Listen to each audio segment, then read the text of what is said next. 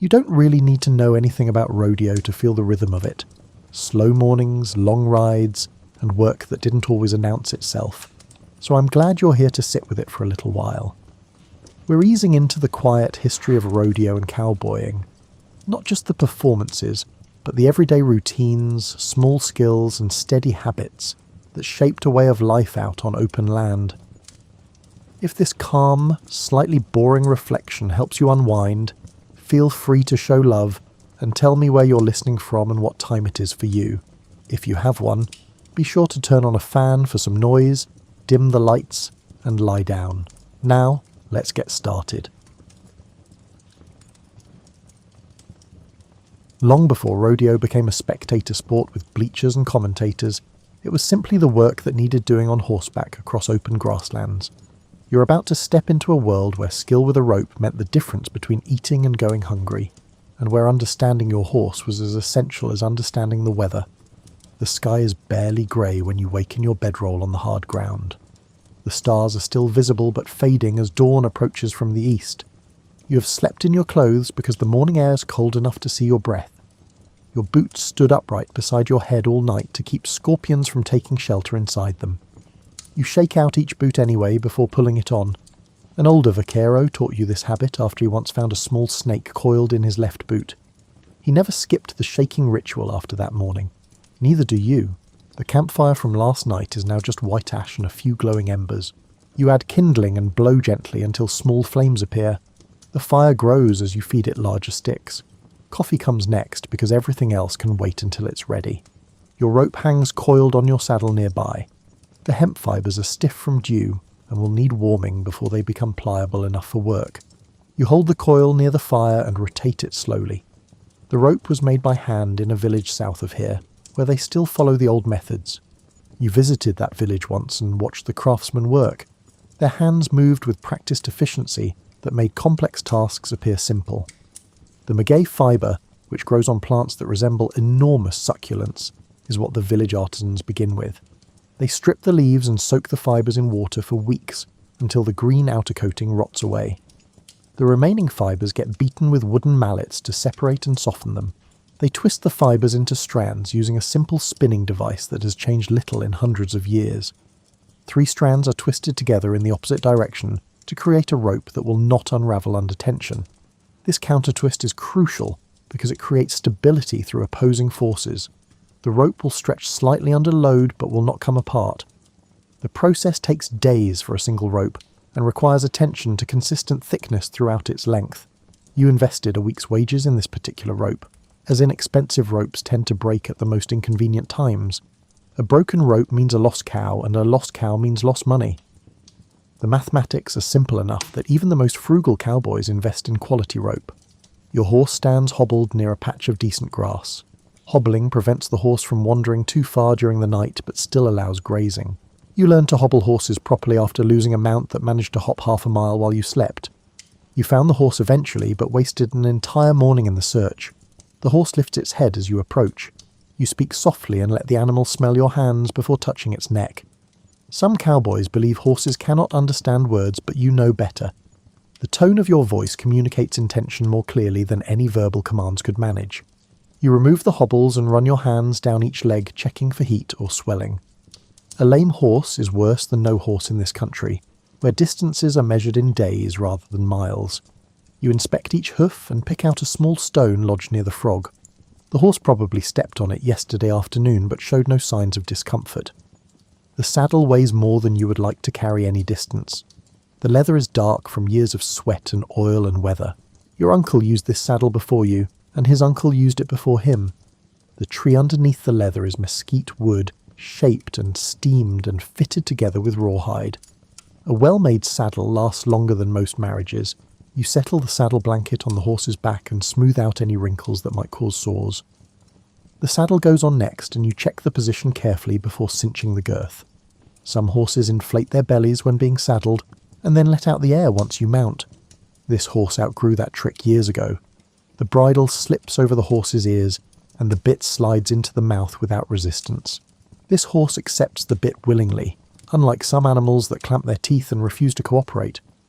A horse that fights the bit every morning makes for a long day before the real work even begins. Other riders are stirring around their own fires scattered across the camp. No one speaks much at this hour. The silence feels appropriate for the time of day when the world is still deciding whether to wake up or return to sleep. The cattle are already awake and grazing in the pale light. You can hear them pulling grass and chewing with a steady rhythm. Cattle spend most of their waking hours eating because their digestive systems are inefficient and require constant input. A cow needs to eat roughly 3% of its body weight daily just to maintain condition. Your job today is the same as yesterday and the day before. Keep the cattle together and moving in the correct direction. Prevent them from wandering into rough country, where they might injure themselves. Watch for signs of illness or injury. Count heads periodically to ensure none have strayed. The work sounds simple when reduced to basic tasks. The execution requires constant attention and physical endurance, and knowledge accumulated over years of experience. You need to read the herd's mood and anticipate problems before they develop into crises. A cow that separates from the herd usually has a reason. Maybe it is sick or injured or giving birth.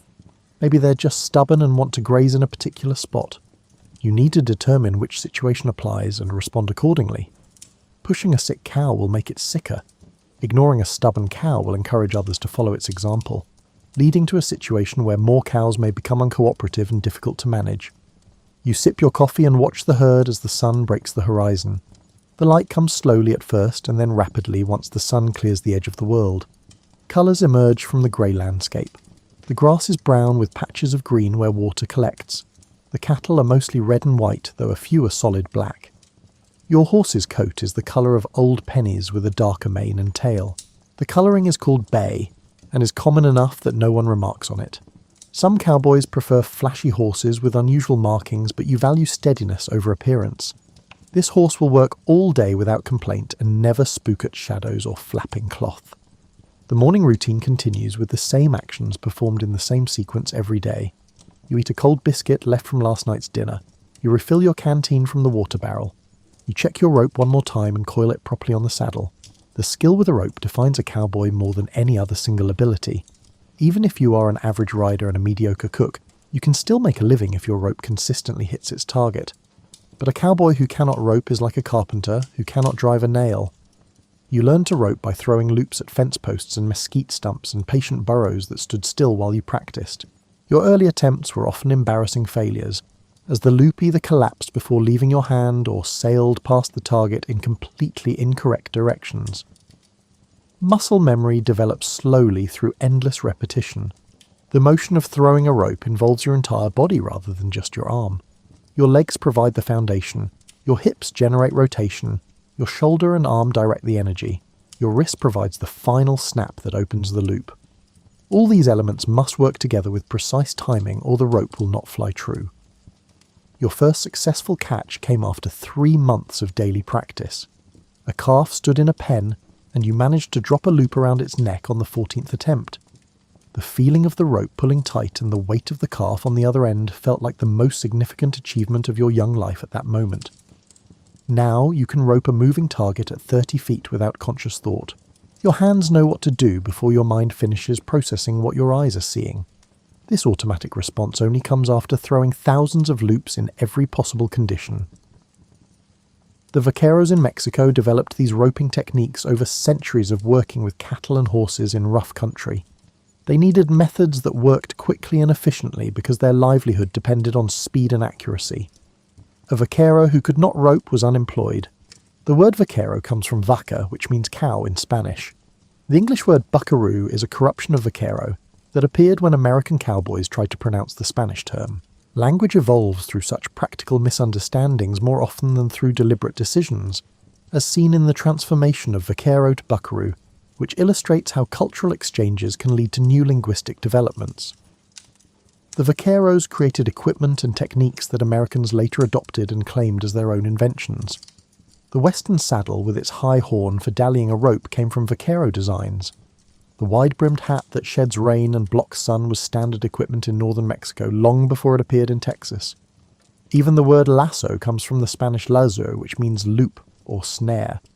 Most cowboy terminology has Spanish roots because the Americans learned the trade from Mexican horsemen who had perfected it over generations. You mount your horse and ride toward the herd. The leather creaks pleasantly under your weight. The horse moves with effortless confidence beneath you. This partnership between human and horse is the foundation of all range work. A horse that trusts its rider will go places and do things that seem unreasonable to an outside observer. It will chase a cow through cactus and rocks. It will hold steady while you rope an angry bull. It will work until exhausted without complaint. This trust must be earned through consistent fair treatment. You never strike your horse in anger or jerk the reins unnecessarily. You never ask the animal to do anything beyond its physical capability. You provide food and water and rest whenever possible. In return, the horse offers you its strength and speed and willing cooperation. Some cowboys view their horses as disposable tools, using them until they wear out and then replacing them. These men usually end up walking because their horses quit on them at the worst possible moments. A mistreated horse will eventually refuse to work or will injure its rider through deliberate misbehavior. The herd begins moving as the sun climbs higher. Cattle are creatures of habit and expect to walk during certain hours of the day. They follow the same trails they used yesterday and will use again tomorrow. Trying to change their established patterns requires more effort than simply accommodating their preferences. You position yourself on the flank of the herd where you can see most of the animals and respond to problems as they develop. Other riders take similar positions on the opposite flank and at the rear. The point rider leads from the front, though. Leading cattle is more about suggestion than command. The land rolls in gentle waves with occasional steeper hills that require careful navigation. Gullies cut across the terrain where rainwater carve channels during violent storms. These gullies can twist an ankle or break a leg if a cow or horse steps wrong. You guide the herd around the worst obstacles while allowing them to choose their own path through easier country. Cattle will generally pick the safest route if given the opportunity. They have an instinct for avoiding danger that serves them well when humans do not interfere too much. The morning passes in comfortable routine. The herd moves. You ride. The sun arcs across the sky. Nothing dramatic happens because dramatic events are usually bad news in this line of work. Learning to rope well enough to earn wages took you 2 years of concentrated effort. Learning to ride well enough to stay mounted during the roping took another year beyond that. The skills seem related but require different types of practice and muscle development. Your first riding lessons came from a patient mare that had taught other beginners before you. The mare tolerated your clumsy mounting attempts and uncertain balance without taking advantage of your inexperience. Some horses will buck or bolt when they sense a weak rider, but this mare simply stood and waited for you to figure things out. Her patience was a gift that you did not fully appreciate at the time. The basic act of mounting a horse required coordination you did not initially possess. You had to gather the reins in your left hand while gripping the saddle horn. You placed your left foot in the stirrup and then hopped on your right foot while swinging your right leg over the horse's back. The process seemed simple when demonstrated, but proved awkward in execution. You sometimes caught your boot on the saddle or lost your balance halfway through the motion. Balance on a horse differs from balance on the ground. Your centre of gravity shifts higher and moves constantly as the horse walks or trots or canters. You must learn to move with the motion rather than fighting against it. Fighting the motion exhausts you and annoys the horse.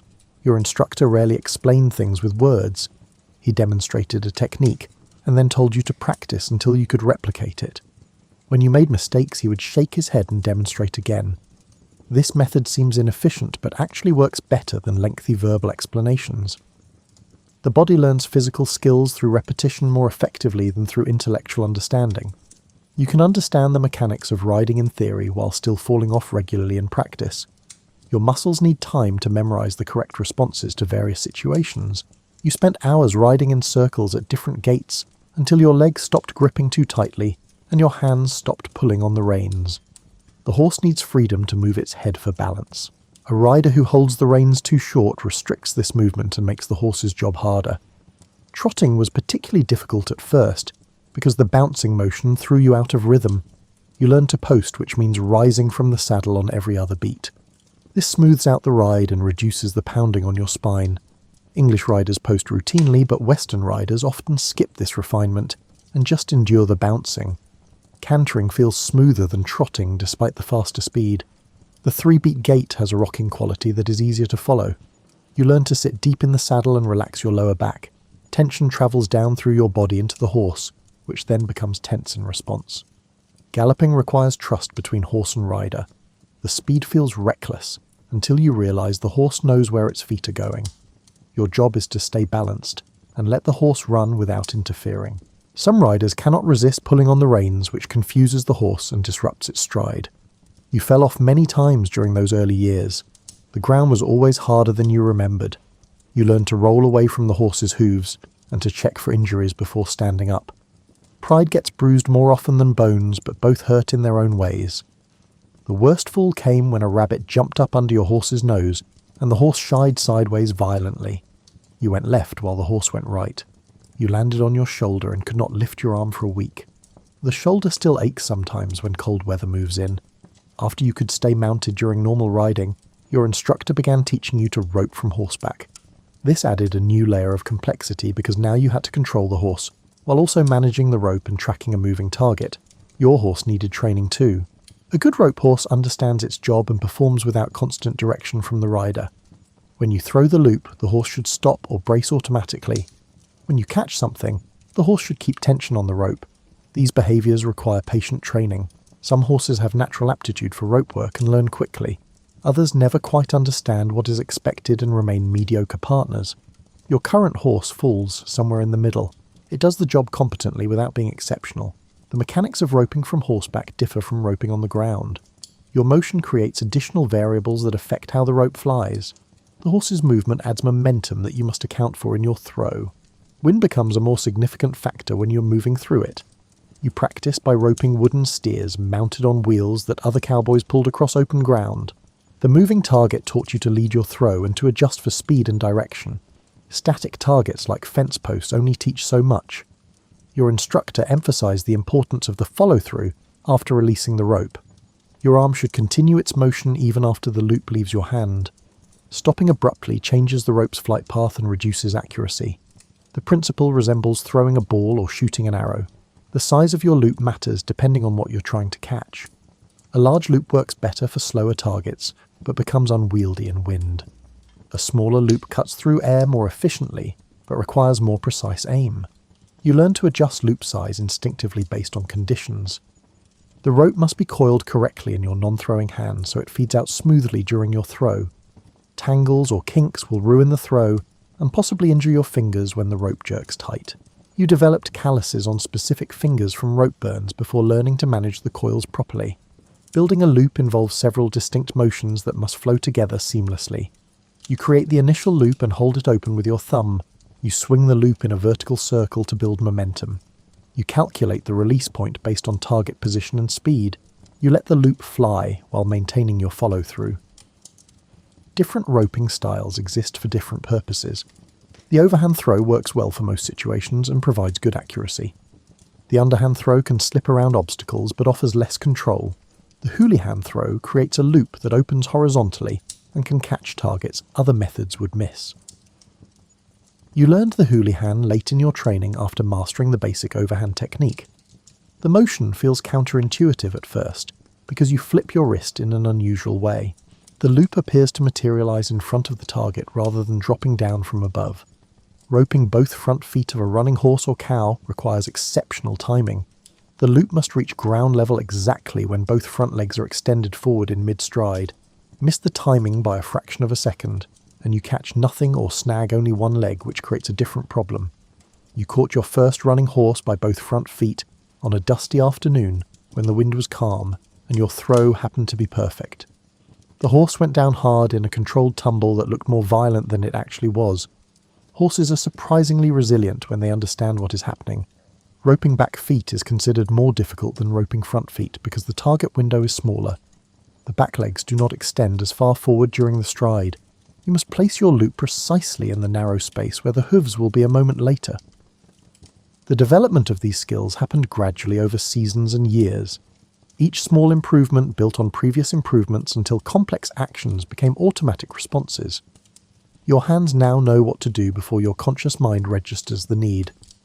The vaqueros who invented these techniques were solving practical problems related to managing livestock in challenging terrain. They needed to catch individual animals from herds without injuring them or themselves. The solutions they developed proved so effective that nobody has improved on them substantially in several centuries. Some modern cowboys use synthetic ropes instead of traditional hemp or rawhide. The synthetic materials are stronger and more consistent, but they lack the feel and behaviour of natural fibre. You can get away with sloppier technique when using synthetic rope, because it is more forgiving of mistakes. You prefer traditional materials despite their higher maintenance requirements. The rope in your hands connects you to generations of horsemen who use similar tools for similar purposes. This continuity matters even though you cannot fully explain why. Your saddle represents another link to tradition. The design evolved through practical experience rather than theoretical engineering. Every element serves a specific purpose developed through trial and error over generations. The horn provides an anchor point for securing your rope after making a catch. You can take wraps around the horn called dallies that let you control a struggling animal without the full force pulling directly on your body. The alternative of tying your rope hard and fast to the saddle works, but creates dangerous situations if something goes wrong. The high cantle at the back of the saddle prevents you from sliding off backward when the horse stops suddenly. The front swells keep your legs from sliding forward. The stirrups hang at angles that allow your feet to slip free if you fall rather than trapping you and dragging you. Every piece of equipment evolved to solve specific problems that arose during real work. The spurs you wear are blunt and used mainly for communication rather than punishment. The chaps that protect your legs are made from thick leather that turns thorns and rope burns. The gloves on your hands preserve skin that would otherwise be worn away by friction and weather. Modern rodeo competitors use variations of this traditional equipment adapted for arena conditions. Their ropes are often stiffer for quicker loop formation. Their saddles may have modified rigging for specific events, but the fundamental designs remain recognizable across centuries. You adjust your hat and wipe sweat from your forehead with your sleeve. The day is warming and the cattle are slowing their pace as they become less interested in walking and more interested in finding shade. This afternoon will bring the heat and the slower rhythm that heat imposes on all living things. The daily routine of moving cattle across open range follows patterns established by necessity and reinforced by tradition. You wake before dawn, you tend to your horse, you eat whatever food is available, you spend the daylight hours keeping cattle moving in the intended direction. You make camp before dark, you sleep, and then repeat the cycle. The sameness of these days creates a meditative quality. Your mind empties of complex thoughts and settles into the immediate present. You notice small details that would escape attention during a more eventful existence. The way a particular cow always walks with its head slightly tilted to the left. The rhythmic squeak your saddle makes when you shift your weight in a certain direction. Pattern of clouds forming in the afternoon sky that predicts rain within hours. Time loses its usual structure during these extended periods on the trail. Days blur together into an undifferentiated flow marked only by the gradual change in landscape. You lose track of what day of the week it is because days of the week have no meaning in this context. Monday and Thursday are identical. Only the distinction between morning and evening maintains relevance. Your possessions fit in a small bag tied behind your saddle. Extra clothes, a spare rope, a whetstone for your knife, a few personal items that have no practical value but provide comfort. The limitation of carrying capacity forces you to distinguish between necessary and unnecessary belongings. Water is the primary concern that shapes every decision about where to travel and when to rest. Cattle need water daily and will not travel far from their last drink without becoming difficult to manage. You plan routes that connect reliable water sources spaced roughly a day's travel apart. The quality of water varies from source to source. Some springs produce clear cold water that tastes sweet. Other waterholes offer warm muddy water that nonetheless keeps you and the cattle alive. You have learned not to be particular about water quality when the alternative is going without. Finding water in dry country requires knowledge accumulated over years of observation. Certain plants grow only where underground water is accessible to their roots. Birds fly toward water in the evening. Game trails converge on water sources. You read the landscape like a book written in a language few people bother to learn. Rain transforms the land in dramatic ways. Gullies become torrents. Dry lake beds fill with shallow water. Grass springs up almost overnight. The cattle become more energetic and harder to control when rain freshens the forage. They want to scatter and graze rather than walk in organised groups. You prefer dry weather for moving cattle, even though it creates other challenges. Predictability has value when you're responsible for hundreds of animals across difficult terrain. Rain introduces too many variables and turns routine work into constant problem solving. The worst weather for cattle work combines cold temperatures with wind and rain. Cattle turn their backs to the storm and refuse to move forward. You can push them, but they will turn around again as soon as you stop applying pressure. Sometimes you must simply wait for the weather to pass before resuming travel. You have waited out storms huddled under your slicker with rain running off your hat brim and soaking through every layer of clothing eventually. The cold penetrates until you stop shivering and start feeling dangerously sleepy. Staying awake and moving becomes a matter of survival. Lightning presents a different danger. Cattle panic during lightning storms and will stampede in mindless terror. Your job is to try to contain the stampede and prevent the herd from scattering across miles of country. This job ranks among the most dangerous activities in a profession that contains numerous ways to get injured or killed. You have ridden through stampedes twice in your career. Both times the experience felt like a nightmare, where you could not control events and could only react to chaos unfolding around you. The sound of hundreds of cattle running in the darkness drowns out all other sounds. The ground shakes with the thunder of hooves. You cannot see where you're going, but stopping would be fatal. The first stampede ended when the cattle reached a natural barrier of dense brush and stopped from exhaustion. You spent the next 3 days gathering scattered cattle and finding the ones that had run so far they ended up on neighbouring ranches. The second stampede was shorter and less destructive, but felt equally terrifying while it was happening. Most days pass without dramatic incidents. The work is hard, but not particularly dangerous when approached with appropriate caution. Cattle are large and strong, but not naturally aggressive toward humans. They will generally try to avoid conflict if given the opportunity. The exception to this rule is a cow with a new calf. Maternal instinct makes cows aggressive in defense of their offspring. A cow that would normally move away from you will charge if she believes you threaten her calf. You have learned to give new mothers extra space and to approach them carefully. Bulls require different handling than cows. A mature bull can weigh more than a horse, and possesses strength sufficient to kill a person without particular effort. Most bulls are relatively calm unless challenged or competing with other bulls. Treating them with respect and avoiding situations that trigger aggressive responses prevents most problems. Your rope is your primary tool for managing individual animals that need special attention. A sick cow must be separated from the herd and examined. A calf that has become separated from its mother needs to be reunited with her. A steer that keeps trying to wander away needs to be brought back repeatedly until it accepts its place in the herd. Roping an animal in the open country differs from roping in a pen or arena. The ground is rougher and includes holes and rocks that can trip your horse. The animal has more room to run and can build up substantial speed before you catch it. You must pay attention to your surroundings while also focusing on your target. After you catch an animal with your rope, your horse must hold it while you dismount and approach on foot. Some horses excel at this task and will keep perfect tension on the rope no matter what the caught animal does. Other horses become nervous and either pull too hard or allow too much slack. Approaching a roped animal requires care because they are frightened and may try to kick or strike with their horns. You move steadily and speak in calm tones while working your way along the rope toward the animal's head. Once you can grab the head, you have control over the animal's movement. Throwing cattle means forcing them to the ground so you can perform whatever task requires a stationary animal. A skilled person can throw a full-grown cow by hand using leverage and technique. Less skilled people need help from additional workers or must resort to other methods. The technique for throwing involves twisting the animal's head to the side while simultaneously pulling one front leg forward.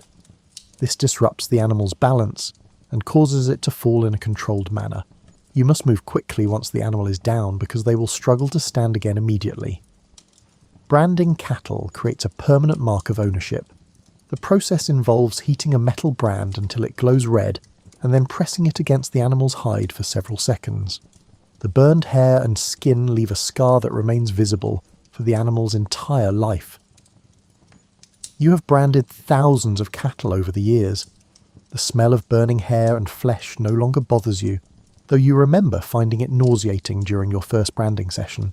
The cattle bellow and struggle, but the pain is brief and they show no lasting distress beyond the visible scar. Some people object to branding as cruel, but no one has devised a better method for marking ownership on animals that live in open range conditions. Ear tags can be torn out. Paint washes off. Brands are permanent and visible from a distance.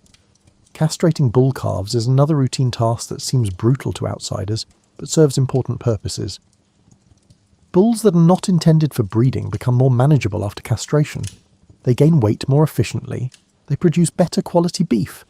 The procedure is quick, and the calves recover within days. These harsh aspects of cattle work are balanced by quieter moments of simple satisfaction. Watching a healthy herd graze peacefully, seeing new calves gain strength and coordination, successfully delivering the cattle to their destination without losses or injuries. These victories are small but meaningful in the context of the work. Your relationship with the land becomes intimate through daily exposure to its moods and features. You recognize individual hills and rock formations. You know which draws hold water longest after rain. You remember places where good grass grows or where thorny plants make travel difficult. This accumulated knowledge has practical value, but it also creates a sense of belonging. The land is not just scenery you pass through.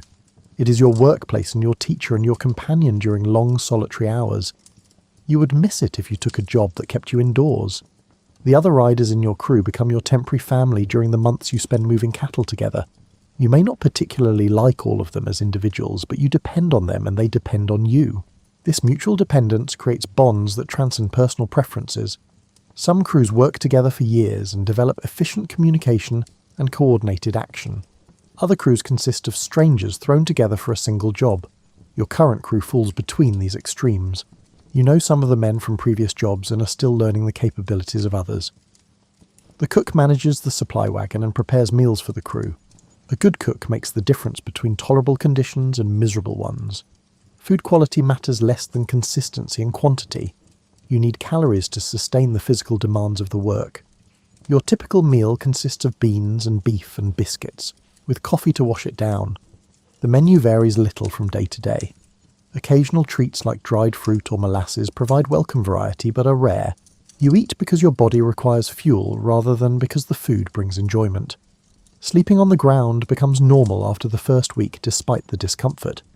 Your body adapts to the hard surface and learns to find comfortable positions. You sleep deeply from exhaustion and wake rested despite the primitive conditions. The stars overhead become familiar companions during these months on the range. You learn to recognize constellations and to use them for navigation. The moon's phases mark the passage of time. The sky reveals patterns that connect you to travelers and herders throughout history who looked up and saw the same lights. The Chisholm Trail stretched from Texas to Kansas and carried millions of cattle northward during the decades after the Civil War. You have walked portions of this trail and heard stories about its peak years from older cowboys who made those long drives in their youth. The trail followed a route that connected water sources and avoided the worst terrain. Previous travelers established this route through practical experience. They learned which river crossings were safest and which areas contained hostile populations. Later travelers benefited from this accumulated knowledge. A typical drive on the Chisholm Trail took 3 to 4 months to move cattle from southern Texas to the railheads in Kansas. The distance covered roughly 800 miles through country that varied from flat coastal plains to rolling hills to wide open prairies. You imagine yourself on one of these classic cattle drives. The herd contains 2,000 head and requires a crew of a dozen riders plus the cook and wrangler. You own nothing except your horse and your gear. Your wages will be paid at the end of the drive if you complete the journey successfully. The early days of the drive are the most difficult. The cattle are unfamiliar with travelling and resist leaving their home range. They try to turn back constantly. They attempt to break away and return to familiar territory. Keeping them moving forward requires constant pressure from all the riders. After a week or two, the cattle accept their situation and settle into a routine. They string out in a line that may extend for a mile. The stronger cattle naturally move toward the front, while the weaker animals fall toward the rear. This sorting happens without human intervention. The point riders lead the herd from the front positions. These are usually the most experienced cowboys because the point position sets the pace and chooses the path. The cattle follow the point riders with herd instinct rather than through forced compliance. The swing riders work along the sides of the herd about a third of the way back from the front. They keep the cattle from wandering too far left or right. They fill gaps that might encourage cattle to break away. Their position allows them to see most of the herd and respond to developing problems. The flank riders cover the sides further back in the herd. They perform similar functions to swing riders but deal with different cattle that tend to be slower and less cooperative. The drag riders bring up the rear. This is the least desirable position because you eat dust from 2,000 cattle all day long. The dust coats your clothes and skin and gets into your nose and mouth. You breathe it constantly and taste it in your food. New or less skilled cowboys usually get assigned to drag until they prove themselves worthy of better positions. You have ridden drag and remember the peculiar misery it creates. Your bandana covers your nose and mouth, but the fine dust penetrates cloth easily. Your eyes water and burn. Sneezing provides brief relief, but then the dust accumulation begins again immediately. The wrangler manages the extra horses that travel alongside the herd. Each rider needs multiple horses because no single animal can work every day for months. The horses rotate with fresh mounts provided every few days. The wrangler's job requires skill in handling horses and preventing them from straying. River crossings present the most dangerous and difficult challenges on a cattle drive. Cattle are reluctant to enter water and may refuse to cross despite hours of persuasion. Some rivers flow too deep or too fast for safe crossing. The wrong choice of crossing location can result in drowned cattle or injured riders. You approach each river with careful assessment. The water's speed and depth, the firmness of the banks, the presence of quicksand or underwater obstacles. These factors determine whether crossing is possible and where to attempt it. The point riders enter the water first to demonstrate that crossing is safe. The cattle follow reluctantly at first. Once the first few animals commit to crossing, the rest usually follow. The herd instinct that sometimes creates problems becomes helpful during river crossings. The middle of the crossing is when disaster most often strikes. Cattle begin swimming in deep water and some may panic. They climb on top of each other trying to stay above the surface. Weaker animals get pushed underwater and drown. The massive bodies can create a jam that stops the crossing entirely. You have witnessed crossings that went smoothly and others that turned chaotic. The difference often depends on factors beyond human control. A sudden noise might spook the lead cattle. A particularly swift current might push animals off course. The cattle's mood on that particular day might make them more or less cooperative. After a successful crossing, you count heads to ensure no animals were lost. You check the riders to confirm everyone made it across safely. Cattle that got swept downstream must be located and retrieved. The process takes hours even when nothing goes wrong. The native populations whose lands the trails crossed had complicated relationships with the cattle drives. Some tribes demanded payment for crossing their territory. Others simply took cattle they needed for food. Occasional violence occurred, but many drives passed through without conflict. You understand both perspectives. The tribes were watching vast herds consume grass and water that belonged to buffalo and the people who depended on them. The trail bosses were trying to move cattle to market and could not easily change routes that might take them through even more dangerous country. The railroads ended the era of long cattle drives by pushing tracks deeper into Texas.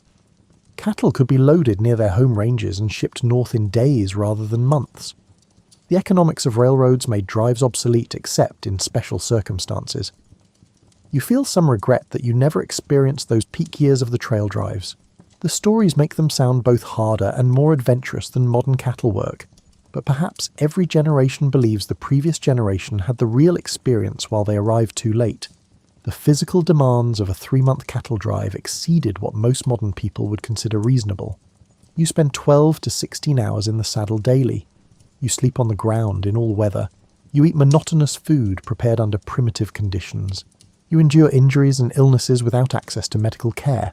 The financial rewards barely justified the hardships. Your wages for 3 months might equal what a skilled tradesman earned in a month.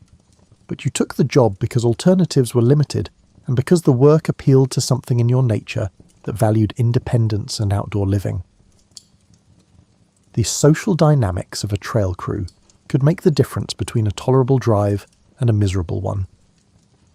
Compatible personalities and shared work ethic created smooth operations. Conflict and resentment made everything harder. The trail boss set the tone through his management style and his fairness in dealing with the crew. Some trail bosses were tyrants who ruled through intimidation. Others were natural leaders who inspired loyalty through example and consistent treatment. You preferred working for the latter type even when the work itself was equally hard.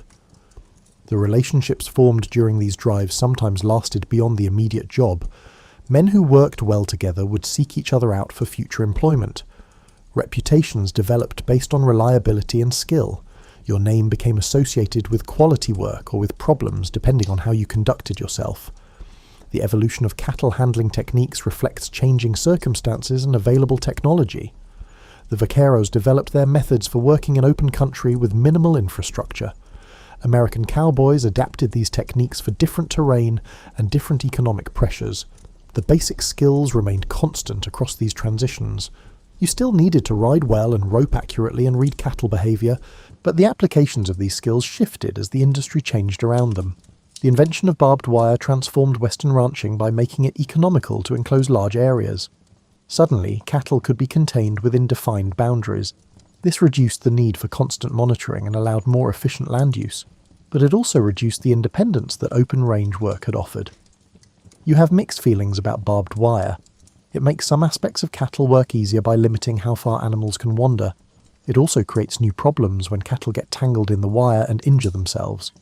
And it represents the taming of wild country into something more controlled and domesticated. Fences changed the nature of cowboy work from ranging across open country to maintaining infrastructure and managing contained herds. The romantic image of the lone rider on the open range became less relevant. As ranchers divided land into pastures and pens, branding techniques became more systematic as ranches grew larger and needed to process more cattle efficiently. Branding crews developed coordinated actions where each person had a specific role. The efficiency allowed hundreds of calves to be branded in a day rather than dozens. You participate in these modern branding operations when seasonal work is available. The work resembles an assembly line more than the individualized craft of earlier years. Calves move through a chute and get roped, thrown, branded, vaccinated, and released in continuous succession. The social aspects of branding time provide compensation for the repetitive nature of the work. Neighbors gather to help each other with large jobs. Food and drink flow freely. The work becomes a community event rather than purely commercial activity. These gatherings preserve some of the social connections that were common when populations were smaller and more interdependent. The development of better veterinary knowledge improved cattle health and reduced losses from disease. You learn to recognize symptoms of common ailments and to administer basic treatments. Some problems still require professional veterinary care, but many can be handled in the field with simple interventions. Deworming cattle regularly improves their weight gain and overall health. Vaccinations prevent diseases that once devastated entire herds. These practices have become standard on well-managed ranches, though some old-timers resist new methods out of suspicion or habit. The introduction of trucks changed how cattle move from ranch to market. Loading cattle into trucks requires different skills than moving them overland on foot. The chutes and pens and loading ramps are designed to funnel cattle efficiently into confined spaces they would naturally resist entering.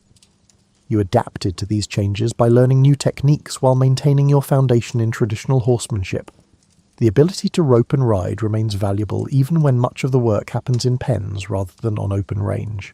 Some ranches maintain working horse programs, while others have switched entirely to trucks and ATVs for cattle work. Each approach has advantages depending on terrain and ranch size and management philosophy.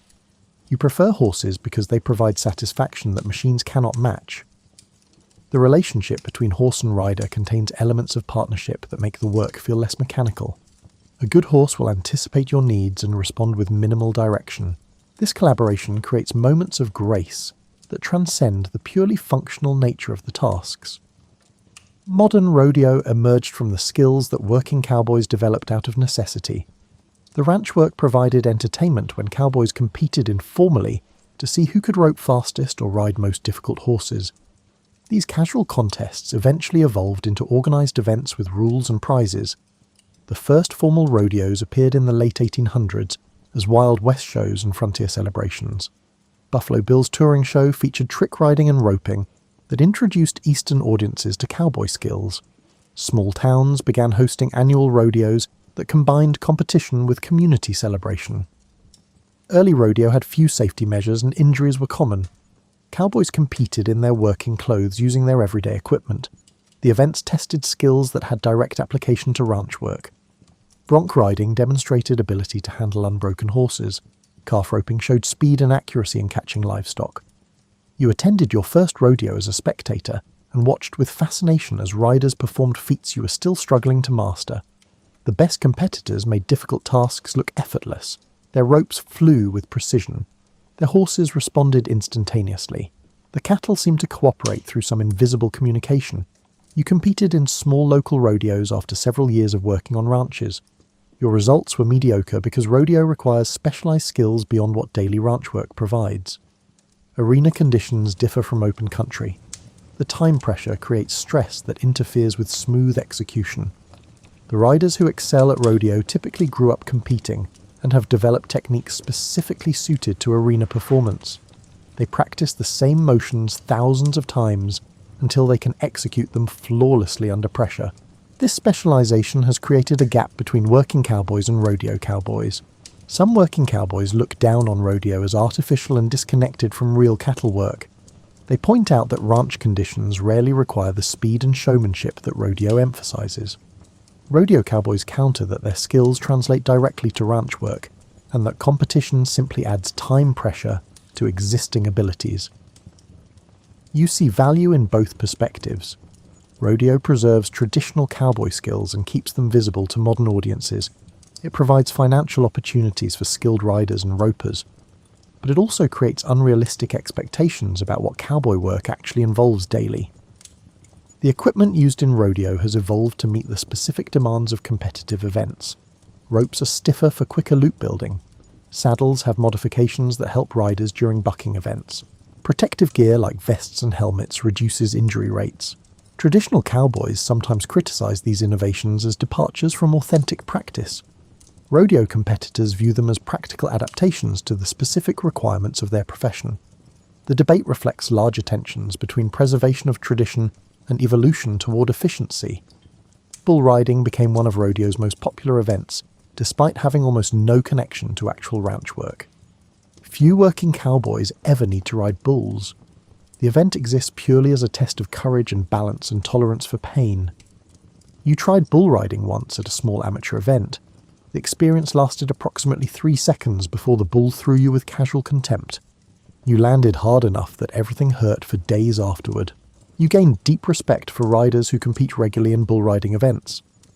Barrel racing emerged as an event primarily for women riders and has become one of rodeo's most technically demanding competitions. The rider must navigate a cloverleaf pattern around 3 barrels at maximum speed without knocking any over. The combination of speed and precision makes it spectacular to watch. Team roping requires 2 riders working together to catch a steer. One rider ropes the head while the other ropes the back legs. The coordination and timing required make it one of the more challenging events. Successful teams often practice together for years, developing the precise communication their partnership requires. Saddle bronc riding tests a rider's ability to stay mounted on a bucking horse while maintaining specific form. Judges score both the horse's bucking and the rider's technique. The rider must hold a rein with one hand while keeping the other hand free. Spurring in rhythm with the horse's bucking adds points. Bareback bronc riding may be rodeo's most physically punishing event. The rider holds a rigging attached to the horse's back with nothing else for support. The violent bucking slams the rider's body repeatedly. 8 seconds feels like an eternity under these conditions. Steer wrestling involves jumping from a running horse onto a running steer, and then using strength and leverage to throw the steer to the ground. The event tests pure athleticism combined with precise timing.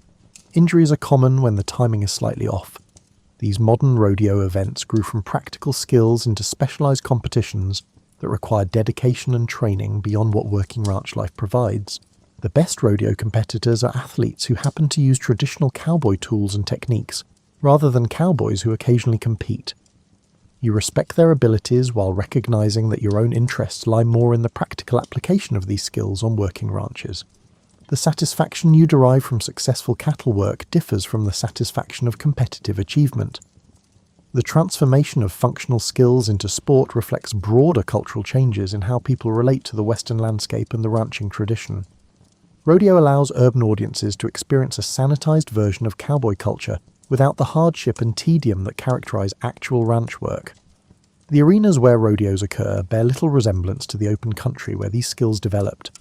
The dirt is groomed and watered, the fences are straight and sturdy, the livestock gets specially selected and managed to create dramatic performances.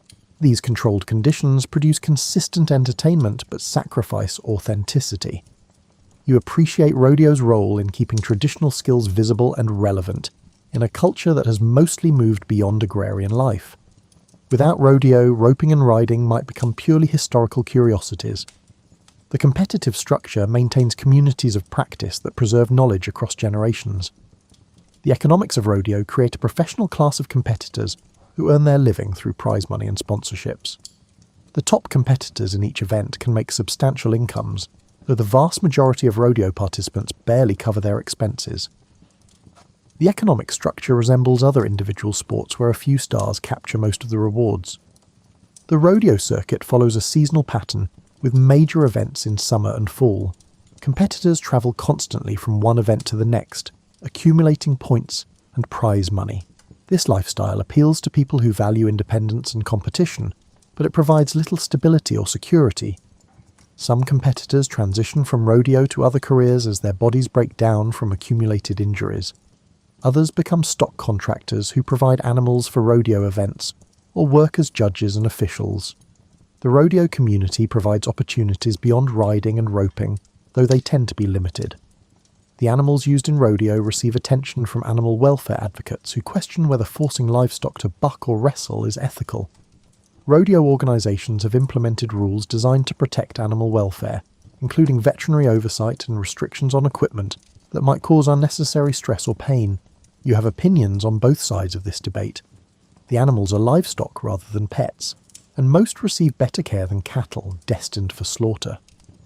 But some events do seem to create stress without serving purposes beyond entertainment. The question of where to draw ethical lines remains complicated.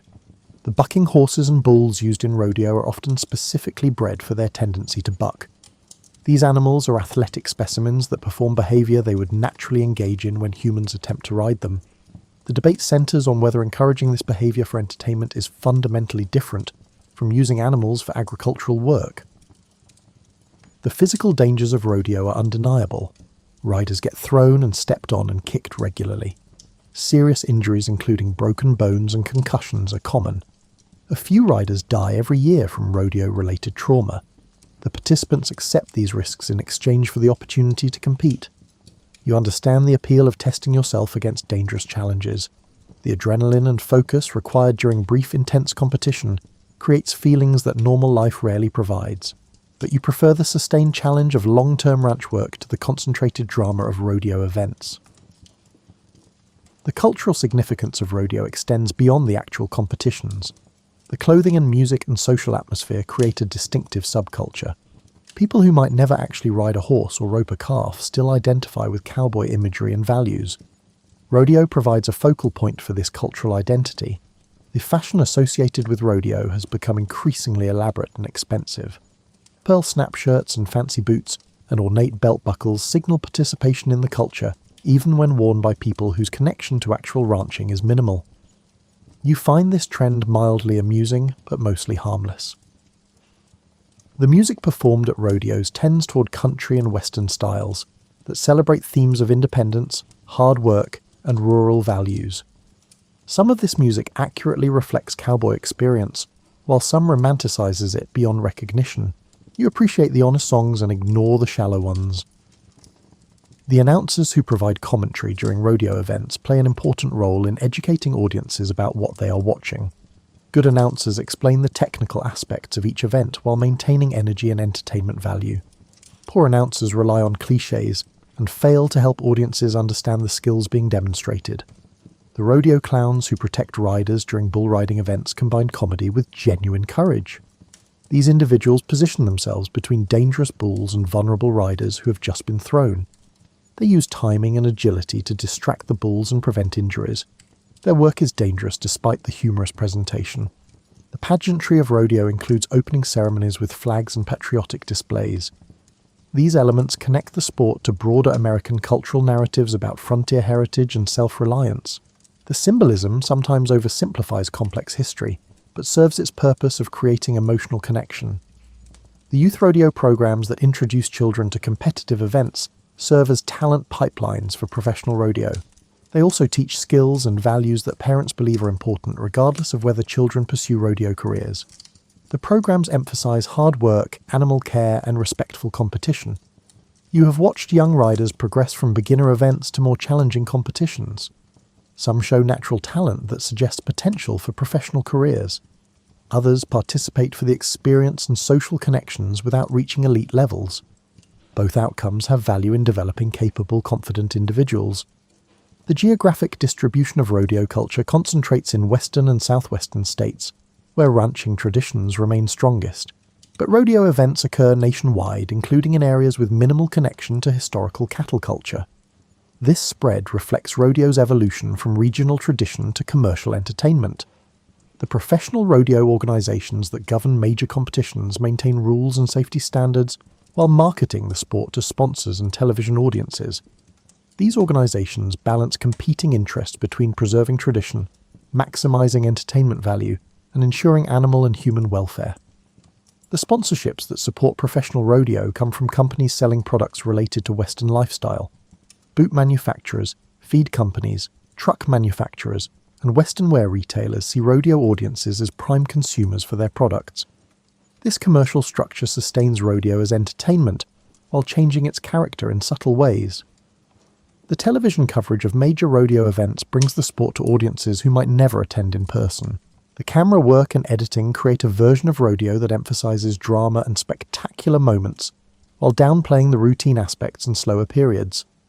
This version of rodeo shapes public perception more than actual attendance does. You sit on your horse and watch the sunset paint the western sky in shades of orange and purple.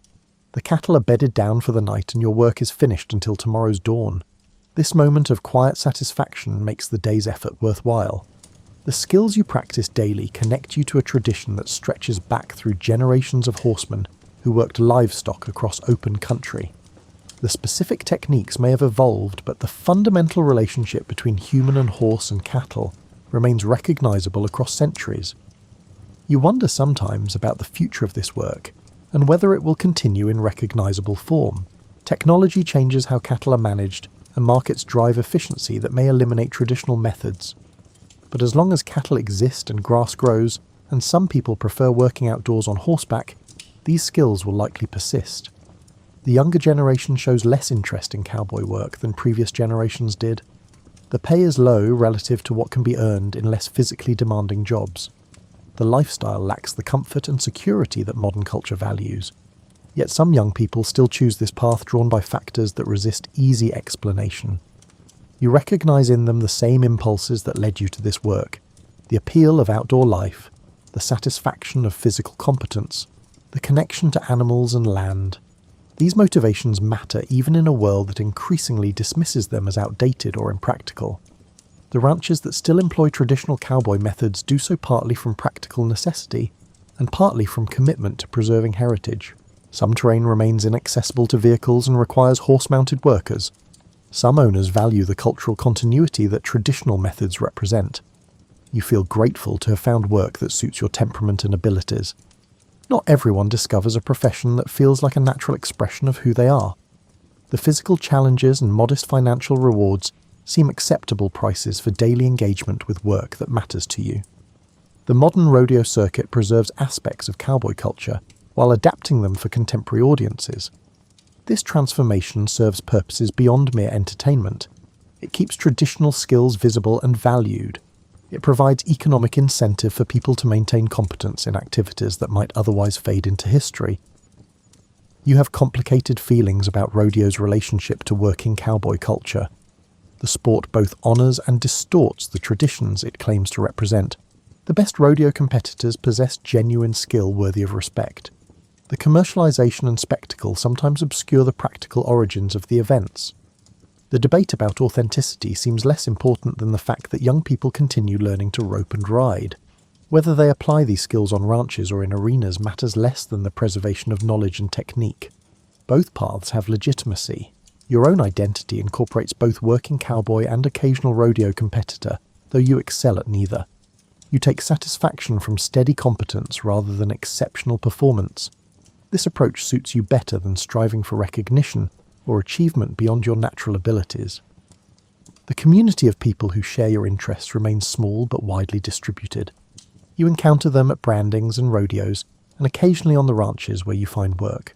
These connections provide social belonging without requiring the constant interaction that might feel suffocating. The solitary aspects of cowboy work appeal to you as much as the social connections. Hours spent alone with your thoughts and your horse and the landscape offer a kind of meditation.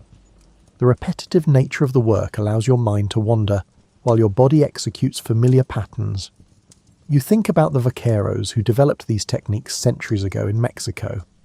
They could not have imagined that their practical solutions to livestock management would evolve into professional sport and cultural symbol. Yet here you sit using their methods and honouring their legacy through continued practice. The rope in your hands was made using techniques they would recognise. Your saddle follows design principles they established. The skills you employ daily grew from their innovations.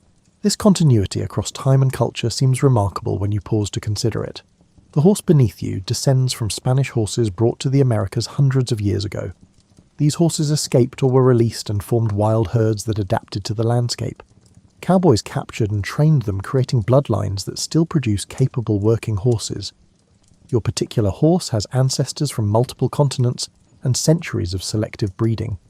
Yet it performs tasks that differ little from what its distant relatives did generations ago. This stability of function across time reflects the fundamental nature of the work. The cattle industry that employs you operates on global markets influenced by economics and politics you barely understand. Yet your daily work remains unchanged by these abstractions. You ride and rope and move cattle according to principles that ignore market forces. This disconnect between your immediate experience and the larger systems you participate in creates a sense of existing outside normal time. Your days follow rhythms set by sun and season and animal behaviour rather than clocks and calendars. The industrial world seems distant and mostly irrelevant. You finish checking the herd and ride back toward camp. The stars are emerging as darkness deepens. You can identify the constellations that cowboys have used for navigation throughout the history of the profession. The Big Dipper points toward the North Star. Orion rises in the east. Your horse knows the way back to camp and needs no direction from you. You relax in the saddle and let the animal set its own pace. The trust between you developed over months of working together. The horse knows you will provide food and water and rest. You know the horse will carry you safely. The campfire comes into view and you smell coffee brewing. Someone else has started the evening meal. You will eat and then sleep and wake tomorrow to repeat this cycle again. The sameness provides comfort rather than boredom. The life you have chosen lacks glamour and rarely provides excitement. It offers instead the satisfaction of competence and the peace of knowing your place in the world. You move cattle across grass. You care for your horse. You practice skills that connect you to a long tradition. These simple truths feel sufficient. You need no grand purpose or dramatic achievements. The work itself justifies the effort. The quiet accumulation of days spent doing what you know how to do creates a life you can accept. The stars overhead have witnessed countless cowboys throughout history, looking up after long days of similar work. You join this invisible community across time. Your individual existence matters little in the larger sweep of history, but the work continues and the traditions persist and you play your small part. Tomorrow you will wake before dawn and start again. The cattle will need moving and your horse will need tending and your rope will need attention. These tasks await regardless of how you feel or what you might prefer. The work makes no allowances for individual circumstances. This lack of personal consideration might seem harsh, but you find it liberating. The work demands what it demands. You either meet those demands or you find different work. The clarity removes the ambiguity that characterizes much of modern life. You unsaddle your horse and brush away the sweat marks. You check the animal's legs and hooves and back. You provide grain and fresh water. The horse nuzzles your shoulder in appreciation. These moments of connection with your horse sustain you through difficult days. You hang your rope to dry and inspect it for wear. The fibers show some fraying that will require attention soon. You make a mental note to spend time tomorrow working the damaged section back into better condition. Proper maintenance extends the life of equipment that costs more than you can easily afford to replace. Your bedroll waits where you left it this morning. You shake it out and spread it near the fire. The ground feels familiar beneath you as you settle in. The sounds of the camp and the herd and the night creatures create a soundscape you find comforting. Sleep comes easily after the day's physical exertion. Your dreams will likely involve cattle and horses and the endless landscape you traverse daily. These dreams feel more real than the rare dreams of other places and other lives you might have lived. The traditions you practice will outlast you if enough people value them to continue learning. The skills will evolve as they always have in response to changing conditions. But the core relationship between human and horse and cattle will remain recognizable as long as someone chooses to maintain it. You close your eyes and let exhaustion carry you into sleep. Tomorrow awaits with its familiar rhythms and challenges. The work continues as it has for generations, and you are content to be part of this ongoing story that has no clear ending.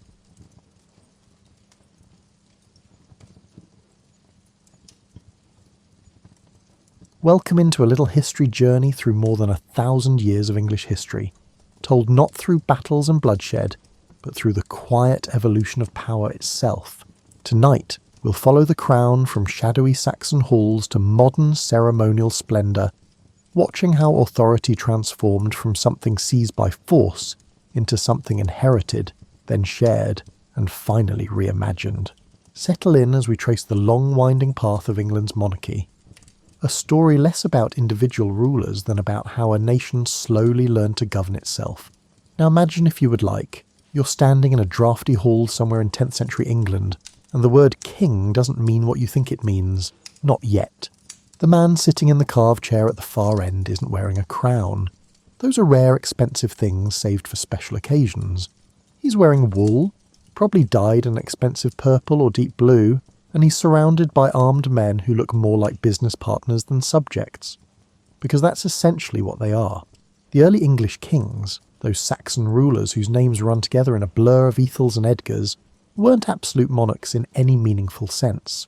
They were more like chief executives of a very unstable company, where the board of directors carried swords and owned their own private armies. When these kings travelled through their realm, which they did constantly, they weren't touring for pleasure. They were collecting what was owed to them, settling disputes, and most importantly, reminding everyone that they existed. Picture one of these royal journeys in detail. The king and his household, maybe 50 people, maybe 200, arrive at a nobleman's estate as the sun sets, their horses muddy from travelling unpaved roads. The nobleman has been preparing for weeks, slaughtering livestock, brewing ale, and baking bread in outdoor ovens that filled his yard with smoke and the smell of yeast. He is not being hospitable out of pure generosity. This is a tax, paid in roasted meat and feather beds and barrels of drink that took months to accumulate. The king will eat, hold court in the nobleman's main hall, resolve whatever local squabbles need royal attention, and move on within a few days. If he stayed in one place too long, he'd eat his host into poverty, consuming stores meant to last the winter. These early monarchs ruled through a combination of personal charisma, strategic marriages, and the ability to reward loyalty with land. When a king died, succession wasn't automatic in any formal sense. The dead king's son might inherit, but only if he could convince enough powerful men that he deserved to. Sometimes the crown went to a brother, an uncle, or a nephew. Whoever seemed most likely to keep the kingdom from fragmenting into chaos, and whoever could gather the most support from the nobles who actually controlled military force. The kingdom itself was barely a coherent thing. England in 900 or 1000 Anno Domini was more like a collection of neighbourhoods that happened to share a language and some cultural habits. Different regions had different laws, different customs, and different ideas about what constituted justice. In Northumbria, blood feuds were settled one way. In Kent, another way entirely. In Wessex, yet another. The king's job wasn't to impose uniformity. He lacked the resources and authority for that. But to be respected enough that people accepted his judgments when conflicts arose between these different regional traditions. Consider the problem of law enforcement in this era. There were no police, no permanent courts, and no system for catching criminals beyond community effort and collective memory. If someone stole your cow, you gathered your relatives and went looking for justice yourself, tracking the thief to his village and demanding restitution. The king's role was to provide a framework, a set of customs and expectations that kept these personal disputes from escalating into private wars that could destabilize entire regions. His authority was real, but it was also fragile, dependent on everyone agreeing to play by roughly the same rules. The irony is that these weak travelling kings created something surprisingly durable. By moving constantly, by inserting themselves into local affairs, and by maintaining personal relationships with dozens of important families across the kingdom, they wove together a network that would eventually become a nation. They were like gardeners tending a sprawling vineyard, training the vines to grow in roughly the same direction without quite controlling where each individual branch would go. The physical reality of Saxon kingship was humble by later standards. The royal halls were timber structures, impressive in their day but ultimately temporary. The largest might be 100 feet long, with carved posts supporting a high roof, tapestries on the walls to block drafts, and a central hearth that filled the space with smoke that eventually found its way out through gaps in the thatch. These weren't palaces, they were well-built barns where important business happened. The king sat on a raised platform at one end, his closest advisors nearby, while lesser nobles and warriors filled the benches along the walls. Justice in these halls was personal and immediate. A man with a grievance would approach the king directly, state his case, and wait for judgment. The king might consult with his advisors, might ask questions, and might demand that the accuser and accused both swear oaths on holy relics. The process was public, visible to everyone present, which served as a kind of quality control. If the king's judgment seemed arbitrary or unfair, word would spread, and his authority would diminish. Reputation was everything when you couldn't enforce decisions with a standing army. Everything changed when the Normans arrived in 1066, though perhaps not in the way you've been taught. William the Conqueror didn't transform England overnight through military brilliance alone. What he did was introduce a technology that would reshape the landscape and, more importantly, the psychology of power, the castle. You're standing outside the newly built stone keep at the Tower of London. It's around 1090, and this fortress is the most imposing structure most Londoners have ever seen. The white limestone walls rise 90 feet into the air, thick enough that you could drive a cart through them if they were hollow, which they're not.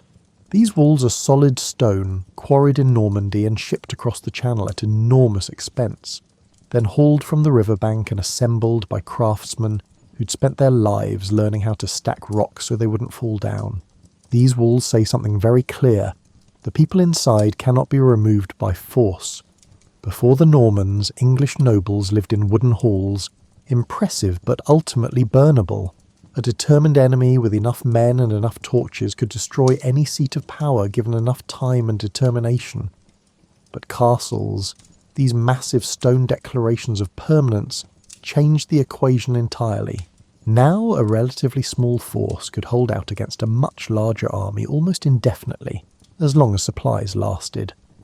Power became something you could lock inside walls, something that could endure siege after siege. William and his Norman followers built castles everywhere, creating a physical network of control points across the country. Within 20 years of the conquest, major castles stood in every significant town and at strategic points throughout the countryside. These weren't just military installations. They were statements about the nature of authority itself. The king might still travel, but now he had permanent bases, places he could leave trusted men to hold in his absence. England's governance began to settle down, to root itself in specific locations rather than existing solely in the person of the travelling king. The relationship between king and nobles shifted accordingly. Norman nobles held their lands directly from the king in exchange for military service, a formal arrangement called feudalism, though the reality was messier than the theory. A baron with a strong castle and loyal knights could afford to be somewhat independent and could negotiate from a position of strength. Kings learned to balance the need for powerful defenders against the danger of overly powerful subjects who might decide they'd make better kings themselves. You can see this tension play out in the anarchy of the 1100s, when Stephen and Matilda both claimed the crown, and England descended into 19 years of civil war. What made this conflict so devastating wasn't just the fighting. It was that individual barons could choose sides, switch sides, or simply declare their own mini-kingdoms, and their castles made them nearly untouchable. A baron who'd built a strong fortress could withstand royal displeasure, could ignore commands, and could effectively govern his region as an independent principality. The war only ended when both sides were exhausted and willing to compromise on succession. with Stephen keeping the crown for his lifetime but agreeing that Matilda's son Henry would succeed him. The castles themselves evolved over time. Early Norman fortresses were practical and brutal. Stone boxes designed to intimidate and endure. They had minimal windows, thick walls, and simple layouts focused entirely on defence. By the 1200s they'd become more sophisticated, with concentric walls, flanking towers that allowed defenders to shoot along the walls, elaborate gates with multiple layers of defence, and murder holes through which boiling water or oil could be poured on attackers. They were still about power, but now they were also about displaying that power, about creating visual symbols of royal authority that could be read from miles away. Inside these castles, a new kind of government was developing. Kings couldn't be everywhere at once, so they created bureaucracies, permanent staffs of clerks and administrators who could collect taxes, maintain records and issue commands in the king's name. The Exchequer, England's tax collection system, got its name from the checkered cloth used to count money, like a medieval spreadsheet. Coins were stacked on the squares, making it easy to calculate totals and detect discrepancies. These administrators weren't particularly democratic, but they were relatively consistent, which was something new and valuable in medieval governance. The development of written records changed everything. Instead of relying on memory and oral tradition, the government began documenting land ownership, tax obligations, legal decisions, and royal commands. The Domesday Book, compiled in 1086, was an extraordinary achievement, a complete survey of England's land and resources, created so William would know exactly what he'd conquered and what taxes he could extract from it. Later kings built on this foundation, creating archives that grew larger each year, accumulating knowledge and precedent. The Castle Age taught England's rulers an important lesson. You could project power without being physically present. A castle with a royal coat of arms, staffed by royal officials, represented the king even when he was 200 miles away. This abstraction of authority, the idea that kingship was bigger than the individual king, would turn out to be crucial to the institution's long-term survival. By the late 1100s, something unexpected was happening. Law was becoming more important than the sword, or at least competitive with it, not because anyone believed in democracy or human rights. Those concepts were centuries away, but because kings discovered that consistent legal systems made them stronger and more capable of controlling their kingdoms effectively. You're in Westminster Hall in 1190, watching as royal judges hear cases. These aren't local disputes about stolen chickens anymore, though those still get settled at lower levels. These are questions about land ownership, inheritance rights, commercial contracts, and conflicts between powerful nobles who need neutral arbitration. The judges are using precedent, previous royal decisions to guide their rulings. They're creating what will eventually be called common law, a system of justice that applies across the entire kingdom regardless of local custom. Henry II deserves much of the credit or blame depending on how you feel about organised government. He was obsessed with law, not because he was particularly just or fair-minded, but because legal authority was more efficient than military conquest. He couldn't be everywhere at once and couldn't personally resolve every dispute, but he could create a system that resolved disputes in his name. He expanded royal courts, standardised procedures, and introduced the jury system, not as a democratic institution, but as a practical way to determine facts. 12 local men were more likely to know who actually owned that disputed field than some travelling judge who'd just arrived from London. The genius of common law was that it accumulated. Each decision added to the body of legal knowledge, creating a growing framework of expectations and precedents. Nobles might have castles and armies, but if the law said they owed the king certain rights or revenues, increasingly they had to comply. Legal obligation became as binding as iron chains, and unlike chains, you couldn't break it with a sword without consequences that extended beyond the immediate conflict. This legal evolution created unexpected consequences. Once you establish that disputes should be settled by precedent and procedure rather than force, you've created a space where the king himself can be challenged. Not overthrown, that still required armies, but constrained, held to account, and forced to justify his actions according to established standards. The barons who forced King John to sign Magna Carta in 1215 weren't revolutionaries trying to overthrow the monarchy. They were conservatives who believed the king was breaking established customs and wanted those customs written down and enforced. Magna Carta itself was mostly concerned with feudal technicalities that seem obscure today. How much money the king could demand when a baron died, whether he could marry off heiresses to his friends without family consent, what rights applied to forests and who could hunt in them. But buried in the practical details was a revolutionary idea. The king was subject to law, not above it, not exempt from it. Subject to it, just like his nobles and subjects. John, of course, immediately tried to ignore Magna Carta, and England descended into yet another civil war.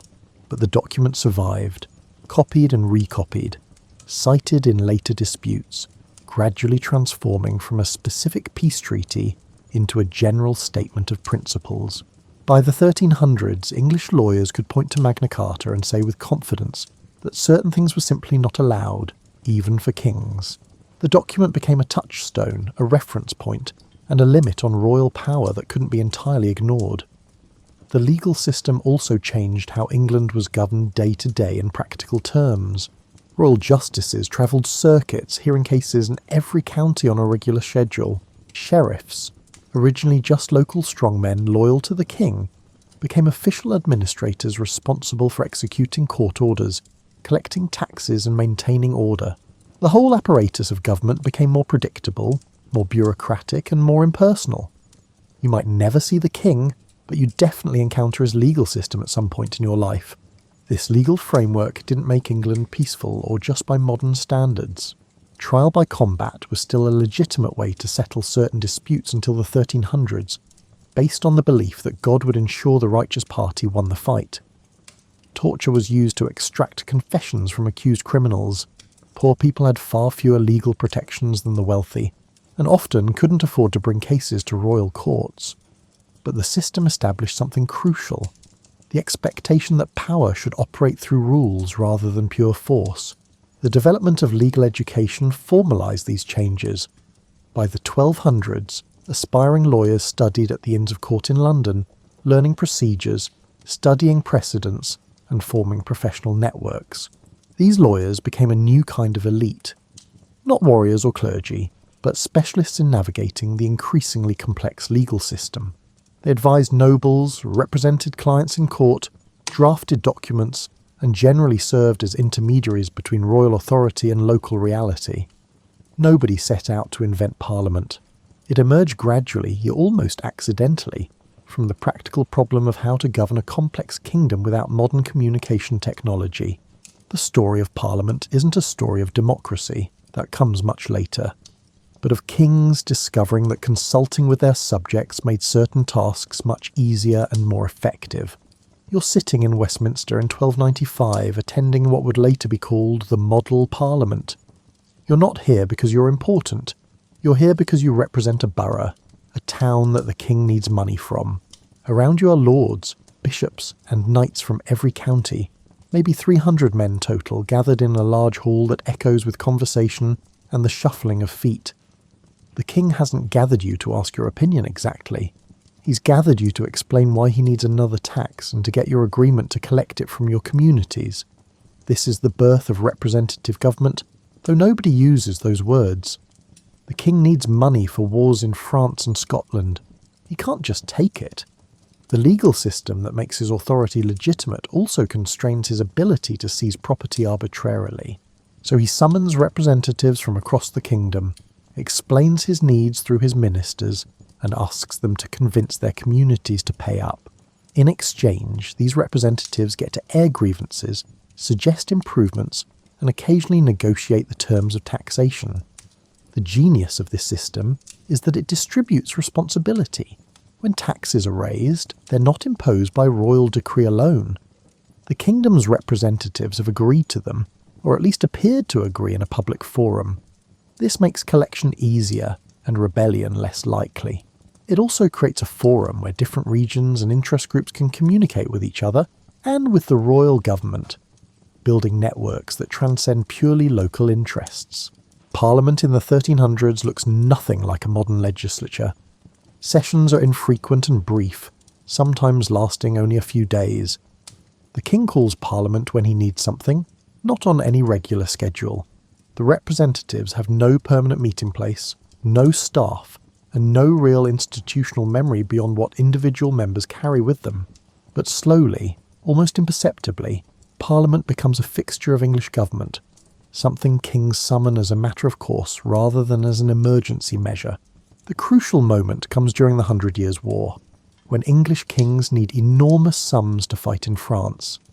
Parliament discovers it has leverage, want money for the war, then address these petitions first, fix this problem with forest law, dismiss this unpopular minister, investigate these financial irregularities. The negotiations are always polite, always framed as helpful advice to the king, but the underlying message is clear. Consultation is becoming expected, not optional. By the 1400s, Parliament had split into two houses, the Lords, representing the great nobles and bishops, and the Commons, representing everybody else who mattered politically, which was still a tiny fraction of the population. This division reflects the reality of English society. A small elite with enormous power and wealth, and a larger group of moderately prosperous men who collectively have their own kind of influence through control of local governance and economic resources. What's fascinating is how this system preserved itself through periods of strong kingship. Even powerful monarchs found it easier to work with Parliament than against it. Henry V, victorious at Agincourt and the most successful warrior king England ever produced, still summoned Parliament regularly. Not because he was weak, he commanded the most formidable military force in Western Europe, but because Parliament was useful. It provided intelligence about conditions across the kingdom, legitimised royal policies, helped maintain order when the king was abroad, and generally made governance smoother. The Wars of the Roses in the late 1400s tested Parliament's durability. For 30 years, two branches of the royal family fought for the crown, and England saw 5 different kings as the throne changed hands through battle, betrayal, and murder. Through all this chaos, Parliament continued to meet, to grant taxes, and to pass laws. It had become part of the furniture of the English government, something that persisted regardless of who sat on the throne or how they got there. Parliament's power grew through precedent and practice rather than dramatic confrontation. Each time a king asked for money, Parliament gained a little more leverage. Each time representatives voiced grievances, they established the expectation that grievances should be heard. Each time a session ended with some compromise between royal needs and subjects' concerns, the habit of consultation became more ingrained. By 1500, no English king would dream of raising significant taxes without Parliament's consent, not because of any written rule, but because the practice was so established that violating it seemed dangerous. Henry VII seized the throne in 1485 after winning a battle, which was not an unusual way to become king in 15th century England. What was unusual was how he and his descendants transformed that throne into something approaching modern state power. The Tudors didn't invent royal authority, but they perfected it, creating an administrative machine that could reach into every corner of the kingdom with unprecedented effectiveness. You're watching Henry VIII's government at work in the 1530s, and it's impressive in a terrifying sort of way.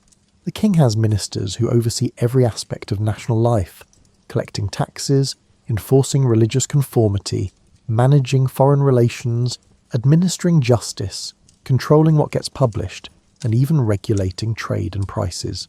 Thomas Cromwell, the king's chief minister, has created a bureaucracy that generates mountains of paperwork. Every transaction, every appointment, and every legal decision gets recorded, filed, cross-referenced, and stored in growing archives. The government knows things about the kingdom that previous governments could never have known. This administrative revolution had practical roots. The Tudors were always short of money. War was expensive. Maintaining a royal court was expensive, and projecting power internationally was expensive.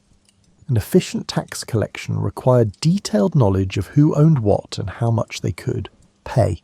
Religious upheaval, Henry VIII's break with Rome, Edward VI's Protestantism, Mary's Catholicism, and Elizabeth's compromise required monitoring people's beliefs and behaviours in ways earlier governments never attempted. Foreign threats from Spain and France demanded better military organisation and intelligence gathering. The machinery of Tudor government reached deeper into daily life than anything previous rulers had managed. You couldn't print a book without approval from royal censors who checked for heresy or sedition. You couldn't legally marry without following specific procedures that the church, now controlled by the crown, had established. Your local church, which for 1,000 years had been part of an international Catholic organisation, was now a branch of the English government, with the monarch as its supreme head. Parish priests read royal proclamations from their pulpits, reported suspicious behaviour to authorities, and served as the government's eyes and ears in every community. Yet even the powerful Tudors couldn't rule alone. Henry VIII used Parliament extensively, particularly when he needed legal cover for radical changes like breaking with Rome or dissolving monasteries and seizing their wealth. He understood that controversial policies worked better when Parliament had endorsed them, giving the changes legitimacy beyond mere royal command. Elizabeth I summoned Parliament 13 times during her 45-year reign, always managing to extract the money she needed while keeping her independence and avoiding commitments that would limit her freedom of action. The Tudors understood that royal authority worked better when it operated through established institutions rather than against them. They expanded the Privy Council, a small group of advisors who met regularly to coordinate government policy. They strengthened the Court of Star Chamber, which dealt with powerful offenders who might intimidate local courts. They reformed the administration of justice, making royal courts more accessible and more consistent. All of these changes increased royal power, but they did so by building institutions that would outlast individual monarchs. What made the Tudor government work was the illusion of accessibility combined with the reality of control. Elizabeth cultivated an image of herself as accessible to her subjects, going on royal progresses through the countryside each summer, appearing at public events, and even occasionally speaking to crowds. Common people could submit petitions to her, could catch her attention during public appearances, and could feel that they had some connection to royal authority. But actual power was concentrated in a small group of ministers and councillors who managed everything behind the scenes. The Queen made final decisions, but those decisions were based on information filtered and shaped by her administrators, who controlled what she saw and heard. The Tudor period also saw the final transformation of the nobility from independent power centres into court attendants. A medieval baron with his own castle and private army was a potential threat, someone who could rebel if sufficiently provoked. A Tudor courtier dependent on royal favour for wealth and position was a servant, however exalted his title. The great nobles still had titles and lands and still commanded respect, but they spent their time competing for the monarch's attention at court rather than raising armies in their home counties. This centralisation had limits. The Tudors never created anything like a police force. Local government still depended on unpaid justices of the peace, local gentlemen who enforced laws and settled disputes in their communities as a civic duty. The Crown could issue orders from London, but it depended on local cooperation to carry them out. When Elizabeth's government tried to impose unpopular policies, they often simply didn't get enforced. Nobody rebelled, they just quietly ignored instructions and waited for the Crown to lose interest or move on to other concerns. The religious settlement under Elizabeth demonstrated both the power and limits of Tudor authority. She wanted a moderate Protestant church that most people could accept. She got laws establishing this church, but she couldn't force genuine belief. Catholics practiced their faith secretly. Radical Protestants pushed for further reforms. Elizabeth's government prosecuted the most obvious offenders, but it couldn't police everyone's private beliefs. The settlement worked because most people went along with it publicly, regardless of what they believed privately. The Stuart kings who followed Elizabeth made a critical mistake. They believed their own propaganda about divine right monarchy. James I and his son Charles I thought kings answered only to God, not to Parliament or law or custom. Unfortunately for them, they lived in England, where Parliament and law and custom had been accumulating power for 4 centuries, and weren't about to surrender that power without a fight.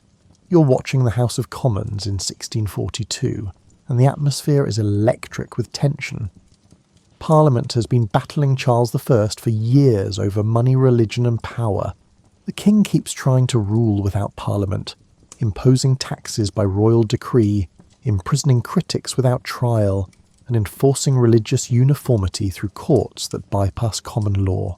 Parliament keeps insisting on its traditional rights and privileges, control over taxation, protection from arbitrary arrest, and religious reform. Neither side will compromise, and the kingdom is sliding inexorably towards civil war. What follows is genuinely revolutionary, though the revolutionaries themselves don't see it that way initially. Parliament raises an army against the king, claiming they're defending English liberties against tyranny. They fight a civil war that lasts from 1642 to 1646, with battles at Edgehill, Marston Moor and Naseby that kill thousands. Parliament wins, captures the king, tries to negotiate, fails, and then faces a terrible question. What do you do with a king who won't accept limits on his power? The answer, reached after agonising debate, is to put him on trial.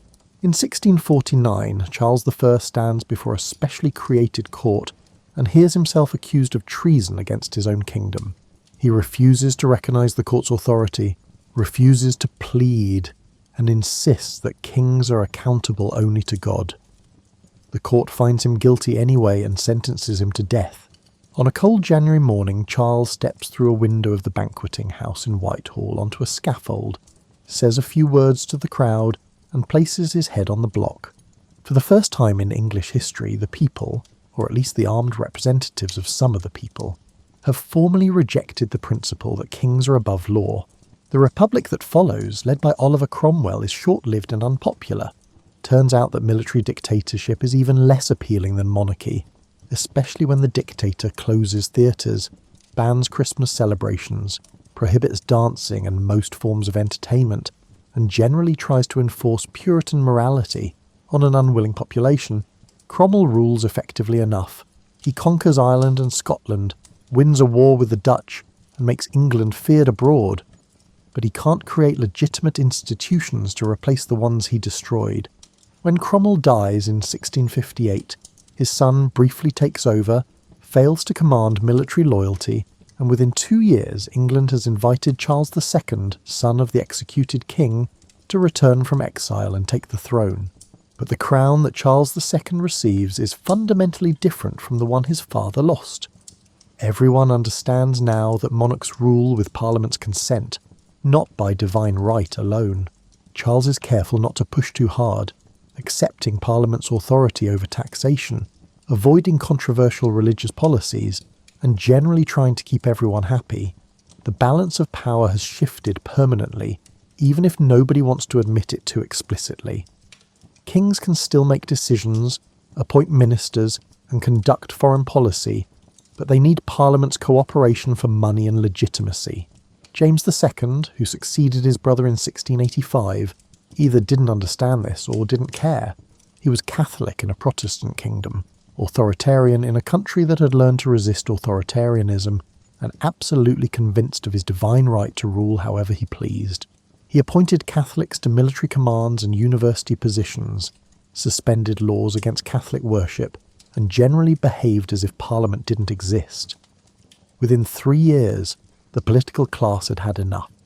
They invited his Protestant daughter Mary and her Dutch husband William to invade England, save Protestantism, and restore constitutional government. This glorious revolution, as it came to be called, was actually more significant than the Civil War despite being less violent. Nobody was executed. There was minimal fighting. James simply fled to France when he realised he had no support, allegedly throwing the Great Seal of England into the Thames as he escaped.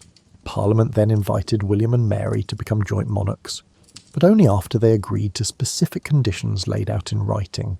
The Bill of Rights in 1689 formally established that Parliament controlled taxation, that elections should be free, and that monarchs couldn't suspend laws or maintain standing armies in peacetime without parliamentary consent. The message was unmistakable. The Crown served at Parliament's pleasure. Kings and queens could still be influential, could still shape policy, and could still command respect and loyalty, but ultimate authority rested with the political nation represented in Parliament. The monarch's role was increasingly ceremonial and symbolic, though it would take another century for this to become fully clear to everyone involved. By the 1700s, England, now officially Great Britain after the union with Scotland in 1707, had developed something unique in Europe, a constitutional monarchy where Parliament held real power, but the crown remained central to political legitimacy. It was a strange hybrid that worked better in practice than in theory, and it would serve as a model for other nations trying to balance traditional authority with representative government. You're observing the government of Robert Walpole in the 1730s, and you'd be forgiven for being confused about who's actually in charge. Technically, King George I is the monarch, the source of all legitimate authority, and the person in whose name laws are passed and wars are fought. But George barely speaks English, having grown up in Germany, and he's not particularly interested in British politics beyond ensuring he receives his income and isn't bothered with details. Real power rests with Walpole, who serves as First Lord of the Treasury and manages the House of Commons through a combination of patronage, persuasion, and careful coalition building. This is the birth of the Prime Minister, though that title isn't official yet, and Walpole would deny he holds any such position. What he's done is demonstrate that it's possible to run the government, while the monarch does something else entirely. George I attends cabinet meetings early in his reign, then stops bothering when it becomes clear the discussions are conducted in English, and deal with matters he doesn't understand or care about. His son George II is more engaged, but still largely leaves policy to his ministers, intervening occasionally on matters he cares about, but accepting that day-to-day governance is beyond his interest or expertise. The arrangement works because it satisfies everyone's needs. The monarchy provides continuity, symbolism and legitimacy without having to make difficult day-to-day decisions that might prove unpopular. Parliament gets to control policy and taxation. Ministers can govern effectively without worrying about royal interference or having to explain every detail to someone who might not understand the context. And the public, or at least the small fraction of the public who can vote, has representatives who theoretically speak for them and protect their interests. George III, who came to the throne in 1760, tried to reassert royal influence, appointing ministers based on personal preference rather than parliamentary support. This created constitutional crises and political chaos, with governments falling every few months as the king and parliament battled for control. It contributed to the loss of the American colonies, who rebelled partly because they objected to what they saw as tyrannical royal power unchecked by representative government. The American Revolution taught Britain an important lesson. Trying to govern without consent of the governed, even in the limited 18th century sense of governed, didn't work and could lead to catastrophic losses. By the early 1800s, the pattern was set. Monarchs could have opinions, could try to influence policy, and could select ministers they liked, but they couldn't govern against Parliament's wishes for any extended period. When William IV tried to dismiss a popular government in 1834, appointing ministers of his own choosing, the new government simply lost the next election badly. The king had to accept back the ministers he'd dismissed, and from that point forward no monarch seriously attempted to govern against parliamentary majorities. The Reform Act of 1832 expanded the franchise and redistributed parliamentary seats, making the House of Commons more representative of urban, industrial Britain, rather than rural estates controlled by aristocrats. This further reduced royal influence because Parliament now represented broader interests that the Crown couldn't control through traditional patronage. Democracy was still limited. Only about 1 in 5 adult men could vote, and women were entirely excluded. But the direction of change was clear. Power was flowing steadily toward elected representatives and away from hereditary authorities. Victoria, who became Queen in 1837 at age 18, had strong opinions about politics, and wasn't shy about expressing them to her ministers. She loved some prime ministers, particularly the charming conservative Benjamin Disraeli, and thoroughly disliked others, especially the liberal William Gladstone. But she understood the constitutional reality. She could advise, encourage and warn, but she couldn't actually make policy. When her beloved husband, Albert, died in 1861, she withdrew from public life for years, dressed in black mourning clothes for the rest of her life, and the government continued to function perfectly well without her active participation. This proves something important. The monarchy was no longer essential to day-to-day governance. The development of political parties formalised the separation of crown and government. By the mid-1800s, two organised parties, Whigs and Tories, later Liberals and Conservatives, competed for control of Parliament. The Queen's role in selecting a Prime Minister became purely ceremonial. She appointed whoever commanded majority support in the Commons. If an election produced a clear winner, she had no choice. If the result was ambiguous, she might exercise judgment, but always within narrow bounds defined by parliamentary arithmetic. The British Empire complicated this constitutional evolution. Victoria was proclaimed Empress of India in 1876, ruling over millions of subjects who had no vote, no representation, and no say in how they were governed. The monarchy served different functions in different parts of the empire: constitutional and limited in Britain, imperial and authoritarian in India. This contradiction would eventually contribute to the empire's dissolution, but in the short term it gave the monarchy renewed importance as a symbol of imperial unity. By the late 1800s, the British monarchy had completed its transformation from a source of political power to a symbol of national continuity. This might sound like a demotion, but it turned out to be crucial for the institution's survival. Monarchs who no longer made controversial political decisions couldn't be blamed for policy failures, couldn't alienate half the population, and couldn't become targets for revolution the way kings elsewhere in Europe were. You're watching Victoria's Diamond Jubilee in 1897, celebrating 60 years on the throne. The entire British Empire has sent representatives. The parade includes soldiers from India in turbans, Canadian mounties, Australian cavalry, and African colonial troops, all parts of a global empire that Victoria theoretically rules, but never actually governs in any practical sense. She's an elderly woman in a black widow's weeds, frail enough that she can't climb the steps of St. Paul's Cathedral, and has to receive a blessing while sitting in her carriage. Yet she's become something like the grandmother of the nation, respected and beloved precisely because she doesn't interfere with how the country is actually run. This symbolic role proved surprisingly powerful. The monarch could embody national unity above political parties, could provide continuity through changing governments, and could represent Britain to the world in ways that elected officials couldn't. When Edward VII succeeded Victoria in 1901, he became Britain's diplomatic face in Europe, using family connections. He was related to half the crowned heads of Europe, to smooth international relations and conduct informal diplomacy.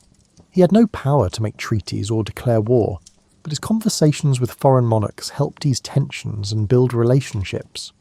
The First World War tested the monarchy's symbolic importance.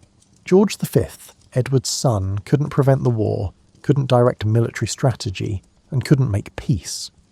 Those decisions belonged to elected officials and military commanders, but he could visit troops at the front, tour munitions factories, appear at public events to boost morale, and provide a focal point for national solidarity. He changed the royal family's German surname, Saxe-Coburg-Gotha, to the English-sounding Windsor, symbolically aligning the monarchy with British nationalism against German enemies. When revolution swept away the German, Austrian and Russian monarchies during and after the war, Britain survived partly because it had already accepted constitutional limits. The Tsar of Russia was an absolute monarch who bore direct responsibility for military defeats and political failures. Kaiser Wilhelm of Germany had real power over military appointments and strategy. When things went badly, their thrones went with them. George V, who had no such power, couldn't be blamed for the war's hardships. The monarchy became a source of stability during chaos, rather than a target for revolutionary anger. The interwar years brought new challenges. George V had to manage the political crisis when his government divided over economic policy in 1931. His role was purely procedural, ensuring that a government could be formed and that constitutional processes continued. But even this limited function was essential. Without the Crown as a neutral arbiter, Britain might have faced a constitutional collapse like those affecting other European nations. The abdication crisis of 1936 revealed how thoroughly the monarchy had become a constitutional institution. Edward VIII wanted to marry Wallis Simpson, an American divorcee. The government objected, not because they had any particular authority over the king's personal life, but because the scandal would damage the monarchy's symbolic role at a time when European democracy was under threat from fascism. Edward could have fought, could have tried to assert royal independence, and could have appealed to public opinion. But he understood the reality. A modern constitutional monarch couldn't rule against his government's advice. He abdicated after less than a year, and his brother George VI became king. George VI, shy and suffering from a stammer that made public speaking torture, seemed like an unlikely symbol of British resistance to Nazi Germany.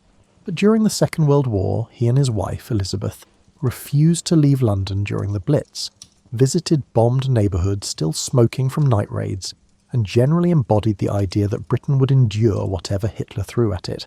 They had no military authority, no power to make strategic decisions, and no control over resources. But their presence mattered in ways that purely practical leadership couldn't achieve. When Buckingham Palace was bombed, the Queen famously said she was glad because now she could look the East End in the face. Her home had suffered like theirs. The war cemented the monarchy's modern role. The royal family became a symbol of national resistance and unity, appearing on propaganda posters, in newsreels, and at public events. But they exercised no actual power.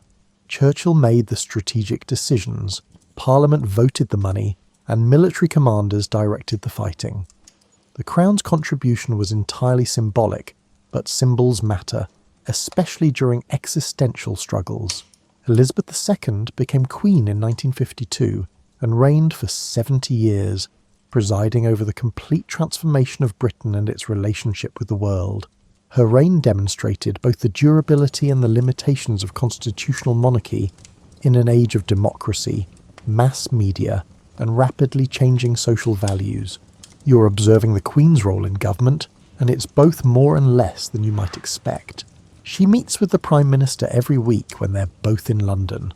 A private meeting without staff where the Prime Minister briefs her on government business, and she offers whatever advice her decades of experience suggest. She receives government papers in red boxes, reads them carefully, and is kept informed of all major decisions before they are announced publicly. She can offer advice based on having worked with 14 prime ministers, from Churchill to Truss, but she makes no policy, commands no armies, and controls no budgets. When she delivers the Queen's speech at the opening of Parliament, she's reading words written by the government, outlining plans she may or may not personally support. This complete separation of symbolic authority from actual power turned out to be the monarchy's salvation. When governments made unpopular decisions, entering wars, cutting services, raising taxes, implementing controversial social policies, the Crown couldn't be blamed. When political parties battled each other with increasing viciousness, the monarch remained above the fray, a neutral presence that belonged to everyone.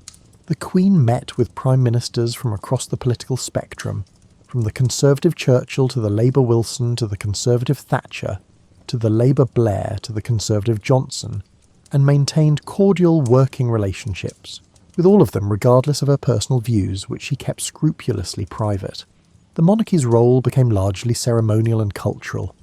State occasions, coronations, jubilees, royal weddings, and state funerals provided spectacle and tradition that connected modern Britain to its past. The ceremonies hadn't changed much in centuries. The same crown jewels were used, the same oaths sworn, and the same rituals performed. This continuity gave many people a sense of stability in a rapidly changing world, a feeling that something endured while everything else transformed. The royal family became, for better or worse, celebrities whose personal lives generated endless public interest and media coverage. This wasn't what medieval kings would recognise as power, but it was a form of cultural influence that proved remarkably resilient. Royal weddings drew millions of viewers. Royal scandals filled tabloid headlines for months. The births of royal babies were announced with traditional cannon salutes and modern social media posts. The monarchy had become entertainment and tradition simultaneously. The relationship between crown and democracy resolved itself into a stable arrangement that satisfied most people most of the time. Parliament, elected by universal adult suffrage from 1928 onward, held absolute legal authority. The Prime Minister and Cabinet made all actual decisions about policy, spending, war and peace. But the monarch provided continuity that elected officials couldn't, symbolising the nation itself rather than any particular party or government. When elections produced new governments, the transition was smooth because the crown remained constant. The incoming Prime Minister went to the palace, kissed hands in an ancient ceremony, and became head of government while the monarch remained head of state. Elizabeth's long reign saw the British Empire dissolve into a commonwealth of independent nations. She remained queen of some of these nations, Canada, Australia and New Zealand among others, but only because they chose to keep her, not because Britain could force them. Other former colonies became republics and left the Commonwealth entirely or stayed in it while dropping the monarchy. The Queen's role in Commonwealth nations was even more symbolic than in Britain, a ceremonial link to historical connections that some people valued and others considered a colonial remnant. The question of the monarchy's future arose periodically, especially after scandals or during periods of social change. Opinion polls showed support for the institution remained relatively strong but increasingly conditional on the monarchy behaving appropriately, avoiding scandal and not costing too much. The monarchy survived partly through careful management of its public image, partly through the Queen's personal popularity built over decades of dutiful service, and partly because replacing it seemed more trouble than keeping it. Elizabeth's death in 2022 at age 96 and the accession of Charles III demonstrated the monarchy's durability. The transition was automatic, requiring no election or confirmation. Charles became king the instant his mother died, by operation of law and constitutional custom. The machinery of government didn't pause.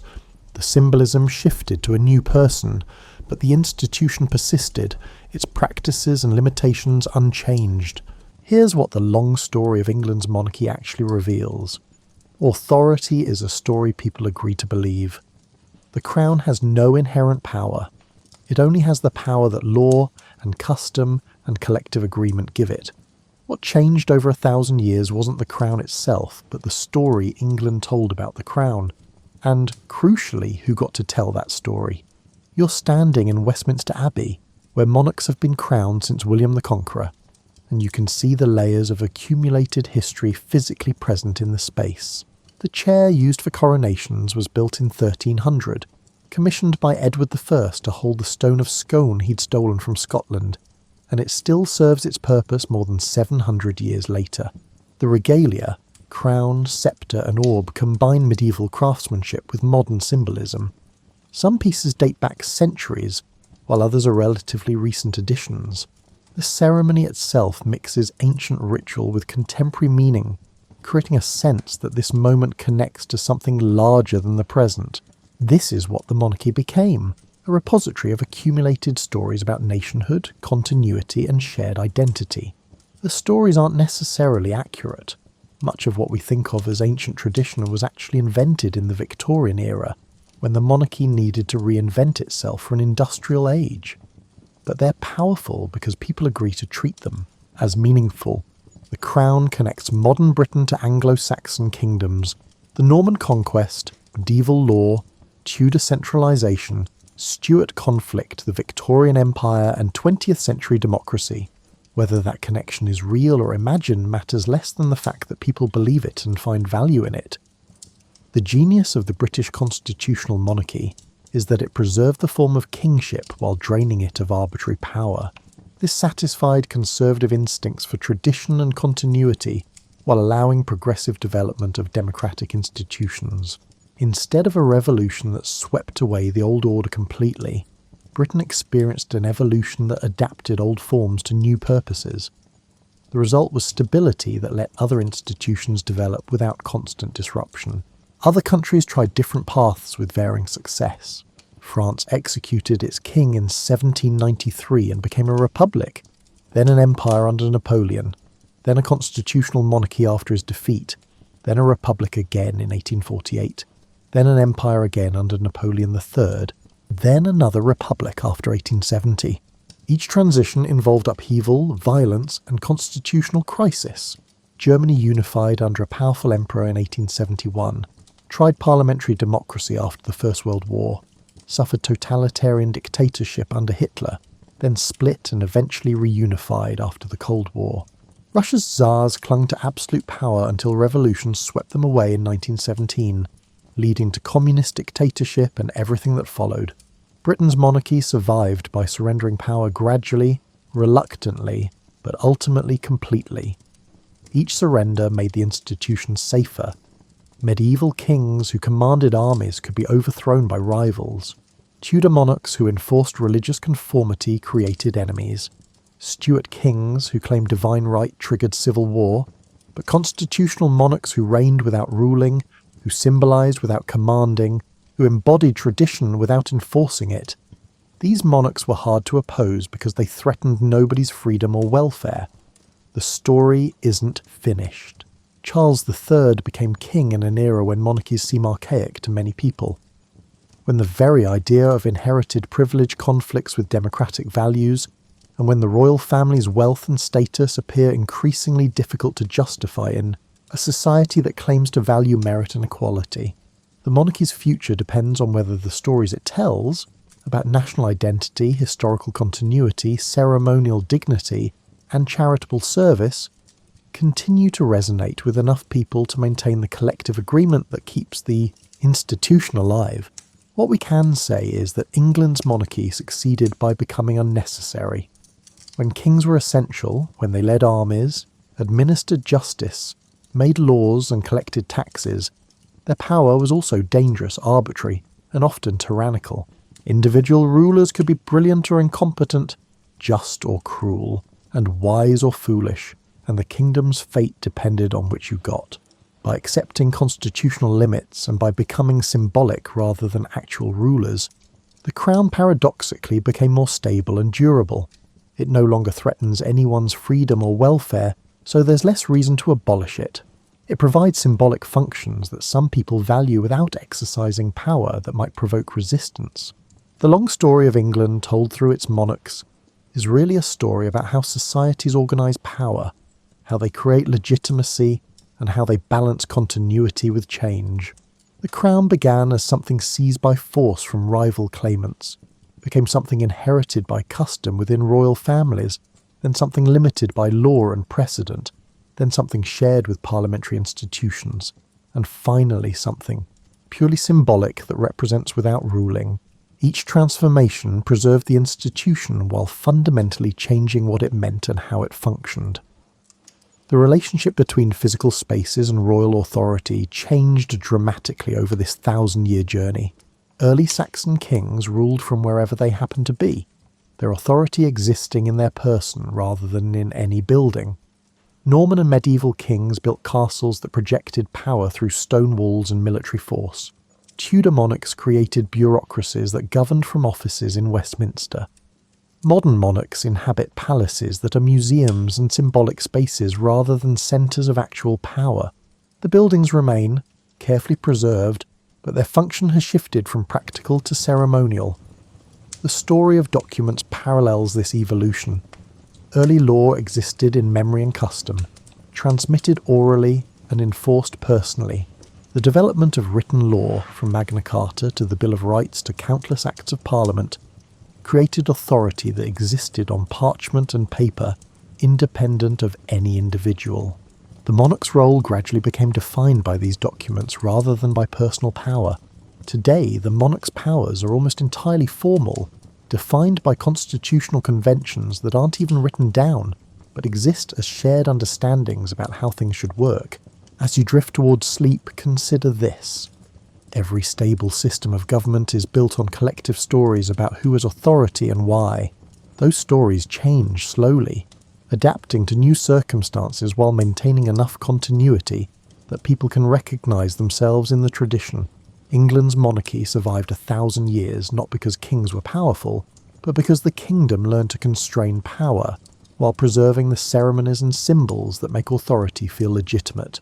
The crown endures as a reminder that sometimes the most durable institutions are those that learn to yield rather than break, to adapt rather than resist, and to symbolise rather than command.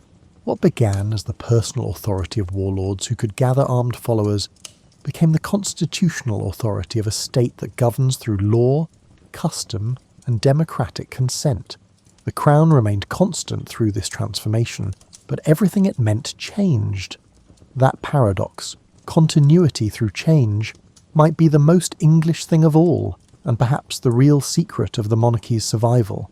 The accumulated story matters more than any individual chapter. No single king or queen created the modern constitutional monarchy. It emerged from centuries of conflict, compromise, and gradual evolution.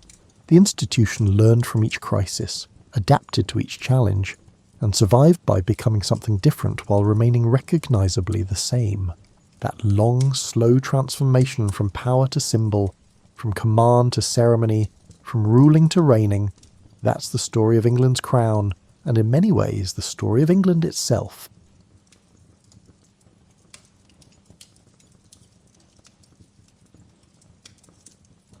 Imagine living in a world where nobody really agreed on how to figure out what was true.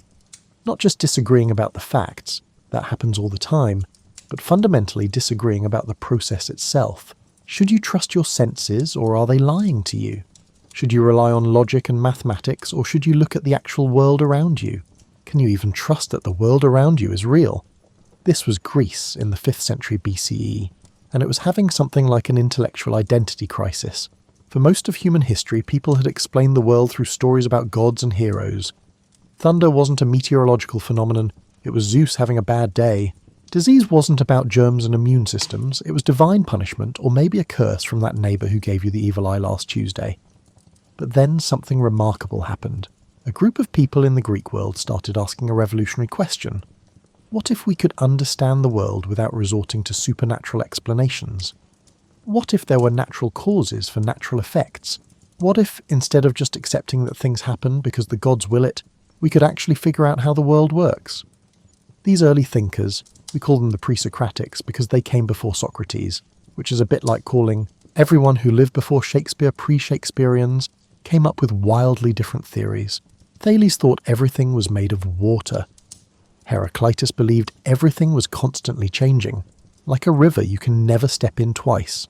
Parmenides argued the opposite, that change was an illusion and reality was actually perfectly still and unchanging. You can imagine how confusing this must have been for regular people trying to live their lives. One philosopher tells you everything is water, another says everything is fire, and a third insists that motion is impossible, and you're not really walking to the market. You just think you are.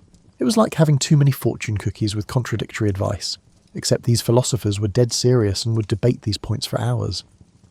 Then came Socrates, wandering around Athens like that uncle who asks uncomfortable questions at family dinners. Socrates didn't claim to know anything. In fact, his whole thing was admitting he knew nothing, which somehow made him wiser than everyone else. His method was to ask questions until people realized they didn't actually understand the things they thought they understood. This made him simultaneously the most important philosopher in Athens and probably the most annoying person at parties. Socrates had a brilliant student named Plato who took his teacher's question-asking method and built an entire philosophical system around it. Plato believed that the world we see around us is just shadows on a cave wall, imperfect copies of perfect forms that exist in some higher realm. That chair you're sitting on? It's just a flawed imitation of the perfect form of chairness that exists in the realm of forms. Plato's philosophy was beautiful, elegant, and deeply mathematical. It appealed to people who like their truth pure, abstract, and divorced from the messy complications of everyday reality. The physical world, in Plato's view, was just a distraction from true knowledge, which could only be found through pure reason and contemplation. This was the intellectual world into which Aristotle would be born, a world where philosophers disagreed about everything, where the relationship between thought and reality was unclear, and where nobody had quite figured out how to systematically study the natural world. It was like the internet before search engines or a library where all the books were filed randomly, and nobody could agree on what counts as a book. The Greeks had made tremendous progress in mathematics, logic, and abstract thinking. What they needed was someone who could take all these brilliant ideas and connect them to the actual observable world. They needed someone who could bridge the gap between pure philosophy and empirical observation, between what we can think and what we can see. They were about to get exactly that person. though he would arrive from an unexpected place, not from Athens itself, but from the wild northern frontier of the Greek world.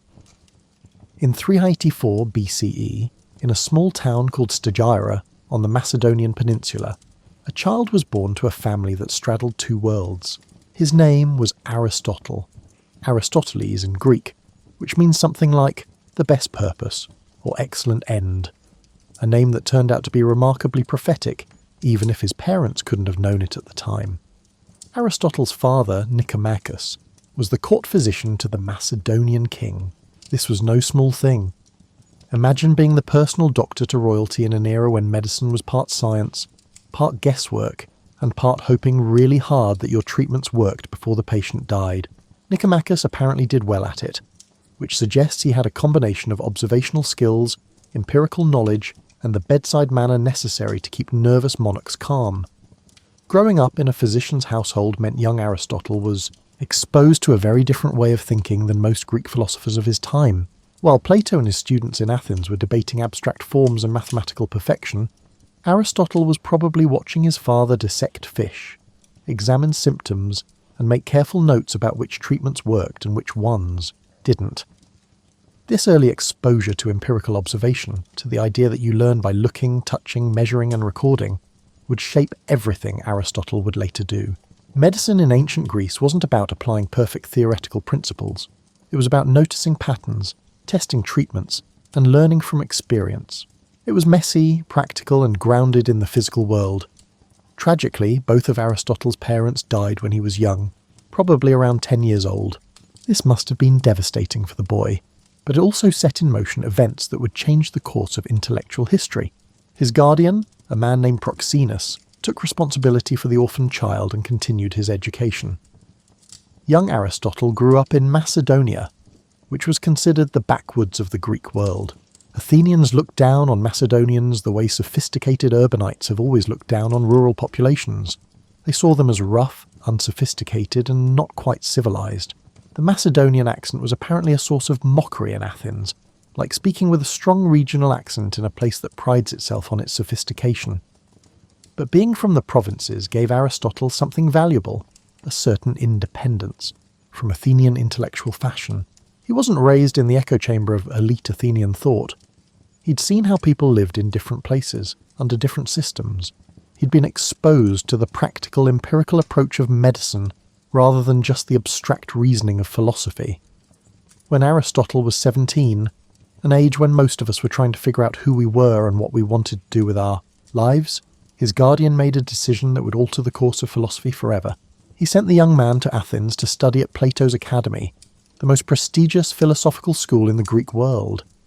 Imagine being a teenager from a small provincial town, arriving in Athens, the intellectual and cultural capital of Greece.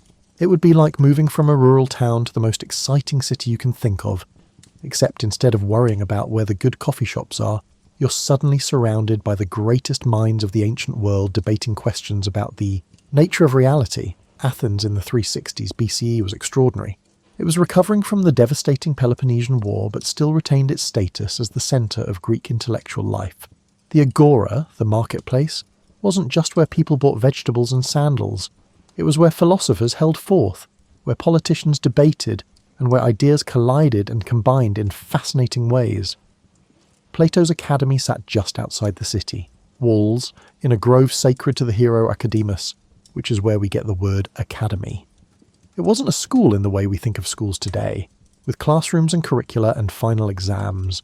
It was more like an advanced research institute crossed with a philosophical monastery, where brilliant people gathered to think, debate, and pursue knowledge for its own sake. Young Aristotle, arriving from Macedonia with his provincial accent and his physician father's emphasis on observation, must have seemed a bit odd to the other students. But he had something they lacked, a mind that could absorb and synthesize information like a sponge absorbing water. Within a short time, it became clear that this young man from the provinces was something special.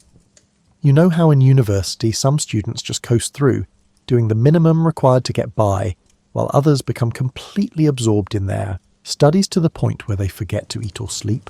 Aristotle was definitely the second type, except more so. He didn't just study at Plato's Academy. He became its most brilliant and ultimately most independent-minded student. Plato apparently called him the mind of the school, which is high praise from someone who didn't hand out compliments lightly. But Plato also called him the foal or the reader, nicknames that suggest Aristotle was always reading, always learning, always consuming knowledge with an appetite that probably worried the Academy's librarians about the survival of their scrolls. Aristotle spent 20 years at the Academy from age 17 to 37. That's longer than many people spend in their entire educational career today. But ancient philosophical education wasn't like modern university, where you take classes, write papers, and graduate after 4 years. It was more like a lifelong apprenticeship in thinking itself. During these years, Aristotle absorbed everything Plato had to teach. He learned about the forms, about the immortality of the soul, and about mathematics as the key to understanding reality. He learned Socrates' method of questioning, Plato's theory of knowledge, and the elaborate philosophical system that Plato had built over his lifetime. But something interesting was happening as Aristotle learned. He was also beginning to disagree, not in small ways, but fundamentally. While Plato looked at a tree and saw an imperfect copy of the form of treeness existing in some perfect realm, Aristotle looked at a tree and thought, this tree right here is real and worth studying for itself. This might not sound like a revolutionary insight, but it was. Plato's philosophy essentially said that the physical world was less real, less important, and less worthy of study than the abstract realm of forms. Aristotle was starting to think the opposite, that you couldn't understand anything without careful study of actual physical things. Imagine being a student whose growing convictions directly contradict your revered teacher's fundamental beliefs. It must have created considerable tension. Plato had built his entire philosophical system on the idea that true knowledge comes from reason alone, that the senses deceive us, and that the physical world is just shadows on a cave wall. And here was his best student, increasingly convinced that observation and empirical study were essential to understanding anything. Aristotle began writing during this period, though most of his early works are lost. What we do know is that he was developing his own philosophical positions, often in direct contradiction to Plato's teachings. There's a famous saying attributed to Aristotle, "Plato is dear to me, but dearer still is truth." Whether he actually said this or not, it captures his attitude. Loyalty to his teacher, yes, but greater loyalty to following arguments wherever they led. The Academy during these years was like an intellectual pressure cooker. Students and teachers would debate for hours, testing ideas against each other, looking for weaknesses in arguments, and trying to build philosophical systems that could withstand scrutiny. It was mentally exhausting and exhilarating in equal measure. Aristotle distinguished himself not just by his intelligence, but by the breadth of his interests. While other students might focus narrowly on one area of philosophy, Aristotle seemed interested in everything. Ethics? Sure. Politics? Absolutely. The natural world? Fascinating. Poetry and drama? Why not? He was developing into what we might call a polymath, someone whose curiosity encompassed the entirety of human knowledge. But there were social challenges too. Aristotle's provincial background and his Macedonian connections made him something of an outsider in Athenian society. Athens and Macedonia had complicated relations, sometimes allies, sometimes rivals, always regarding each other with a mixture of respect and suspicion. Being Macedonian in Athens was like being permanently foreign, never quite fitting in no matter how long you stayed. In 347 BCE, after 2 decades at the Academy, Plato died. He was over 80 years old and had shaped Western philosophy more profoundly than perhaps any single person before or since. His death left a vacancy at the head of the Academy, and many people, probably including Aristotle himself, expected that the brilliant student would succeed his master. But that's not what happened. The Academy's leadership chose Plato's nephew Speusippus instead. We can't know exactly why. Maybe Aristotle's disagreements with Platonic doctrine were already too well known. Maybe his Macedonian background worked against him, or maybe there were personal factors we'll never understand. Whatever the reason, Aristotle found himself passed over for the position he'd spent 20 years preparing for. So Aristotle did what any reasonable person would do when faced with professional disappointment. He left Athens entirely and began an entirely new chapter of his life. He was 37 years old, intellectually mature and ready to chart his own course. What he didn't know was that his best work still lay ahead of him. Leaving Athens after 20 years must have felt like leaving home, even if that home had never quite accepted you as family. Aristotle travelled to Assos, a small city on the coast of what's now Turkey, where a former fellow student named Hermias ruled as a local tyrant. Though tyrant in Greek didn't necessarily mean bad ruler, just sole ruler, which shows you how differently ancient Greeks thought about political terminology. Assos gave Aristotle something he'd never really had before: freedom to pursue his own philosophical vision without being in Plato's shadow. He established a small philosophical school, gathered students, and began to seriously work out his own ideas. It was like being a musician who'd apprenticed with a master for 20 years and was finally ready to compose their own music. But Assos also gave Aristotle something unexpected: love. He married Pythias, who was either Hermias' daughter or niece. Sources disagree, and ancient family trees are notoriously difficult to untangle. What we do know is that Aristotle seems to have genuinely loved her, which is worth noting in a time when philosophical marriages were often more about alliances than affection. The couple had a daughter, also named Pythias. Aristotle would later write about marriage and family life with the kind of nuanced understanding that suggests his own experience informed his philosophy. He understood that human flourishing wasn't just about abstract contemplation. It was also about relationships, love, and the texture of daily life. During his time in Assos and later on the nearby island of Lesbos, Aristotle began the biological, research that would occupy him for much of his life. The Aegean coast was perfect for this: tide pools full of sea creatures, forests with diverse plant life, and marine environments that changed with the seasons. It was a living laboratory, and Aristotle approached it with the systematic curiosity he'd inherited from his physician father. He would wade into tide pools, examining starfish and sea urchins with the focus of a modern marine biologist. He dissected squid, studied dolphins, and observed how different fish species spawned. He collected plants, noted their characteristics, and tried to understand the patterns that connected different forms of life. It was hands-on, empirical work that would have made Plato deeply uncomfortable. All this focus on the physical world, this belief that truth could be found by getting your feet wet and your hands dirty. Aristotle was developing a method that combined observation with logical analysis. He would look at many examples of something, say different types of fish, notice their similarities and differences, and then try to work out the principles that explain these patterns. It was the beginning of what we now call the scientific method, though Aristotle would have just called it investigating nature. His biological observations were remarkably accurate.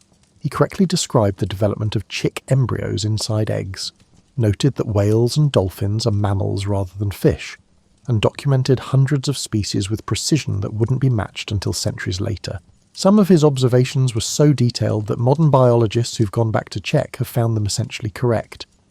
But then, in 343 BCE, Aristotle received an invitation that would change his life again. Philip II of Macedonia, remember that kingdom in the north that sophisticated Athenians looked down on, had a teenage son who needed a tutor. The son's name was Alexander, and Philip was willing to pay handsomely for the best education money could buy. For Aristotle, this was both an opportunity and a homecoming. He would be returning to Macedonia, the land of his childhood, but now as a distinguished philosopher rather than an orphaned boy. More importantly, he would have the chance to shape the mind of a young prince who might someday rule Macedonia. Neither Philip nor Aristotle could have imagined that this teenage student would become Alexander the Great, conqueror of the Persian Empire and creator of an empire stretching from Greece to India. But for 3 years, in a quiet grove in Macedonia, one of history's greatest minds taught one of history's greatest conquerors. Picture this. You're Aristotle, a 40-year-old philosopher who spent your entire adult life studying everything from ethics to zoology, and now you've been hired to teach a headstrong, ambitious 13-year-old prince who's already been training with weapons and horses, who's grown up hearing stories of military glory, and who shows about as much interest in philosophical contemplation as most teenagers show in eating vegetables. The tutoring took place at Mysa, a village in Macedonia, where Philip had established something like a private school for Alexander and a few select companions. It was quieter than the royal court, which was probably essential for any serious studying, and it had the kind of natural surroundings that Aristotle loved for observing and collecting specimens. What did Aristotle teach a future world conqueror? We know he introduced Alexander to Homer's Iliad, which became the prince's favourite book. Alexander reportedly slept with a copy under his pillow, along with a dagger, which tells you something about his priorities. The Iliad wasn't just entertainment, it was a manual on honour, glory, and what it meant to be a hero in the Greek tradition. But Aristotle taught more than literature. He introduced Alexander to philosophy, science, medicine, and the Greek ideal of education as forming the complete person, body, mind, and character all developed in harmony. He encouraged the young prince's curiosity about the natural world, his interest in different cultures, and his appreciation for knowledge of all kinds. There's a wonderful image of Aristotle and his teenage students, Alexander and his companions, walking through the countryside, discussing philosophy while observing plants and animals. It combines everything Aristotle loved: intellectual conversation, empirical observation, and the belief that education happens best when you're actively engaged with the world rather than locked in a classroom. Did Aristotle's teaching actually influence the man Alexander became? It's hard to say for certain. Alexander the Conqueror, who swept across Asia, wasn't exactly practicing the moderate contemplative life that Aristotle advocated in his Ethics. He was more interested in military glory than philosophical wisdom, more concerned with conquest than with the careful observation of nature. But there are hints of Aristotle's influence. Alexander founded cities throughout his empire and filled them with Greek culture, libraries, theatres, and schools. He collected botanical and zoological specimens during his campaigns and sent them back to Aristotle, supporting his former teacher's scientific research.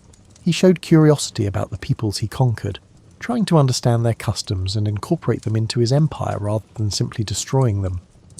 Their relationship was complicated, like many relationships between teachers and students, who've gone in different directions. Later, when Alexander executed Aristotle's nephew Callisthenes for alleged treason, it created a rift between them.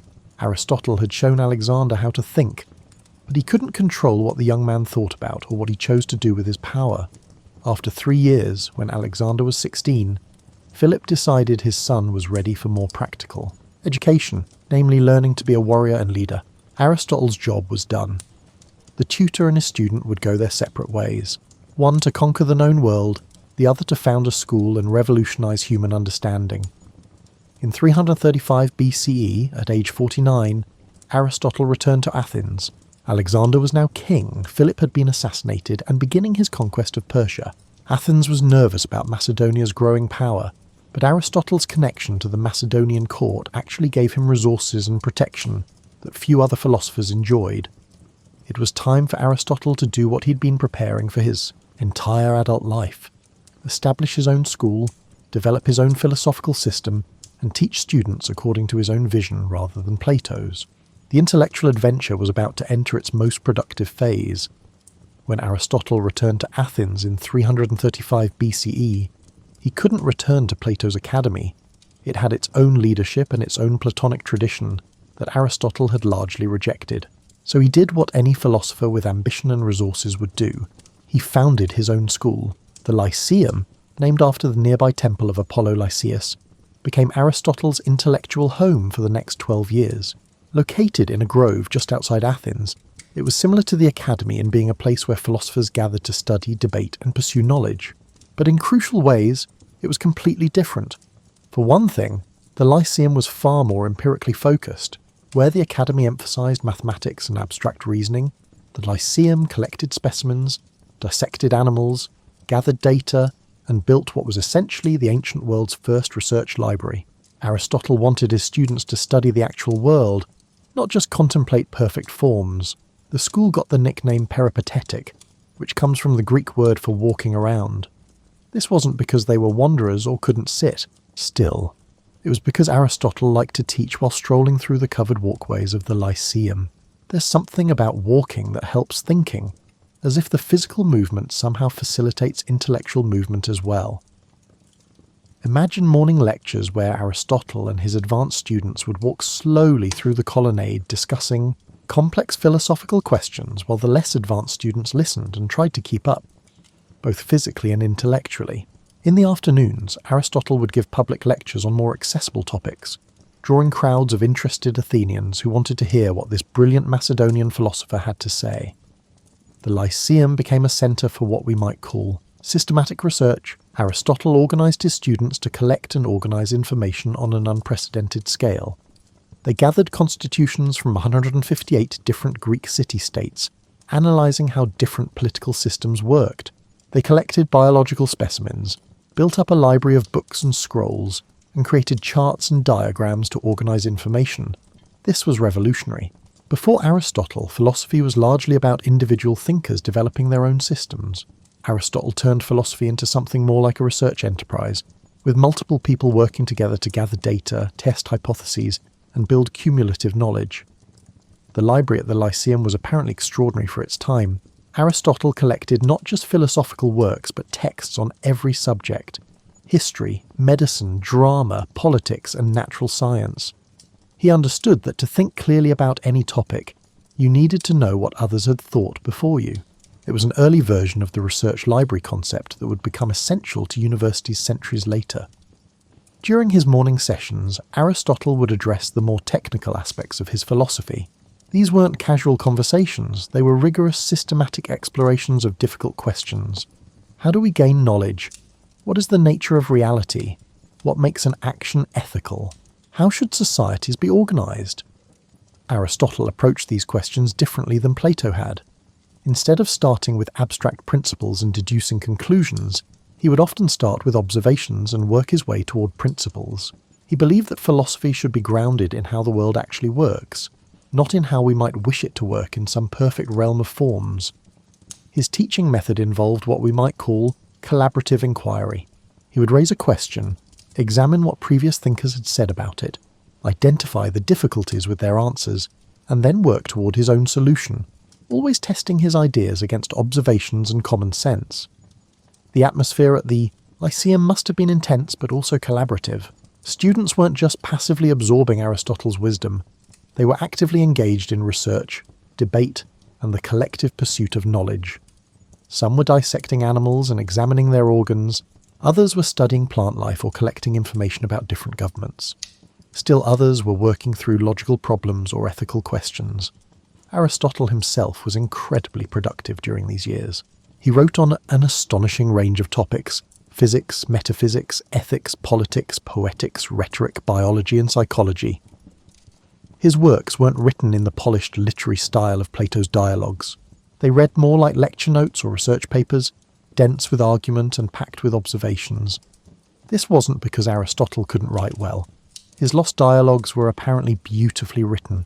It's because what survived were his working texts, the materials he used for teaching and research rather than for public consumption.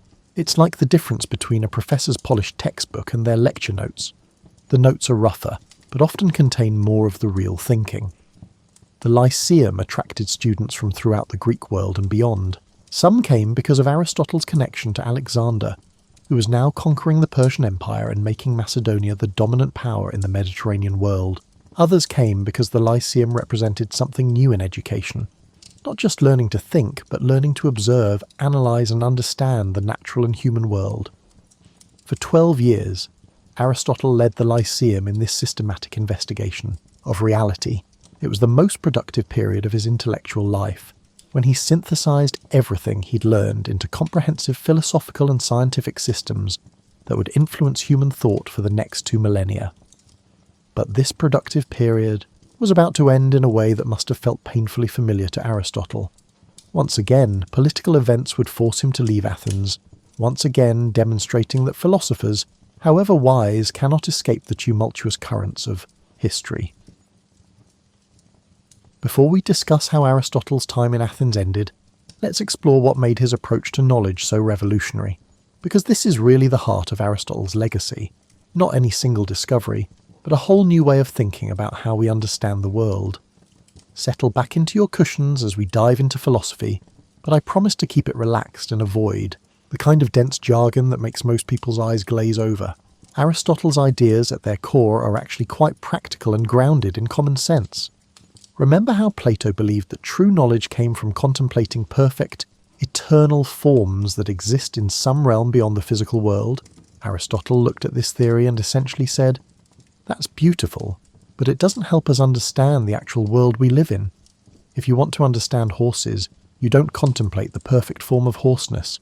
You go observe actual horses." This might seem obvious to us now, but it was radical then. Aristotle was saying that the physical world isn't just imperfect copies of something better, it's real and worth studying for its own sake. That tree outside your window isn't a poor imitation of some perfect tree form.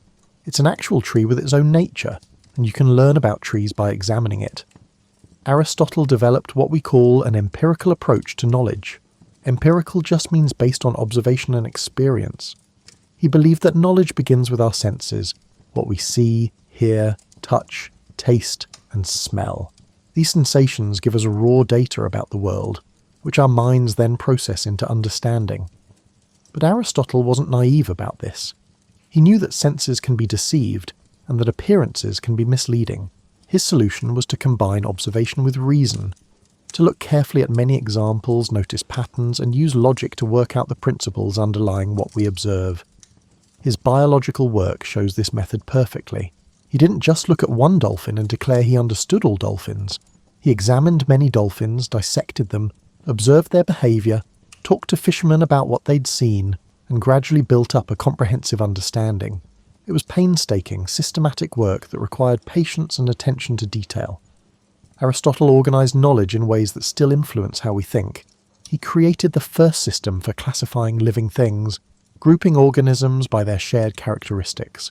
His categories weren't always perfect by modern standards, but the underlying method, observe similarities and differences, group things accordingly, look for the principles that explain the patterns, is still how biological classification works. Today, he applied the same systematic approach to other areas. In ethics, he observed how people actually live and what seems to make them happy, then worked out principles for good living based on these observations. In politics, he studied 158 different governments, noting what worked and what didn't, building a political science grounded in actual experience rather than abstract ideals. Aristotle's concept of causation was particularly influential. He argued that to truly understand something, you need to understand 4 different types of causes. Take a bronze statue as an example. The material cause is the bronze itself, what it's made of. The formal cause is the shape, the design of the statue. The efficient cause is the sculptor who made it. And the final cause is its purpose, why it was made. This framework might seem complicated at first, but it's actually quite intuitive. When you ask, why is this statue here? You might mean, what is it made of? Or, who made it? Or, what's it for? Aristotle recognized these as different types of questions that all contribute to complete understanding. His emphasis on final causes, on purpose and function, was especially important for biology. Aristotle understood that you can't fully understand an organ or organism without understanding what it's for. The heart makes sense when you understand it's for pumping blood. Eyes make sense when you understand they're for seeing. Everything in nature exists for a reason, serving some purpose in the organism's life. Now, Aristotle sometimes took this teleological thinking too far. He assumed that everything has a purpose assigned by nature, which isn't quite how evolution actually works. But his instinct that function and purpose are essential to understanding was fundamentally sound. Modern biology still asks, what is this for? Even if it answers that question in terms of evolutionary advantage rather than in inherent purpose. In logic, Aristotle literally invented formal logic as a discipline.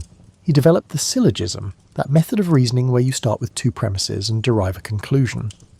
All men are mortal. Socrates is a man. Therefore, Socrates is mortal. It sounds simple, but Aristotle systematically worked out all the valid and invalid forms of this kind of reasoning, creating a tool for checking whether arguments actually make sense. For over 2,000 years, Aristotle's logic was essentially all of logic. It wasn't until the 19th century that mathematicians developed forms of logical reasoning that went beyond what Aristotle had created. That's an extraordinary intellectual achievement, creating a system so robust that it remains fundamentally sound for millennia. Aristotle's ethics emphasized something he called eudaimonia, usually translated as happiness or flourishing. But he didn't mean momentary pleasure or simple contentment. He meant living well in the fullest sense, developing your capacities, acting virtuously, engaging with your community, and using your reason well. The key to eudaimonia, Aristotle argued, is virtue, but virtue understood as a kind of skill, or excellence that you develop through practice. Courage isn't something you're born with, it's something you cultivate by repeatedly facing your fears appropriately. Generosity is a habit you develop by practicing giving well. Every virtue lies between two extremes. Courage between cowardice and recklessness. Generosity between stinginess and wastefulness. This is practical ethics grounded in how people actually become good, rather than abstract theories about moral perfection. Aristotle understood that becoming a good person is like learning to play an instrument. It requires practice, guidance, and the formation of good habits over time. In all these areas, biology, logic, ethics, politics, Aristotle's method was similar. Start with careful observation. Notice patterns, work out underlying principles, test these principles against further observations, and build systematic understanding.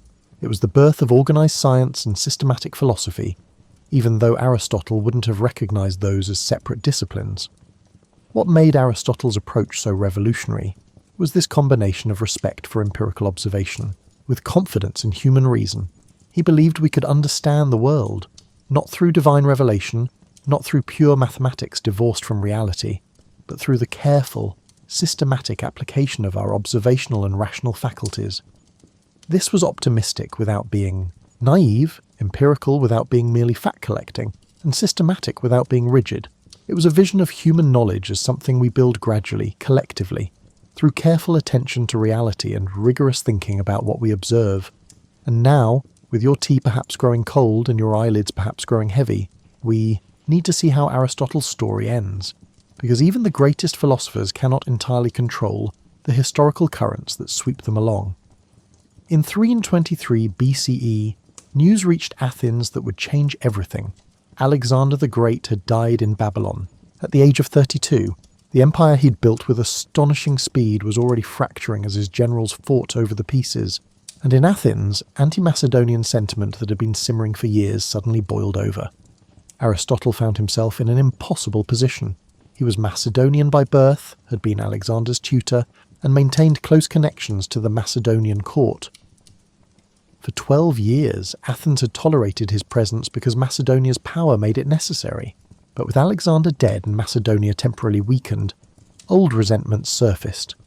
Someone brought charges of impiety against Aristotle, the same charge that had been used against Socrates a century earlier. The specific accusation was something about honouring a friend in ways reserved for gods, which sounds technical but was really just a pretext. The real issue was politics. Aristotle represented Macedonia, and Athens wanted to strike back at Macedonia however it could. Aristotle, now 61 years old, and having watched Socrates' fate unfold from his prison cell, made a different choice. He decided not to stay and face trial. According to tradition, he said he wouldn't let Athens sin twice against philosophy, a reference to Socrates' execution. So he left Athens, turning over the Lyceum to his student Theophrastus, and retired to Chalcis, his mother's hometown. Think about what this meant. For 12 years, Aristotle had built the Lyceum into the ancient world's premier research institution. He had gathered an incredible library, trained brilliant students, and created systematic approaches to nearly every field of knowledge. And now, because of politics he couldn't control, he had to walk away from it all. In Chalcis, Aristotle lived quietly for about a year. We don't know much about this final period of his life. He was likely working on his writings, perhaps revising and organising the vast body of work he'd produced over his lifetime. He may have been suffering from some illness. Ancient sources mention stomach problems, which given ancient medicine's limitations could have meant almost anything. In 322 BCE, just 1 year after leaving Athens, Aristotle died at the age of 62. It wasn't a dramatic death like Socrates' execution, or a mysterious one like Alexander's early demise. It was simply the end of a life that had been, by any measure, extraordinarily productive and influential. Aristotle left behind his daughter Pythias. His wife of the same name had died years earlier, and he'd later had a relationship with a woman, named Herpyllis, with whom he had a son named Nicomachus. His will, which survived, shows him as a thoughtful, caring person who made provisions for his family, his slaves, whom he freed, and even his concubine's future. It's a touching document that reveals the human side of this towering intellect, but more importantly, he left behind an intellectual legacy that would shape human thought for the next 2,000 years. His works, or rather the lecture notes and research texts that survived, were preserved and eventually edited by scholars in later centuries. they became the foundation for education throughout the Mediterranean world, and eventually throughout medieval Europe. Now comes one of the most fascinating parts of Aristotle's story. Not what he did during his life, but what happened to his ideas after his death. Because unlike many philosophers whose influence fades with time, Aristotle's impact actually grew over the centuries, spreading far beyond the Greek world he knew. After Aristotle's death, his writings were preserved by the Lyceum under Theophrastus's leadership, but they weren't immediately famous throughout the ancient world. For several centuries, Aristotle was known more for his published dialogues, works that haven't survived, than for the dense technical treatises we now have. Then came a strange period where Aristotle's works apparently disappeared from circulation. According to tradition, they were hidden in a cellar in Asia Minor to protect them from being seized, where they suffered damage from moisture and insects. Whether this story is entirely true or partly legend, we do know that Aristotle's major works were relatively unknown for a couple of centuries. In the 1st century BCE, a scholar named Andronicus of Rhodes collected and edited Aristotle's writings, organising them into the form we know today. This wasn't just filing papers, it was an act of reconstruction and interpretation that shaped how we read Aristotle. The arrangement of his works, the way they're grouped and titled, comes largely from Andronicus's editorial decisions. As Rome became the Mediterranean's dominant power, Greek philosophy spread throughout the empire. Aristotle's works became central to higher education. Young Romans who wanted philosophical training studied Aristotle along with Plato and the Stoics. His logic became the standard method for teaching reasoning, and his ethics a framework for thinking about the good life. But Aristotle's most significant journey was yet to come. As the Roman Empire declined and eventually fell in the West, much of Greek learning was lost in Europe. The sophisticated intellectual culture that had produced and preserved Aristotle's works crumbled as cities shrank, trade declined, and literacy became increasingly rare outside monasteries. However, Aristotle's work survived in the Eastern Roman Empire, what we call the Byzantine Empire, centred on Constantinople. Byzantine scholars continued to read, copy, and study Aristotle in Greek. Meanwhile, something extraordinary was happening further east. Islamic scholars in the expanding Arab world encountered Aristotle's works and recognized their value immediately. Beginning in the 8th century CE, a massive translation movement began in Baghdad and other centers of Islamic learning. Aristotle's treatises were translated from Greek into Arabic, often by Christian scholars working in Muslim courts. Islamic philosophers like Al-Farabi, Avicenna, and Averroes didn't just translate Aristotle, they engaged with his ideas, wrote extensive commentaries, and integrated his philosophy with Islamic theology and science. Averroes in particular became such an important interpreter of Aristotle that medieval Europeans would later call him simply the commentator, while Aristotle was the philosopher. This Islamic engagement with Aristotle preserved his works and developed his ideas in ways that would prove crucial for European intellectual history. When Europe began to recover economically and culturally in the 11th and 12th centuries, scholars rediscovered Aristotle, but often through Arabic translations and Islamic commentaries, rather than directly from Greek sources. The reintroduction of Aristotle to Western Europe was like injecting intellectual electricity into a system that had been running on minimal power. Suddenly, European scholars had access to systematic treatments of logic, natural science, ethics, and metaphysics that far exceeded anything available in Latin. It was like upgrading from a basic toolset to a fully equipped workshop. But this created a problem. Much of Aristotle's philosophy, particularly his ideas about the eternity of the world and the nature of the soul, seemed to conflict with Christian theology. Church authorities were unsure whether this pagan Greek philosopher from ancient times should be taught in Christian universities. Enter Thomas Aquinas, a 13th century Dominican friar who accomplished one of the great intellectual syntheses in Western history. Aquinas carefully worked through Aristotle's philosophy, showing how it could be reconciled with Christian doctrine. He distinguished between what reason could discover, Aristotle's domain, and what required divine revelation, theology's domain, creating a framework where both could coexist. Aquinas' achievement meant that Aristotle became central to medieval university education. Students learned Aristotelian logic, physics, ethics, and metaphysics as the foundation for their studies. The University of Paris, Oxford, Cambridge, all the great medieval universities made Aristotle the core of their curriculum. For several centuries, Aristotle's authority was so great that Aristotle said so was considered a sufficient argument to settle most questions. This led to some absurdities. Scholars would debate how many teeth a horse has by analysing what Aristotle wrote rather than, just counting a horse's teeth. Aristotle himself, who emphasised observation, would have been appalled. The scientific revolution of the 16th and 17th centuries involved, in many ways, overthrowing Aristotelian physics and cosmology. Galileo's experiments contradicted Aristotle's claims about motion. Harvey's discovery of blood circulation contradicted Aristotelian physiology. Newton's physics replaced Aristotelian explanations of how things move. But interestingly, even as scientists rejected Aristotle's specific conclusions, they often kept his method, the emphasis on observation, the search for causes, and the systematic organisation of knowledge. Modern science isn't Aristotelian, but it's arguably descended from Aristotle's approach to investigating nature. Today, you might think Aristotle is just a historical curiosity, relevant only to scholars studying ancient philosophy, but his influence persists in surprising ways. Every time you use formal logic, you're using tools Aristotle developed. When you think about ethics in terms of character and virtue rather than just rules, you're thinking in Aristotelian terms. When scientists classify organisms or analyse functions, they're following procedures Aristotle pioneered. His political science, his analysis of poetry and drama, his psychology, and his understanding of how we form concepts, all of these continue to influence how we think, often without our realising it. Aristotle is like the foundation of a building you live in. You don't usually notice it, but everything rests on it. As your tea grows cold and the hour grows late, let's consider what Aristotle's life and work mean for us today. Because this isn't just ancient history, it's about how we understand the world and our place in it. Aristotle gave us something fundamental: confidence that the world is knowable through careful observation and clear thinking. Before him, many people thought true knowledge required mystical insight or divine revelation.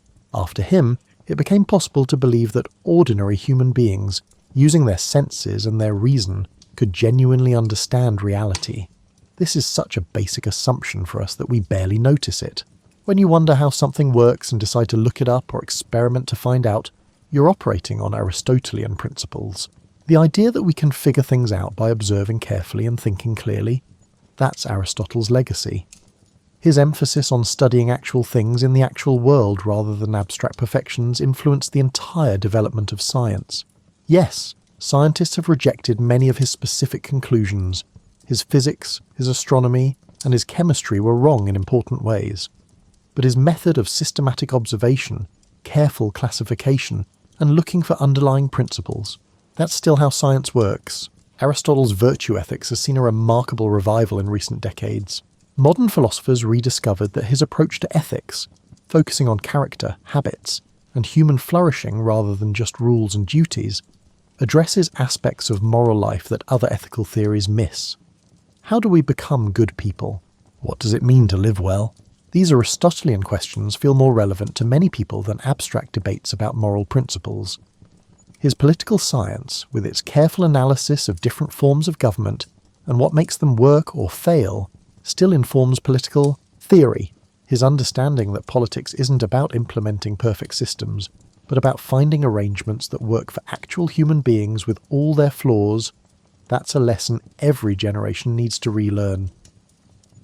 In education, Aristotle's model of learning through apprenticeship and hands-on experience with a master teacher influenced how universities developed and still shapes how we think about advanced education.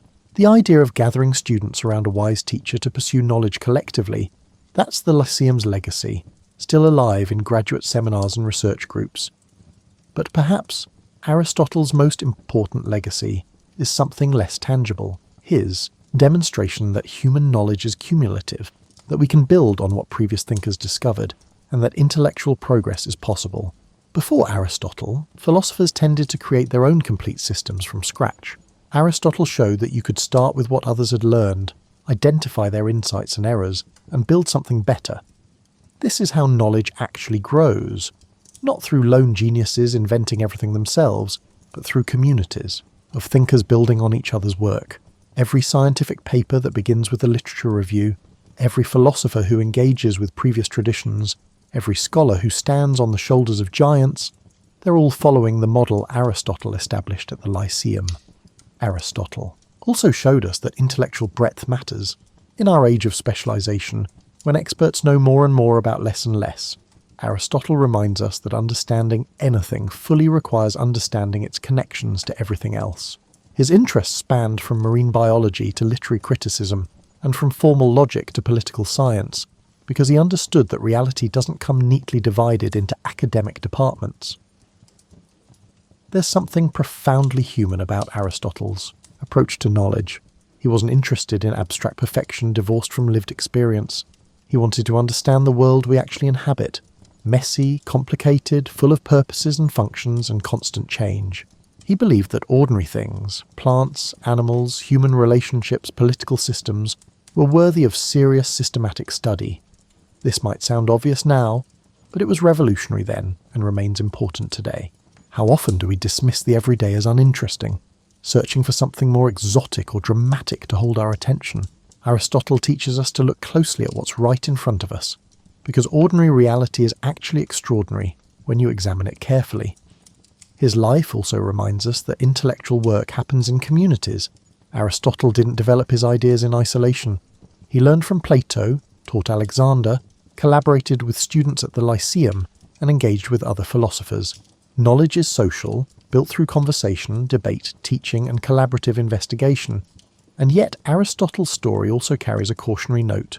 His systematic approach sometimes became too rigid.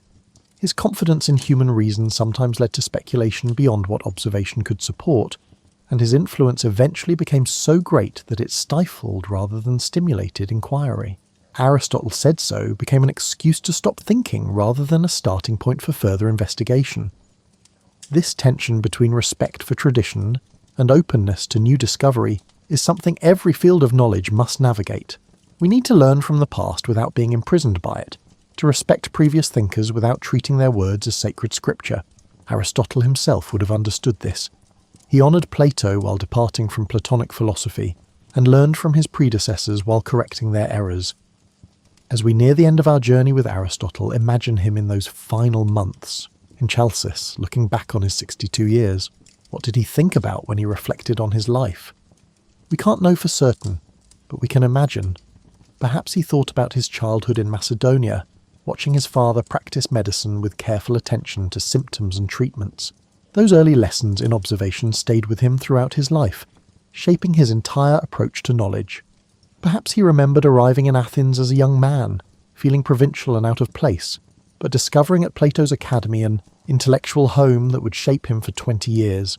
Even as he eventually departed from Plato's teachings, he never forgot what he learned there. The importance of rigorous argument, the value of questioning assumptions, and the pursuit of truth wherever it leads. He might have smiled, remembering his time teaching young Alexander, that energetic, ambitious teenager who would grow up to conquer the world. Did Aristotle feel pride at his students' achievements, or dismay at how different Alexander's path was from the contemplative life Aristotle advocated? Probably both. Like any teacher watching a brilliant student make choices they wouldn't have made themselves. Surely he thought about his years at the Lyceum, those productive, satisfying years when he'd finally been able to pursue his own vision of what philosophy and science should be. The morning walks with advanced students discussing complex questions while strolling through shaded colonnades. The afternoon public lectures share knowledge with anyone interested enough to listen. The collaborative research projects have students collecting data on everything from fish to governments. He might have felt regret about leaving Athens, forced out by political circumstances beyond his control. To build something significant and then have to abandon it must have been painful, but perhaps he found some comfort in knowing he'd trained capable students like Theophrastus who could carry on his work. If Aristotle had known how his ideas would travel through time, translated into Arabic, preserved by Islamic scholars, reintroduced to Europe, becoming the foundation of medieval universities, influencing thinkers for 2,000 years, what would he have thought? Probably a mixture of satisfaction and bemusement, especially at the ways his ideas would be misunderstood, ossified into dogma, and eventually partially overturned. But he would likely have been pleased that his fundamental approach, careful observation, systematic thinking, and the belief that the world is knowable, continued to influence how humans pursue understanding. That was his real contribution, not any specific doctrine, but a whole way of approaching knowledge. Aristotle understood that knowledge is always provisional, always subject to refinement as we learn more. His works constantly engage with previous thinkers, building on their insights and correcting their errors. He would have expected, probably hoped, that future thinkers would do the same with his work. In his final days, perhaps Aristotle found peace in having lived a life devoted to understanding. He'd started with nothing but curiosity and intelligence, and he'd used these to investigate nearly every aspect of reality accessible to human inquiry. He'd been a student, a teacher, a researcher, a founder of institutions, and a systematizer of knowledge. He'd loved his wife, Pythias, his companion, Herpyllis, and his children. He'd formed friendships with students and colleagues. He'd experienced political success and political exile. He'd known the satisfaction of intellectual breakthrough and the frustration of unanswered questions. In short, he'd lived a fully human life while also living a life of the mind. The ancient Greeks had a concept that Aristotle wrote about extensively: eudaimonia, human flourishing, living well.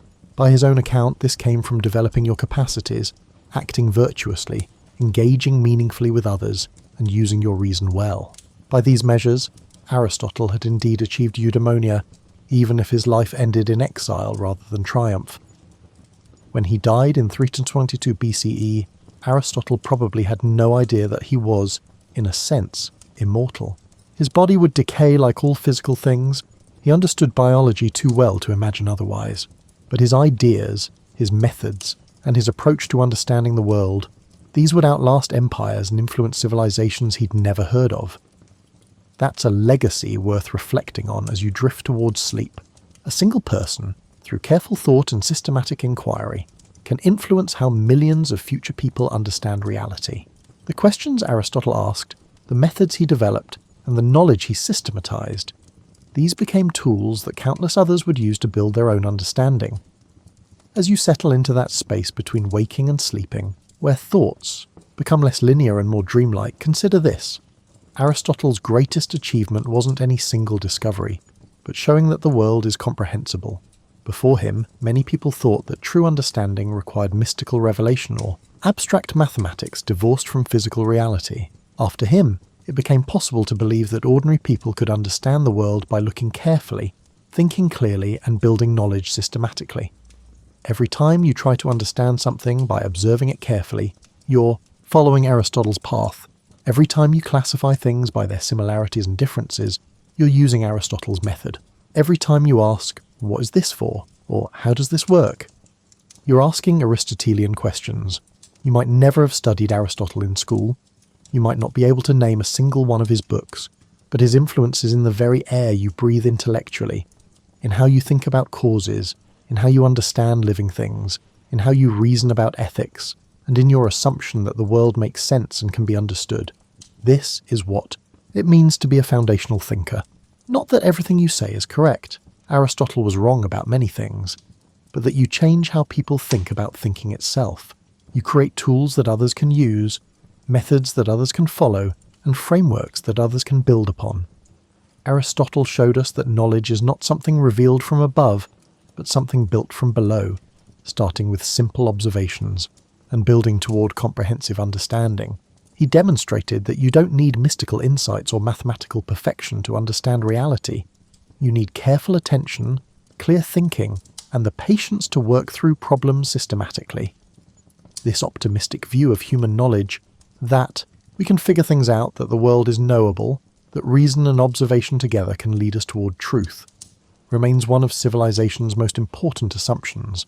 When we doubt it, science stops, inquiry ends, and we retreat into authority and tradition. Aristotle also reminds us that intellectual work is deeply human. It happens in communities of teachers and students. It requires conversation and debate. It builds on what others have learned.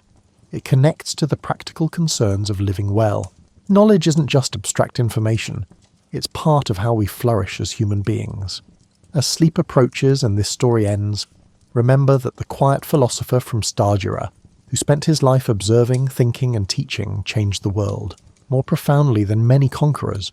His student Alexander's empire fell apart within years of his death. But Aristotle's intellectual empire, his methods, his insights, his approach to understanding, has lasted more than 2 millennia, and shows no signs of disappearing. Tomorrow, when you wake and observe the world around you, noticing patterns, asking questions, trying to understand how things work, you'll be thinking in ways that Aristotle helped make possible.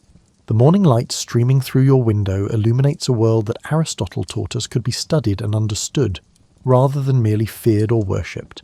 That's his gift to us. Confidence that the world makes sense, methods for making sense of it, and the belief that understanding is worth pursuing for its own sake, not for power or wealth or fame, but simply for the joy of knowing, the satisfaction of understanding, and the human fulfillment that comes from using our minds well.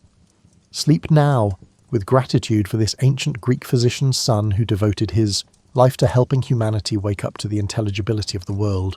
May your dreams be full of wonder at the patterns that connect all things, the purposes that animate living creatures, and the joy of understanding that makes us most fully human. And when you wake, may you see the world with fresh eyes, not as a chaos of random events, but as Aristotle taught us to see it, as a cosmos, an ordered whole that our minds are capable of comprehending, one careful observation and clear thought at a time. Sweet dreams, and may Aristotle's spirit of systematic wonder follow you into sleep and beyond.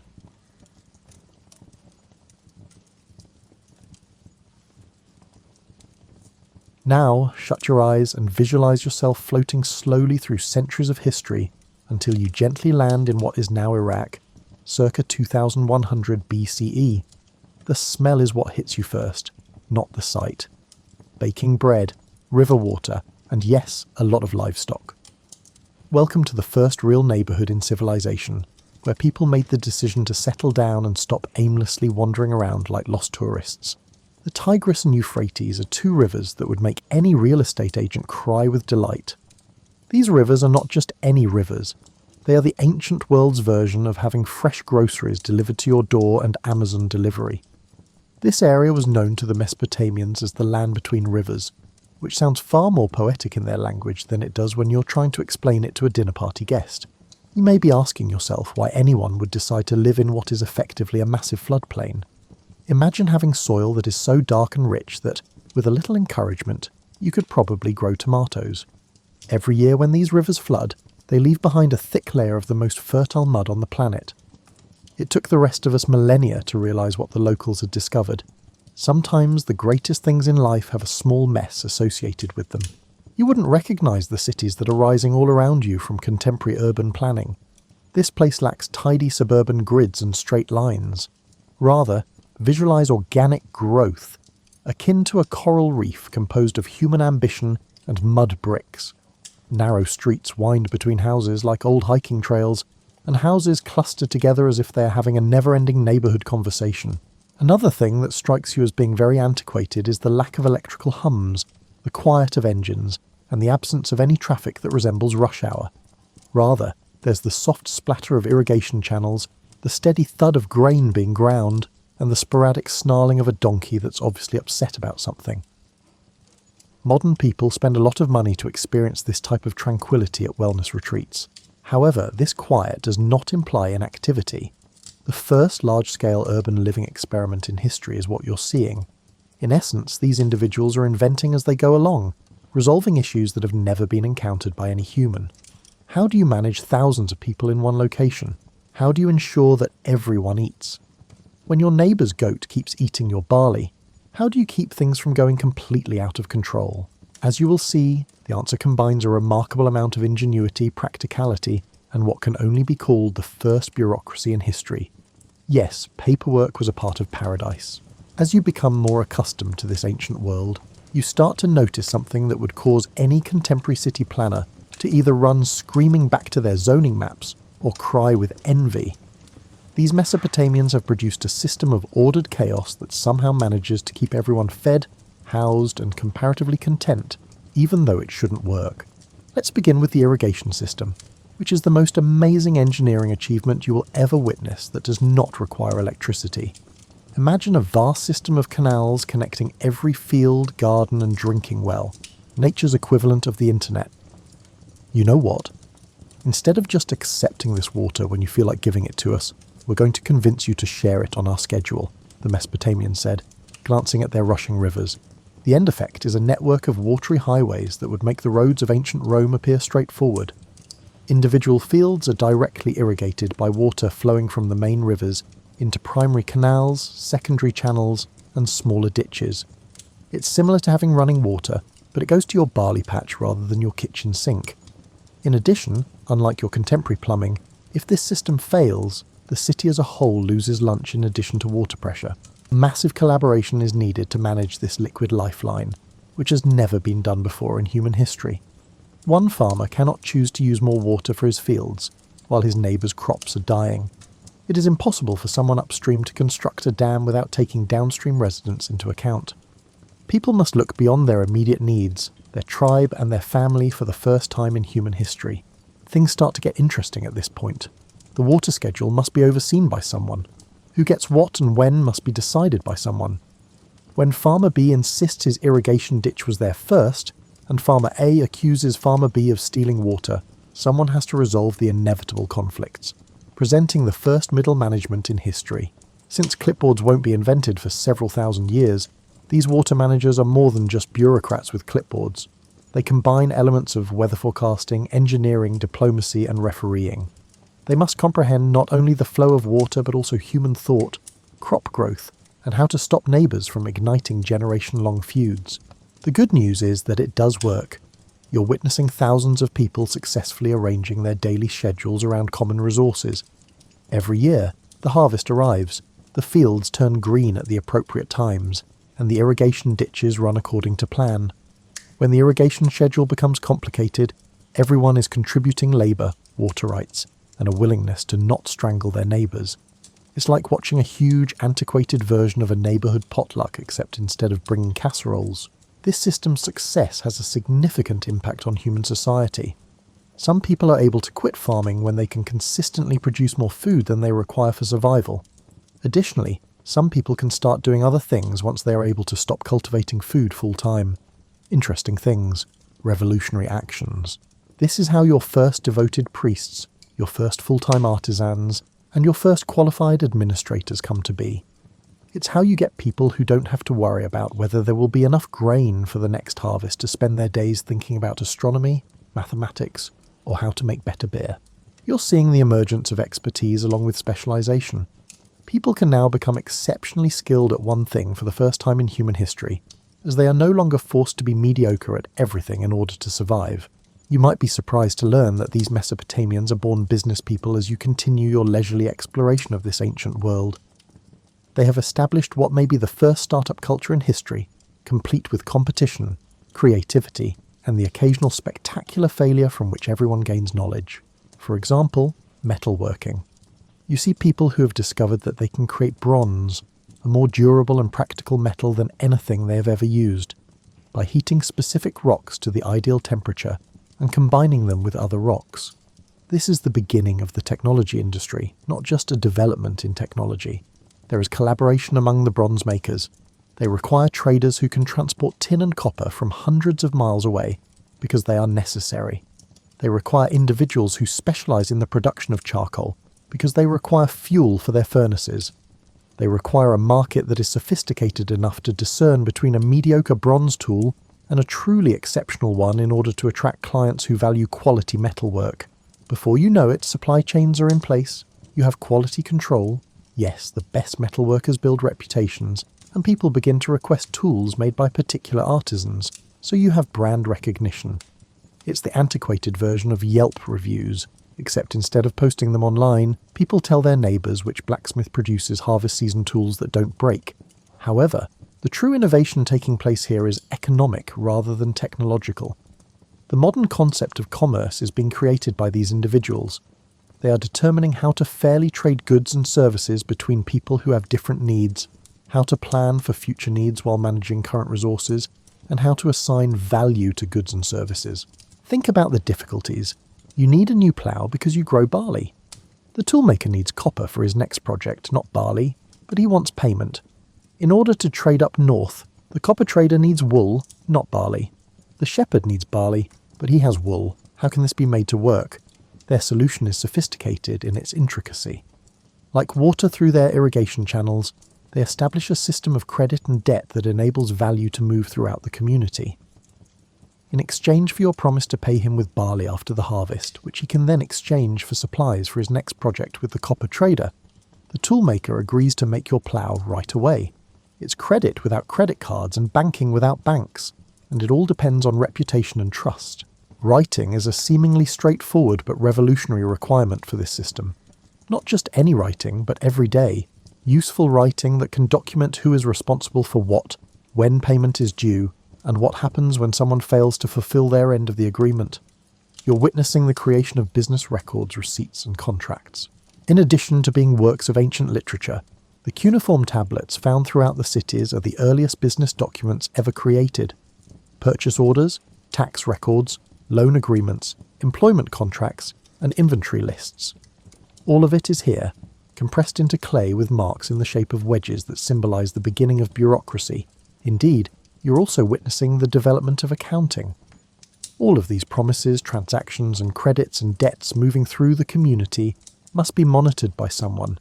Even though the early accountants worked by lamplight, with clay tablets and reed styluses, rather than in contemporary offices with computers, they were addressing the same issues that accountants do today.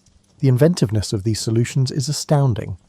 They're creating economic systems from the ground up and learning by trial and error how to make complex societies run smoothly, rather than simply replicating what worked elsewhere. You're going to see something that will make you appreciate human ambition even more as you continue your cozy exploration of this ancient world.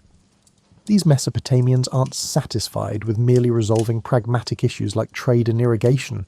They're aiming for something greater, something that appeals to the basic human need to build monuments to their own creativity.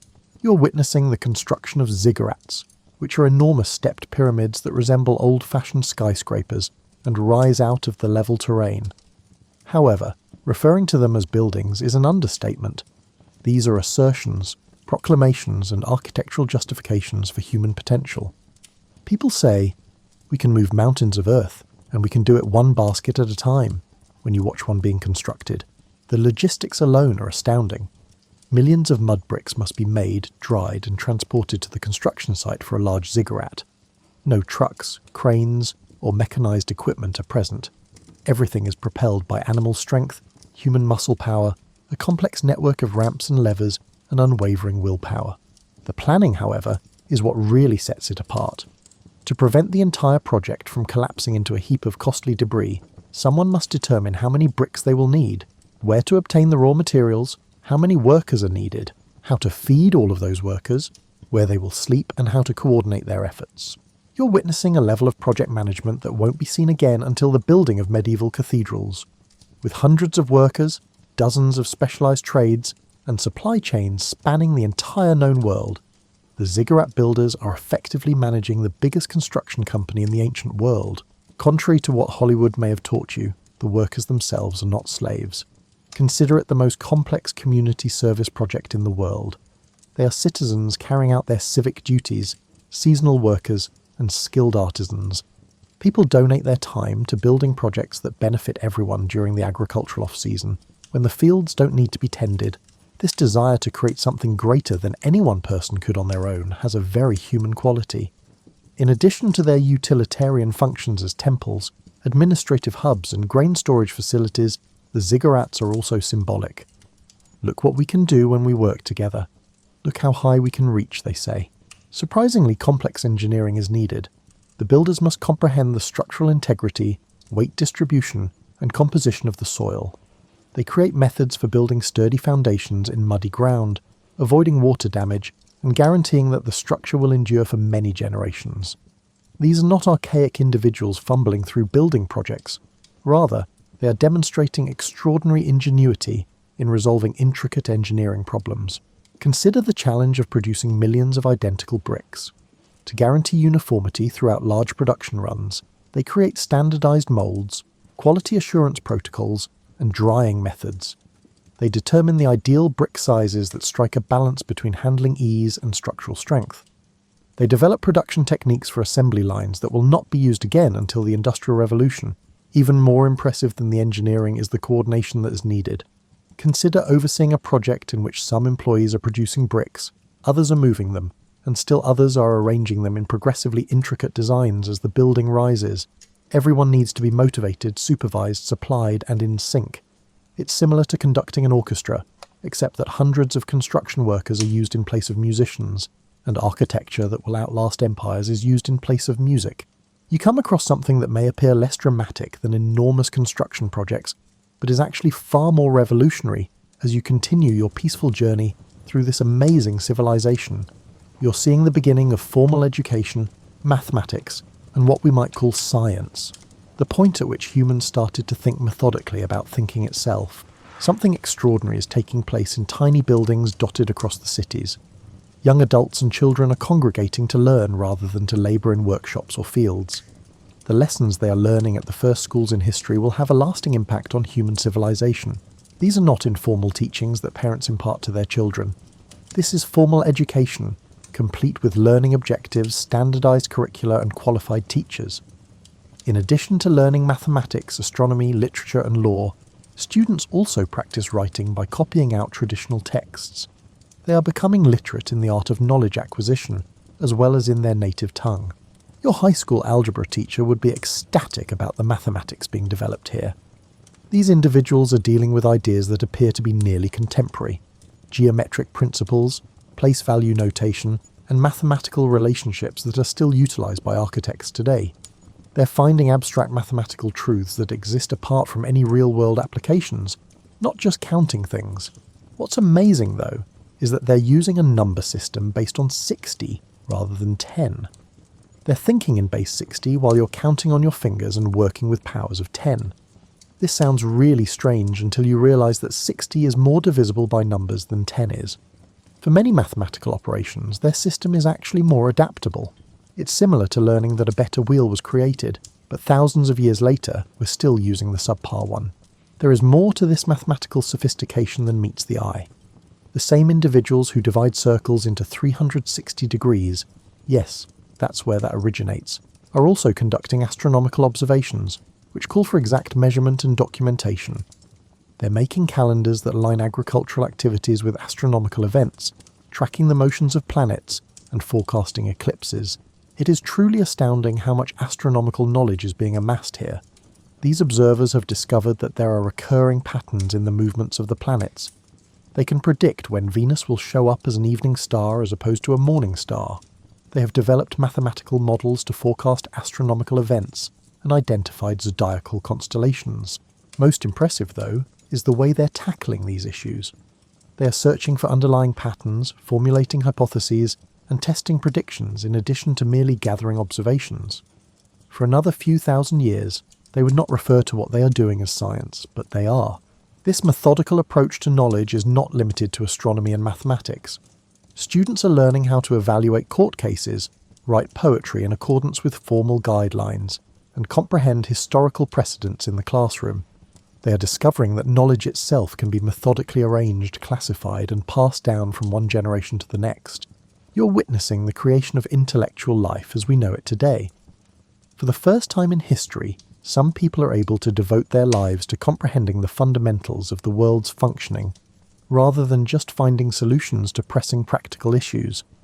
What are numbers, really? Why do the planets move the way they do? And what makes a good law different from a bad one? Are some of the questions they can pose. The ramifications are astounding.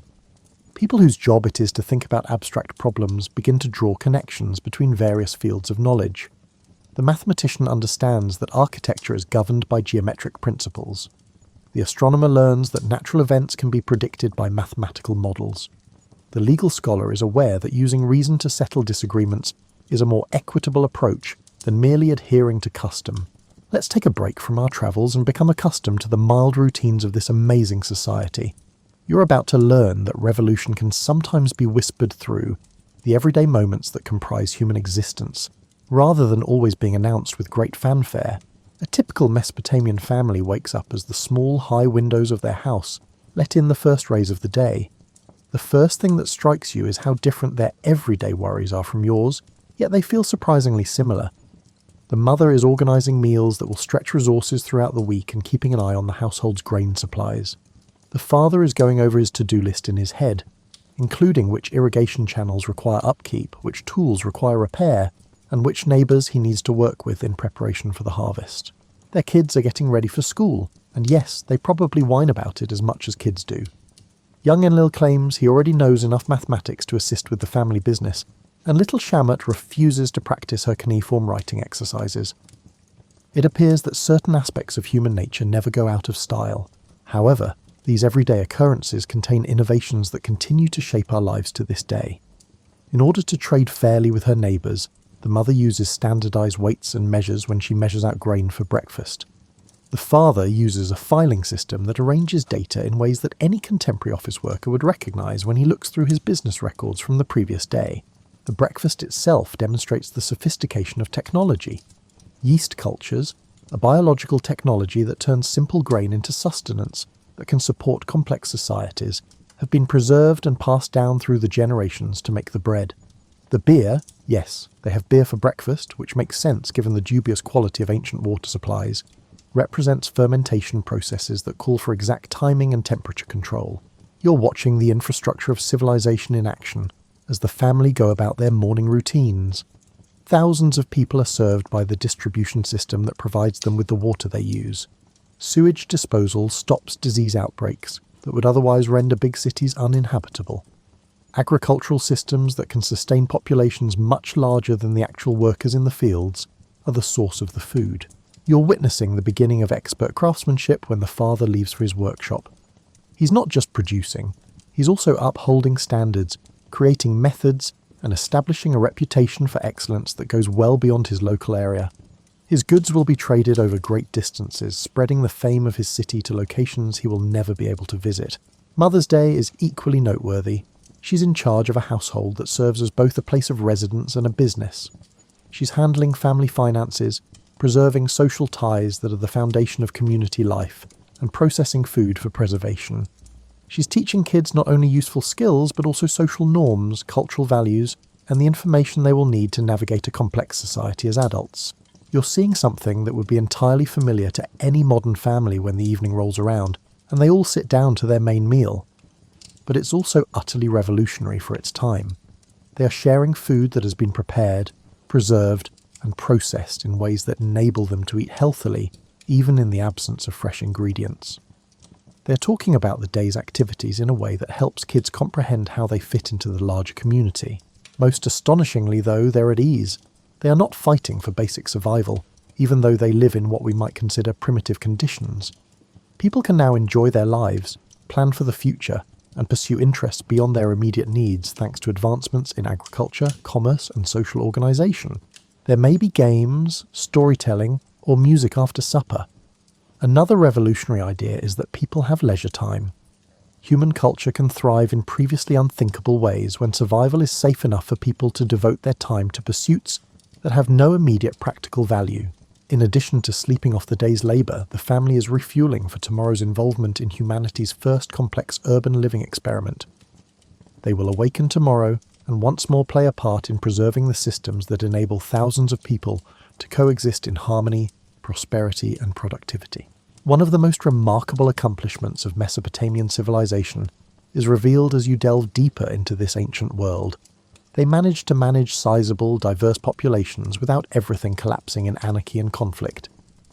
And they accomplished this by combining religious authority, common sense, and what can only be called the first all-encompassing legal system in history. Imagine the difficulties these people encountered.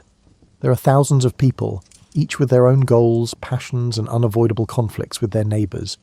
You have competing religious traditions, diverse ethnic groups, economic classes, and the inherent human propensity for short-sightedness and selfishness. How do you design a system that accomplishes goals while maintaining a reasonable level of satisfaction for all? The complexity of the Mesopotamian solution is elegant. At the top is a king who represents both religion and politics.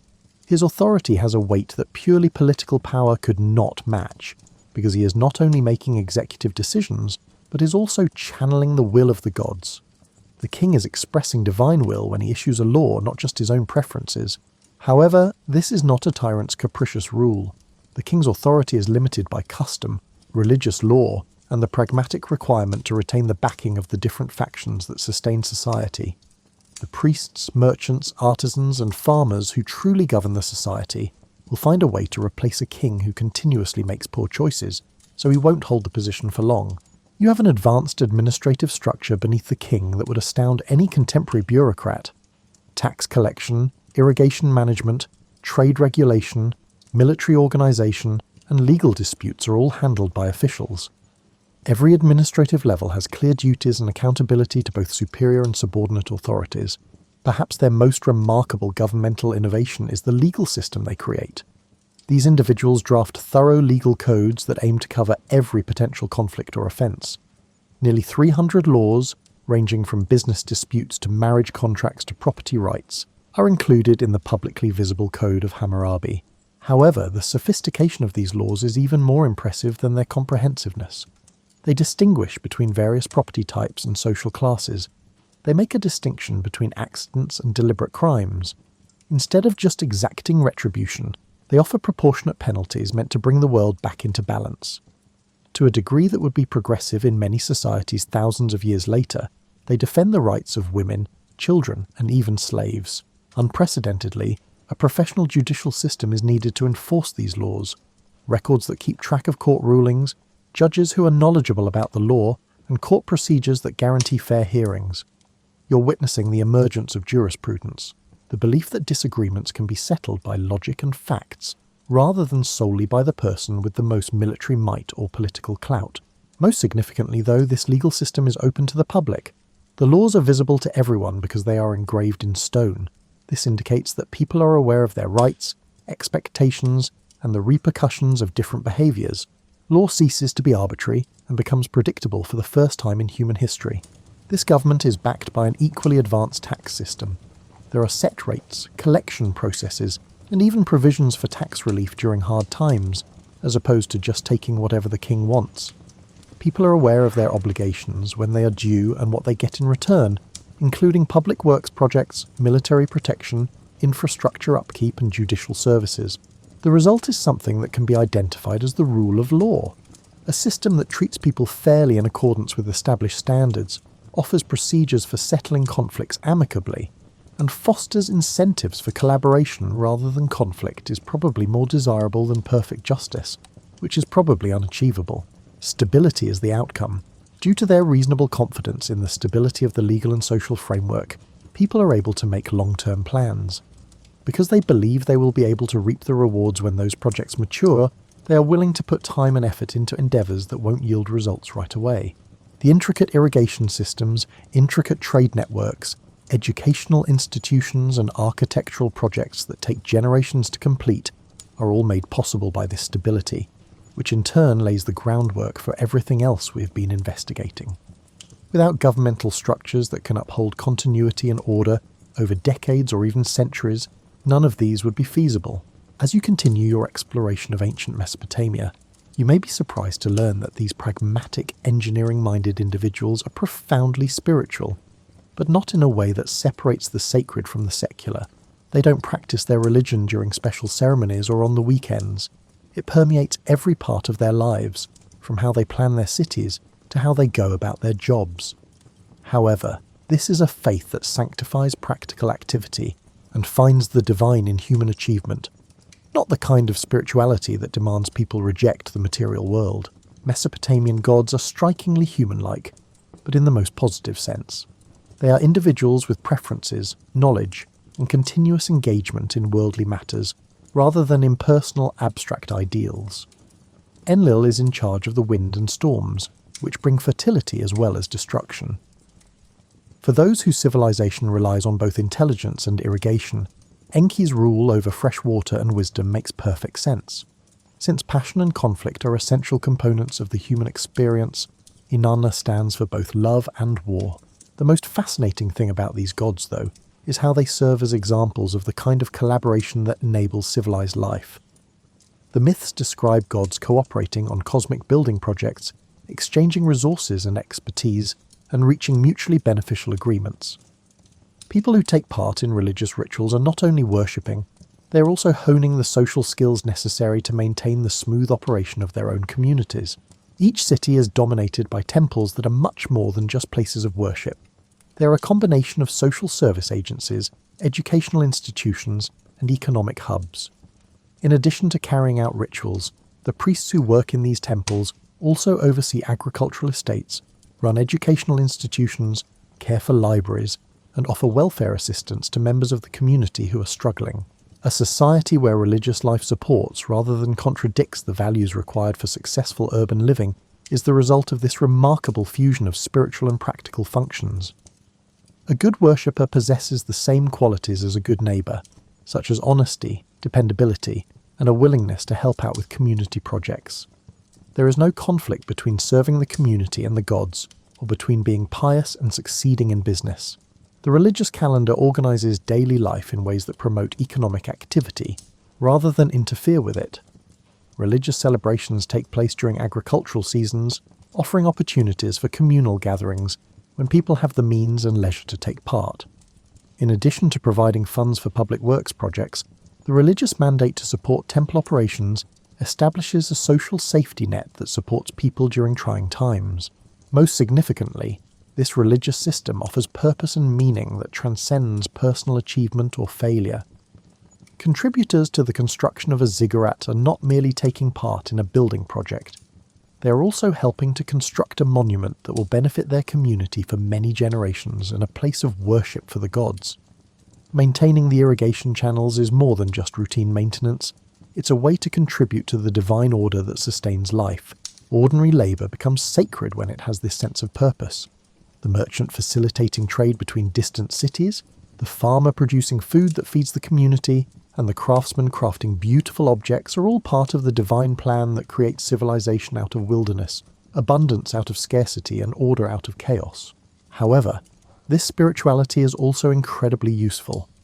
Though the methods of consultation, reading omens, interpreting dreams, and examining the patterns of oil on water require careful observation and logical analysis, the gods are consulted on everything from military campaigns to business endeavours to marriage decisions. Practical intelligence and religious wisdom complement rather than contradict one another. The end result is a society in which individuals accept personal responsibility for their contributions to the welfare of the community, while feeling supported by forces greater than themselves. Despite staying rooted in the pragmatic demands of everyday life, they feel that their work has cosmic significance. Spirituality is not an escape from human achievement, but rather an enhancement of it. You start to understand how all of these inventions work together to form something far greater than the sum of their individual parts as you carry on your cozy exploration of this amazing civilization. You're seeing the emergence of networking effects, which are the processes by which various developments reinforce one another to cause a sharp acceleration of human progress. Think about how Mesopotamian society is changed by writing in every other way. Because engineers can document effective techniques and learn from past mistakes, the irrigation system becomes much more sophisticated once information can be permanently recorded. Because precedents can be documented and consulted, legal systems become more equitable and consistent. Because contracts can specify precise terms and conditions, trade becomes more complicated. Because knowledge can be systematically transmitted and preserved, education becomes more effective. However, writing also opens up new possibilities that no one had foreseen. You can learn mathematics once you can record numbers. Astronomical science can be produced when observations can be preserved. Chemistry and medicine can be developed once experiments are documented. Every advancement creates opportunities for even more advancements in unpredictable ways. In the realm of economics, the networking effect is the same. Once food production is stable, some people can focus on crafts. You can create better tools and methods once you have talented artisans. With improved tools, agricultural productivity can be increased, freeing up even more workers for specialised labour. Every improvement increases the likelihood and ease of the subsequent improvement. The social innovations have an equally strong network. You can start projects that need long-term planning and coordination once you have an efficient governance system. People gain confidence in group action after large-scale projects are completed successfully. People are willing to invest in even more ambitious projects once they have faith in group efforts. In ways that exponentially speed up progress, success breeds success. The Mesopotamians are experiencing the fascinating discovery that human communities can generate value that far surpasses what individuals could produce working alone.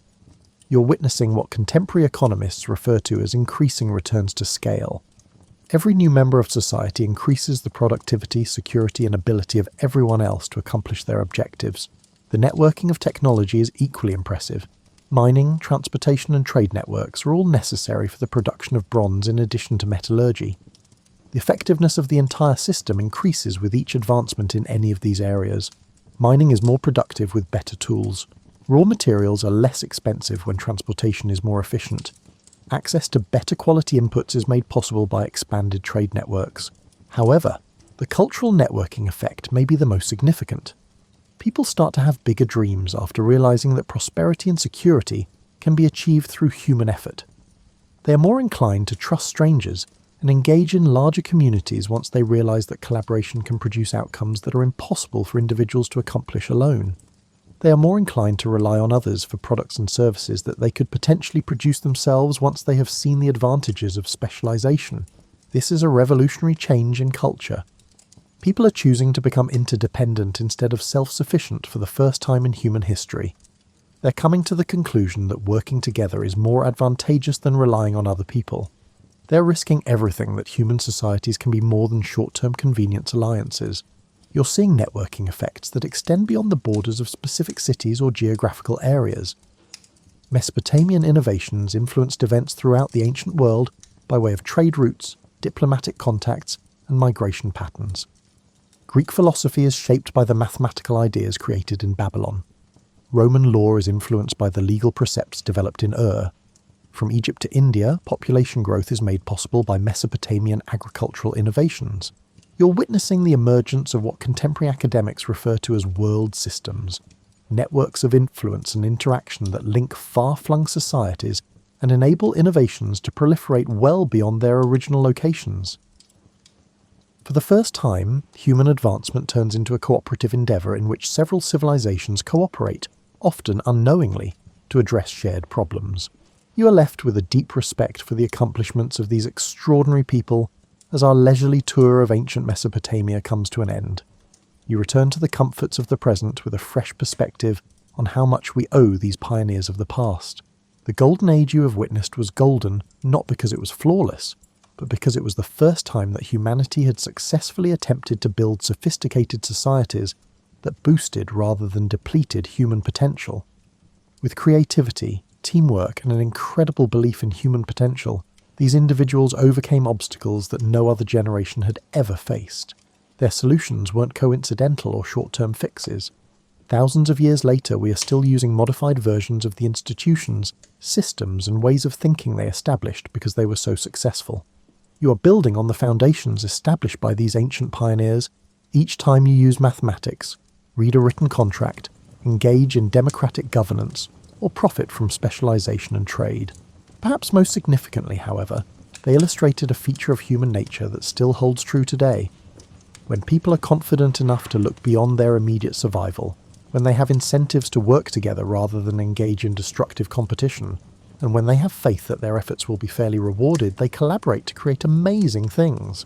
The Golden Age of Mesopotamia serves as a reminder that the greatest human civilization is about fostering an environment in which each person can use their special gifts to promote the well-being of the group, not about controlling nature or outperforming rivals. It involves creating systems that are both robust enough to offer security and adaptable enough to foster creativity. It involves figuring out how to respect both individual success and the well-being of the community. As you fall asleep, consider how human advancement is still fueled by the same cooperative impulses that created ziggurats and cuneiform writing.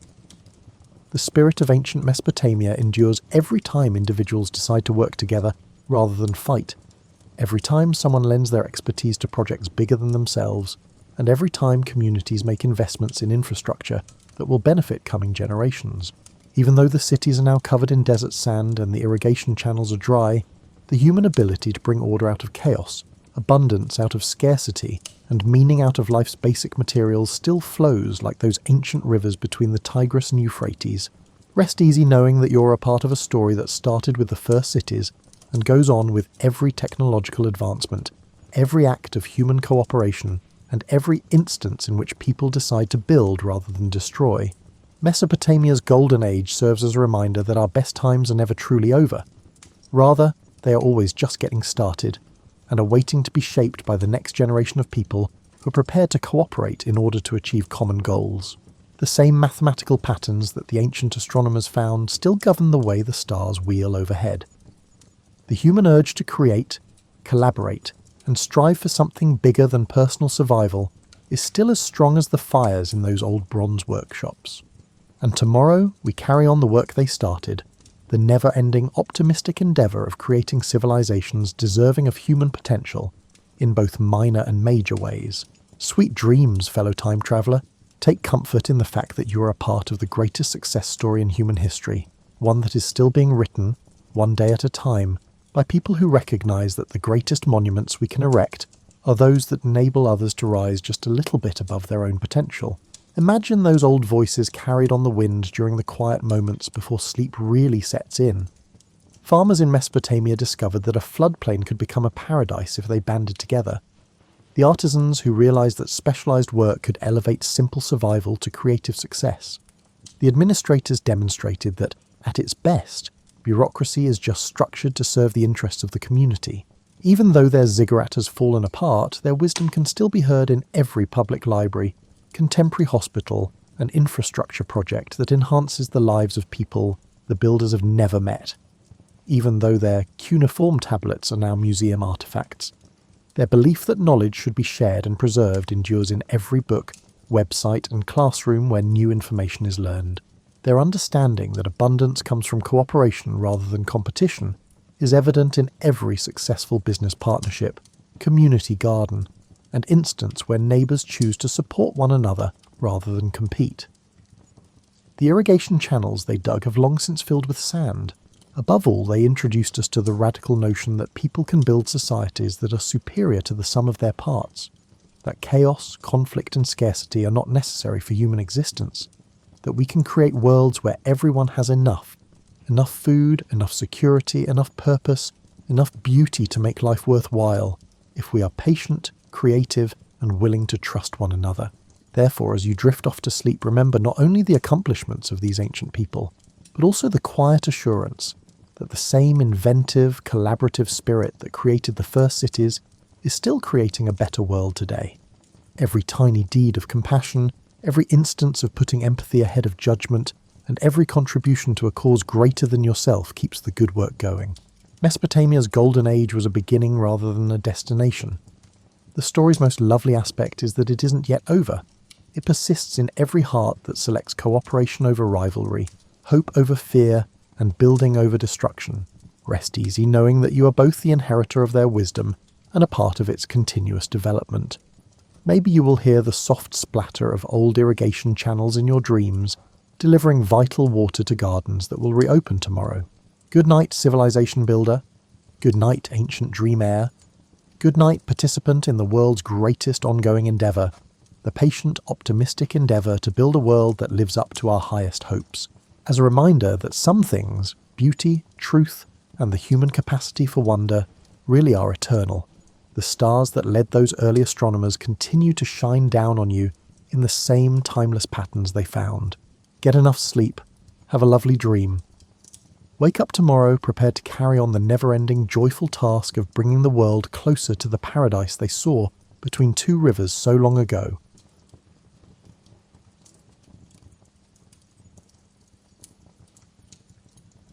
Imagine what the world was like in 774, when Charlemagne was busy becoming the Holy Roman Emperor, and most people thought the Earth was the centre of everything. It was a time when the most amazing piece of technology you had was a water mill. The news travelled as fast as a horse, and you learned about the universe from a mix of ancient Greek philosophy, Christian theology, and what your grandfather swore he saw in the sky that one night. You lived in a world where the heavens were as reliable as clockwork, or at least as reliable as a sundial, which was the most accurate timepiece you had. The sun rose, the moon went through its phases, and the stars moved in patterns that people have known about since the beginning of recorded history.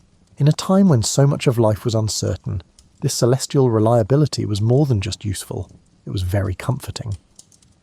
Hollywood might make you think that people in the Middle Ages were primitive, but they weren't. They were skilled astronomers who could predict when eclipses would happen. figure out when Easter would be years in advance, and find their way by the stars with amazing accuracy.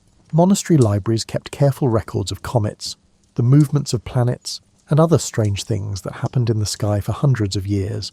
These people didn't freak out at every shooting star. They were experienced sky watchers who could tell the difference between normal and amazing. In comparison to how complicated things are today, the medieval view of the universe was very simple.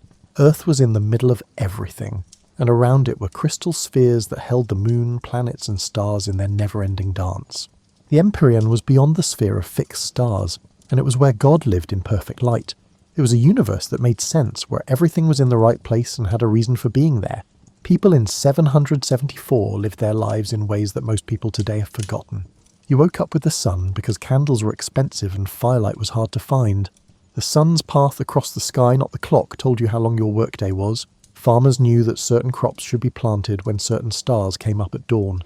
And monks split their prayers into different parts based on the canonical hours that followed the sun's movement. Most people stayed in the same place their whole lives, only moving a few miles away. The next valley, the closest market town, and maybe the regional cathedral were the only things that could reach your world. If you were lucky enough to go on a pilgrimage, you could see them. It would have seemed as strange to you that things happening millions of miles away in space could affect your daily life, as the idea that you could one day video chat with someone on the other side of the world. But even in this small world, people were very aware of the sky. The night was really dark because there were no electric lights to wash out the stars. This made celestial events much more visible and dramatic than they are now. Everyone could see a bright comet, not just astronomers with special tools. The Milky Way looked like a cosmic highway across the sky, and meteor showers were events that whole villages would stay up to watch. Everything was affected by religion, and people often saw celestial events through religious lenses. Strange things happening in the sky could be signs of political change, warnings from God about how to act morally, or signs of the end of the world.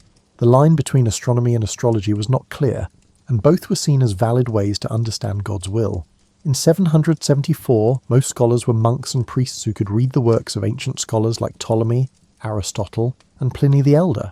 These texts helped people understand how the world worked, but medieval scholars weren't just passive recipients of ancient knowledge. They also made their own observations and sometimes came to different conclusions than classical authorities. People were curious and observant at the time, but only up to a point. Natural philosophers endeavoured to comprehend God's creation through meticulous examination, holding the belief that the natural world disclosed divine truth. It was important to pay attention to strange events not only because they were scientifically interesting, but also because they could have spiritual meaning. Trade networks linked even the most isolated communities to larger cultural exchanges. A strange story seen in one monastery could travel hundreds of miles along pilgrimage routes, merchant paths, and diplomatic channels to reach chroniclers. Information moved slowly but steadily, making a medieval version of an intellectual network that could keep and share important observations. In this carefully planned world of 774, where the stars followed familiar patterns and strange things happened so rarely that they were memorable, something amazing was about to happen.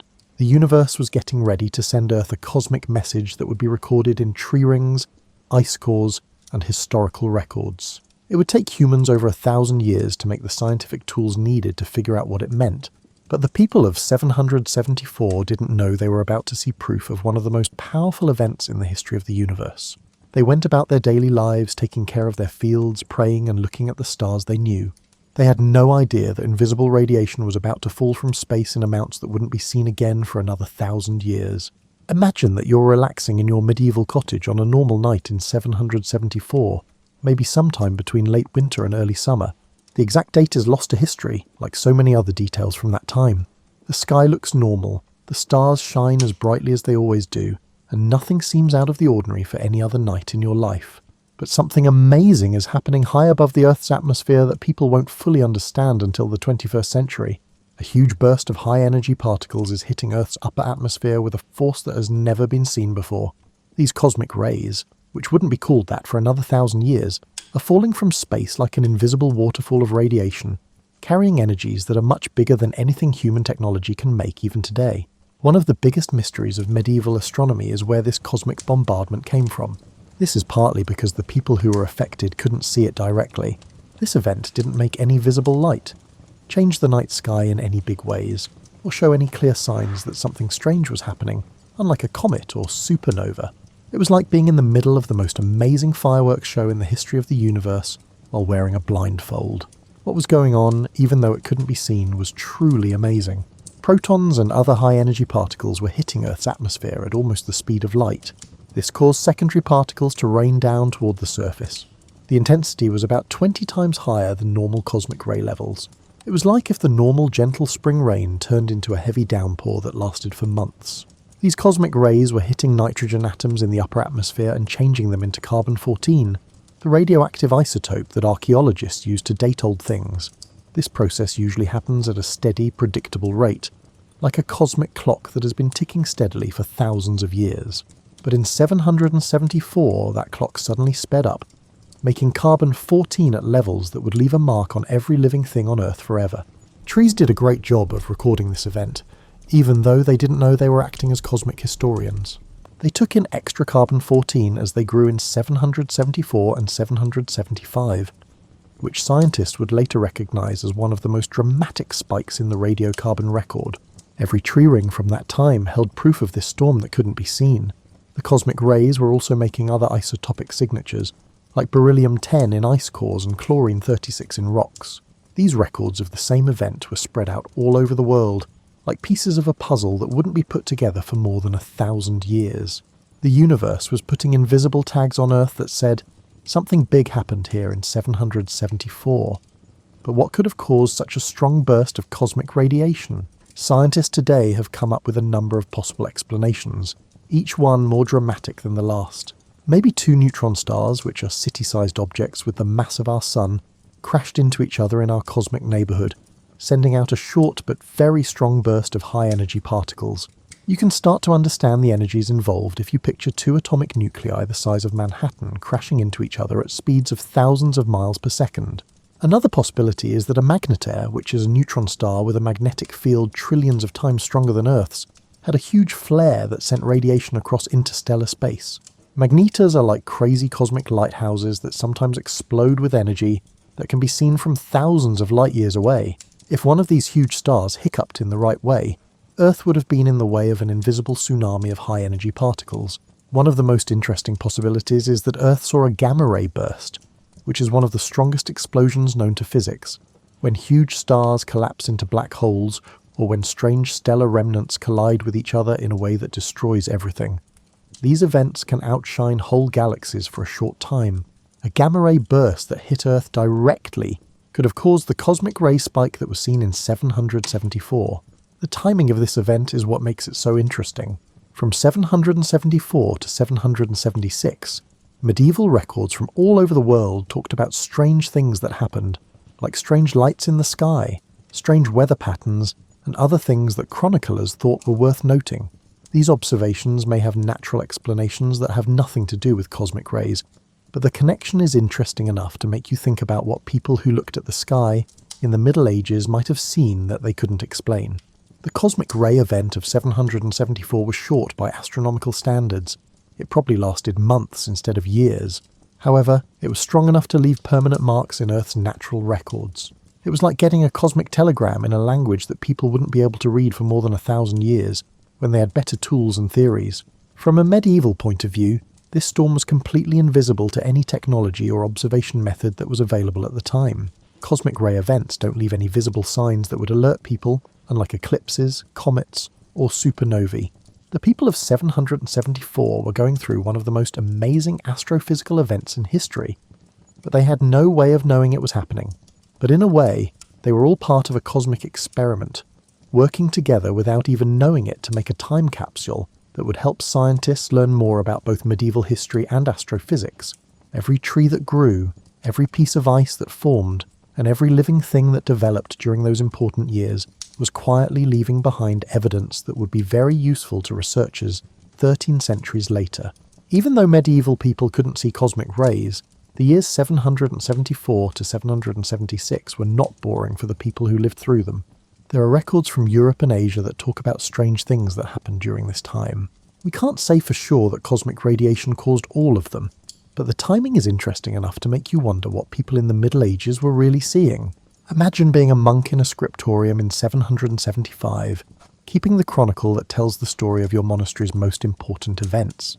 You dip your quill in oak gall ink and write down that the winter has been unusually harsh and that strange colours have appeared in the northern sky a few times. You don't know that more cosmic radiation could change the chemistry of the atmosphere in small ways, or that high-energy particles could cause strange auroras to appear at lower latitudes than usual. The Anglo-Saxon Chronicle, which is one of the most reliable sources from the Middle Ages, says that a red crucifix appeared in the sky after sunset around this time. Medieval chroniclers were skilled at watching the sky and could tell the difference between normal and strange events. So when they took the time to write down strange celestial events, they were probably seeing something that was really strange. Between 774 and 776, Chinese astronomical records from the Tang dynasty, which kept some of the most advanced celestial observations in the world, noted a number of strange events. Chinese astronomers were especially good at keeping track of comets, novae, and other short-lived events. Their records talk about guest stars and strange atmospheric events that don't match up with any known astronomical events that can be seen from Earth. The Annals of Ulster say that there were strange lights and weather patterns in Ireland during this time. Irish monasteries were places where people could learn and keep detailed records of events on Earth and in the sky. Their chronicles often give us information about things that other sources might miss. The fact that different independent chronicle traditions all record strange things happening at the same time suggests that something strange was really going on. But this is where the story gets really interesting from a human point of view. People in the Middle Ages who saw these things had to make sense of them using what they already knew. This meant that they mostly understood strange things through religious and philosophical lenses instead of scientific ones. A strange light in the northern sky could mean that the government is about to change, that God is unhappy with how people are acting, or that the end of the world is near. People probably thought of the Red Cross in the Anglo-Saxon Chronicle as a Christian vision, maybe showing God's judgment or mercy. These interpretations weren't simple or stupid. They were smart tries to make sense of strange events with the best tools available at the time.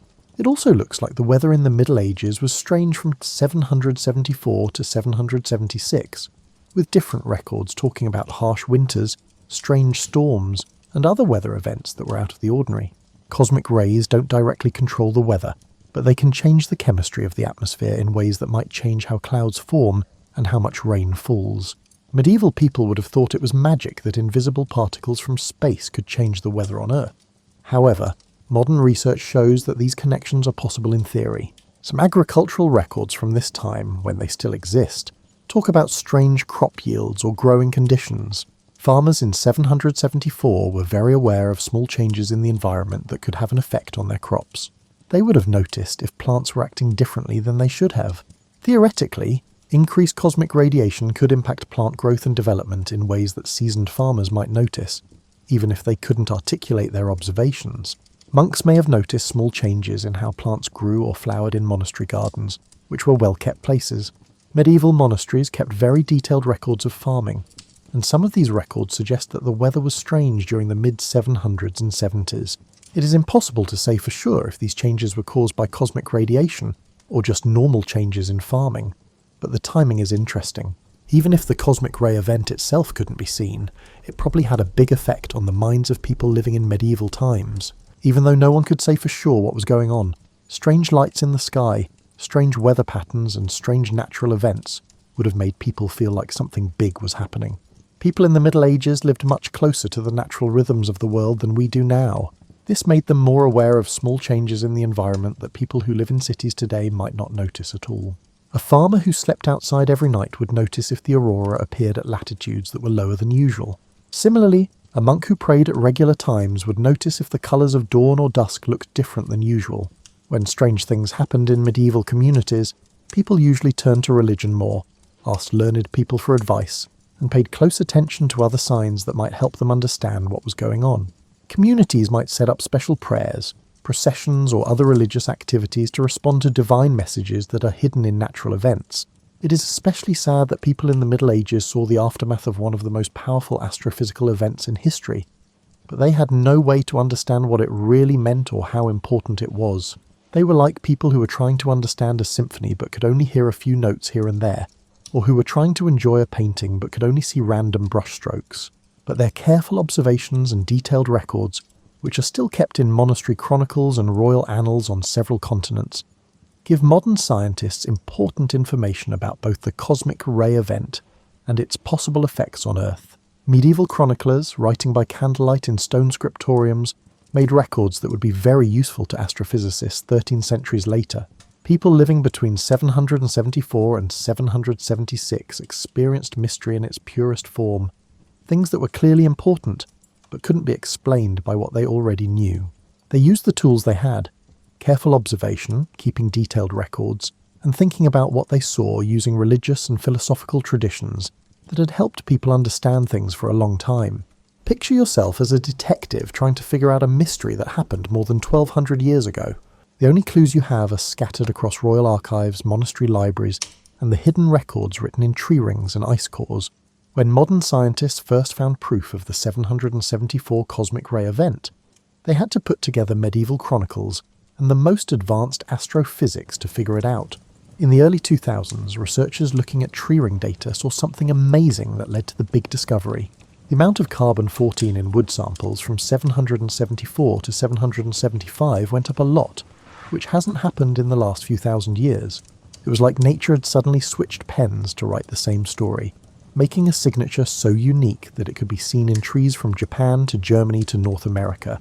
But what makes this discovery so interesting is that the same strange thing happened at the same time in many different records all over the world. Ice cores from Antarctica and Greenland had higher levels of beryllium-10 and other isotopes that are made when cosmic rays hit other particles. Coral growth rings from tropical oceans showed signs of the same event in their chemical makeup. It was like seeing the same fingerprint at crime scenes on different continents. Medieval chroniclers, who wrote by candlelight with quill pens, unknowingly recorded pieces of this cosmic puzzle in their careful notes about strange events. It was no longer just a strange medieval superstition that the Anglo-Saxon Chronicle mentioned a red crucifix in the sky. It could be useful scientific information about how cosmic radiation affects the atmosphere. Chinese astronomical records were especially useful because astronomers in the Tang dynasty kept very detailed records of celestial events. Their records of guest stars, strange lights, and atmospheric anomalies from 774 to 776 helped us understand how experienced skywatchers might have seen such an event with the tools they had at the time. To connect medieval chronicles to modern astrophysics, you had to think about things in a way that was like going back in time. Researchers needed to comprehend not only the observations made by medieval individuals, but also how these observations would have been interpreted and documented within their cultural and scientific contexts. Medieval chroniclers would have used the language of omens, wonders, and divine signs to write about something that we could describe in terms of particle physics and atmospheric chemistry. The result of this cross-disciplinary detective work was a picture of an event that was both dramatic and invisible. No medieval technology could have detected the cosmic ray bombardment itself, but careful observers might have been able to see its secondary effects, such as strange auroras, atmospheric phenomena, and maybe even small changes in weather patterns. The timing of events recorded in medieval chronicles roughly matches the time when cosmic ray levels were high. This suggests that some of the strange things that medieval writers wrote about may have been caused by the invisible radiation storm. It's like finding out that puzzle pieces that seemed unrelated actually fit together to make a whole picture when you look at them from the right angle. Islamic astronomical records from Baghdad and Cordoba also talk about strange things that happened during this time. Medieval Islamic astronomers were some of the best at observing celestial events in the world. Their records often add to and clarify what European and Chinese sources have said. The worldwide nature of these records suggests that what was happening was truly global, not just in one area. Modern researchers have a hard time figuring out which cosmic ray effects are real, and which are just the normal background of strange events that medieval chroniclers wrote about all the time. People in the Middle Ages lived in a world where comets, eclipses, strange weather, and many other events were always happening and being seen as important. To figure out which anomalies might be linked to the cosmic ray event, you need to carefully look at the timing, global distribution, and the specific nature of the reported phenomena. One of the most interesting things about medieval records is how consistent they are across different cultures. When Irish monks, Chinese court astronomers, and Islamic scholars in Spain all write about strange things happening in the sky at the same time, it means they were seeing something that was really strange, and not just what people in their cultures thought were signs of bad luck or good luck. This cosmic mystery shows how modern science works best when people work together. Astrophysicists offered theoretical frameworks for comprehending cosmic ray phenomena and their possible impacts.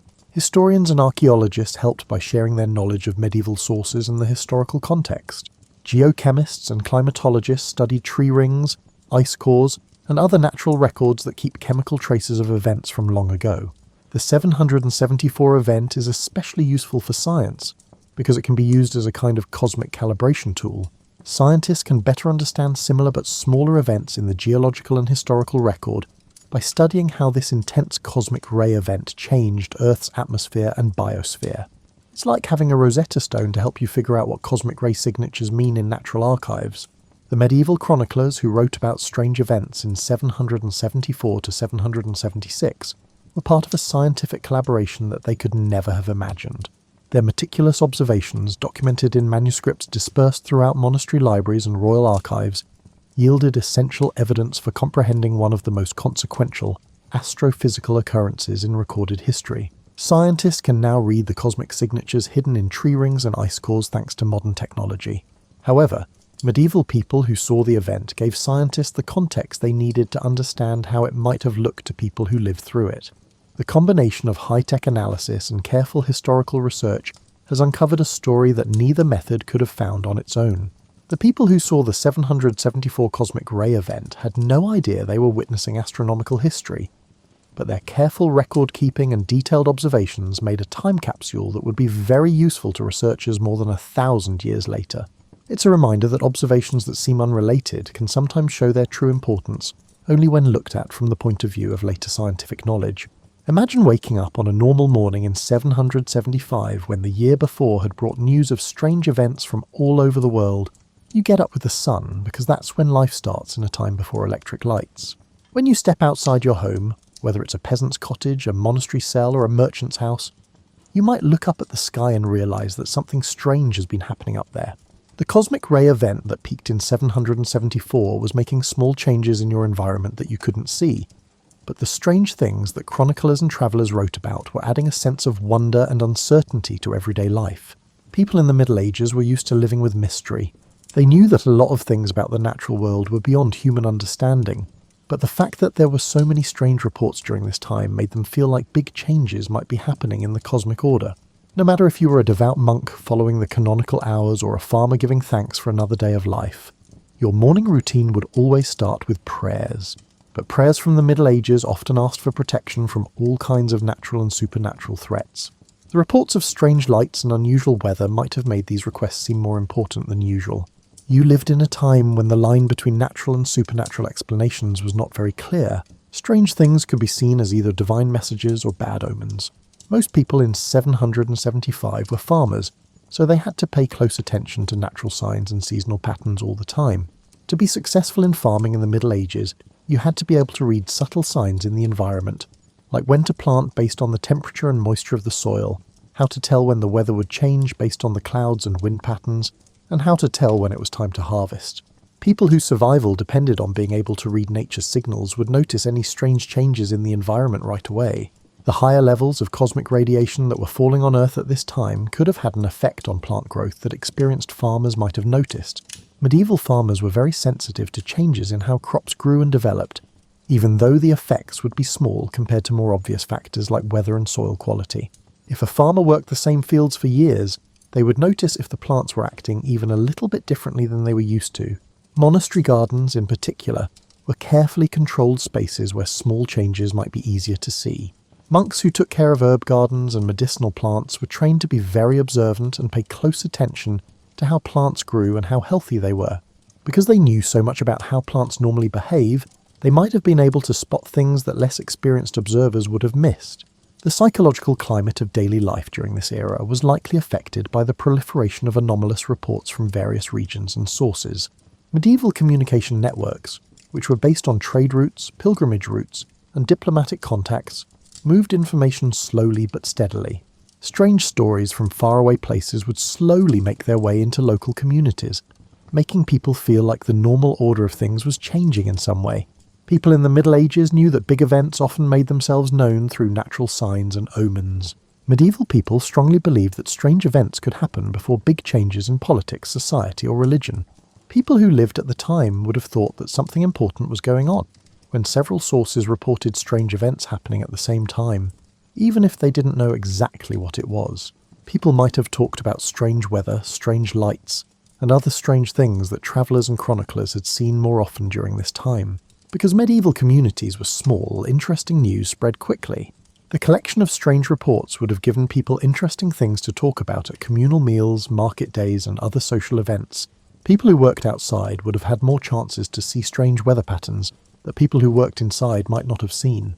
Blacksmiths, carpenters, and other craftsmen who worked outside would have been in a good position to notice changes in the colours of the sky, strange cloud shapes, or other atmospheric oddities that could be related to the invisible cosmic ray bombardment that is hitting the upper atmosphere of Earth.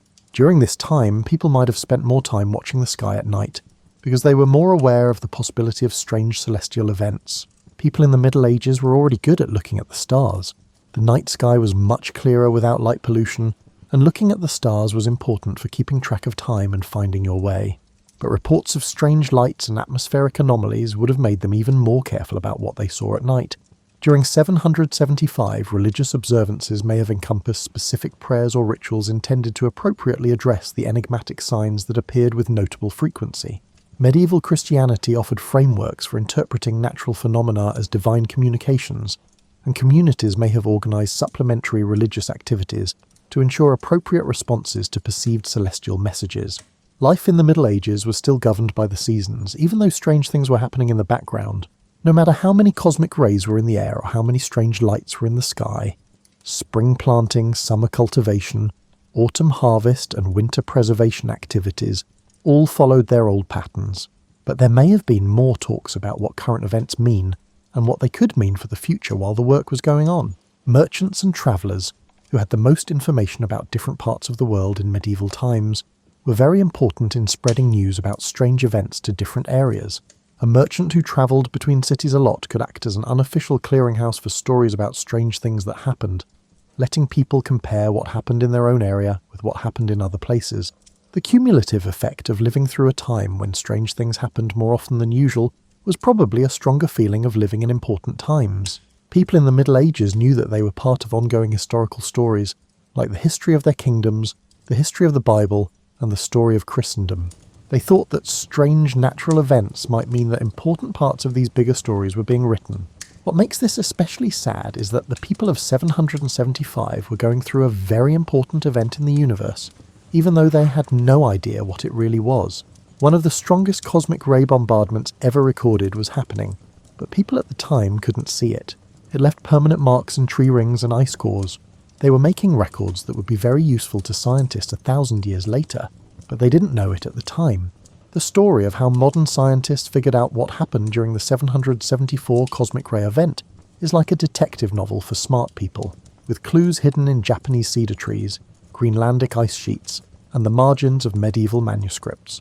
It's a story that shows how the most advanced science of the 21st century can sometimes rely on the careful notes of monks from the 8th century who were just trying to write down what they saw in the world around them.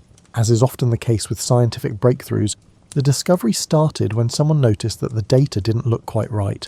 Researchers studying radiocarbon levels in tree rings in the early 2000s were creating detailed timelines of past weather conditions when they found something that had never been seen before. A huge rise in carbon-14 levels that happened all over the world in trees between 774 and 775. Imagine the moment when these scientists first understood what they were seeing. Radiocarbon dating works because cosmic rays change nitrogen in the air into carbon-14 at rates that are fairly predictable. For thousands of years, this process has been running like a clock in space, making a baseline that archaeologists and climate researchers use to date old things. But in 774, that steady clock in space suddenly sped up. The spike was huge, about 20 times higher than normal levels of cosmic rays, and it happened all over the place at the same time. During their 774 to 775 growth rings, trees in Japan, Germany, North America, and other parts of the world all showed the same huge rise in carbon-14 incorporation. It was like finding out that every clock in the world had run fast for a short time in the same year over 1,200 years ago. At first, scientists didn't know what could have caused such a big and sudden event around the world.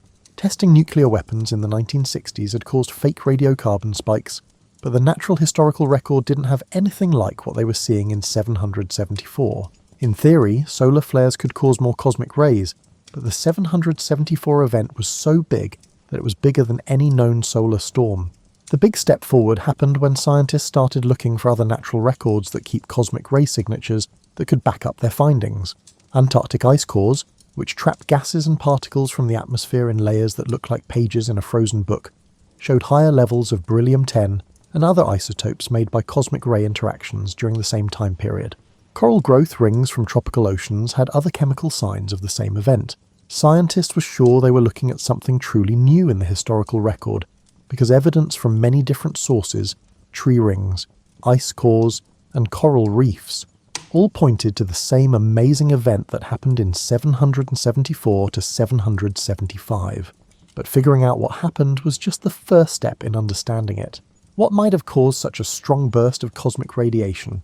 This is where medieval chronicles became an unexpectedly important part of the scientific equation. Scientists figured out that if cosmic ray levels had gone up a lot between 774 and 775, there might be indirect proof of what happened in historical records from that time. Chroniclers from the Middle Ages were skilled at noticing strange things in the sky and the air, and they may have seen things that could be linked to higher levels of cosmic radiation. Researchers had to think like both scientists and historians in order to link medieval observations to modern astrophysics. They had to know not only what people in the Middle Ages might have seen, but also how those observations would have been understood and recorded in the 8th century's ways of knowing and believing. A phenomenon that contemporary scientists would characterize through the lens of particle physics may be depicted in medieval chronicles as an omen, miracle, or divine sign. The interdisciplinary investigation yielded evidence that medieval observers discerned unusual phenomena during the years 774 to 776. The Anglo-Saxon chronicles' mention of a red crucifix in the sky, Chinese records of guest stars and atmospheric anomalies, and other chronological accounts of strange lights and weather patterns from this time suddenly became more important as possible proof of cosmic ray effects. The scientific teamwork needed to solve this mystery is an example of how modern research works best. Astrophysicists came up with theoretical models of what could cause such strong cosmic ray bursts. Scientists who study the atmosphere talked about how high-energy particles could change the chemistry of the upper atmosphere. Historians and archaeologists offered their knowledge of medieval sources and timelines. Geochemists created ways to get cosmic ray signatures from natural archives. Each piece of evidence backed up and made the others clearer. The tree ring data gave very accurate measurements of when and how big things were. The analysis of ice cores confirmed that the event affected the whole world. Medieval chronicles provided perspectives on the potential perceptions of the event's secondary effects by human observers. Theoretical astrophysics proposed potential origins for such a profound cosmic ray burst. The most likely explanation is that Earth was hit by radiation from either a gamma ray burst, which is one of the strongest explosions known in the universe, or a huge stellar flare from a magnetar, which is a neutron star with very strong magnetic fields. Either of these events could have caused the high-energy particle bombardment that made the isotopic signatures found in natural archives from 774 to 775. This discovery is especially important because it is one of the most powerful astrophysical events that has ever been recorded. Gamma-ray bursts are so powerful that they can briefly outshine whole galaxies. If one happened close enough to Earth to cause the 774 cosmic ray spike, it would be a very rare astronomical event. We're talking about things that happen maybe once every few thousand years in our part of the universe. The effects go beyond just figuring out what happened in one strange event. The 774 cosmic ray spike is a good way to figure out how these kinds of events affect the atmosphere and biosphere of Earth. Scientists can better understand similar but less dramatic cosmic ray changes throughout geological history by looking at the isotopic signatures left behind by this well-known event. Modern technology has made it possible for scientists to read chemical signatures in natural archives with amazing accuracy. However, medieval chroniclers gave us the human context we need to understand how people living through these events might have seen them. The combination of high-tech analysis and careful historical research found a story that neither method could have found on its own. Those who lived through the 774 cosmic ray event could never have guessed that their careful observations would one day help scientists learn more about neutron stars, gamma-ray bursts, and cosmic ray physics. But their detailed records, which are still kept in monastery libraries and royal archives, were very important for solving one of the biggest astrophysical mysteries in history. As you get more comfortable in your reading spot, maybe while you finish your evening tea, let's think about how a cosmic event that lasted only a few months in 774 has changed how we think about the universe for more than 1,000 years. It's a story about how things we can't see can leave permanent marks on the world, and how those marks can wait hundreds of years for someone to learn how to read them. Scientists now call the cosmic ray event of 774 the most dramatic radiocarbon spike in recorded history. Its effects go far beyond just being an interesting data point for astrophysicists. This event fundamentally changed how we think about the relationship between cosmic phenomena and terrestrial life, showing that even systems on Earth that seem stable can be drastically changed by rare but powerful events happening millions of miles away in space. The tree rings that recorded this cosmic bombardment are still around today, preserved in old wooden buildings, archaeological sites, and forests around the world. Every piece of wood that grew between 774 and 775 has a chemical signature of that amazing year in its cells. Like a molecular autograph written by the universe itself, this invisible timestamp links medieval cathedrals, ancient temples, and archaeological artifacts from this time period to one of the most important astrophysical events in human history. The 774 event has changed the way we do modern radiocarbon dating. Before this discovery, scientists thought that levels of carbon-14 in the atmosphere had stayed pretty stable over time, with only small changes caused by solar activity and other things that could be predicted. The sudden rise in 774 showed that assumption was wrong, which led to more advanced calibration methods that take into account sudden cosmic ray events. The 774 event has helped make archaeological dating more accurate. Thanks to this unique cosmic signature, we can now date artifacts from the late 8th century with more accuracy than ever before.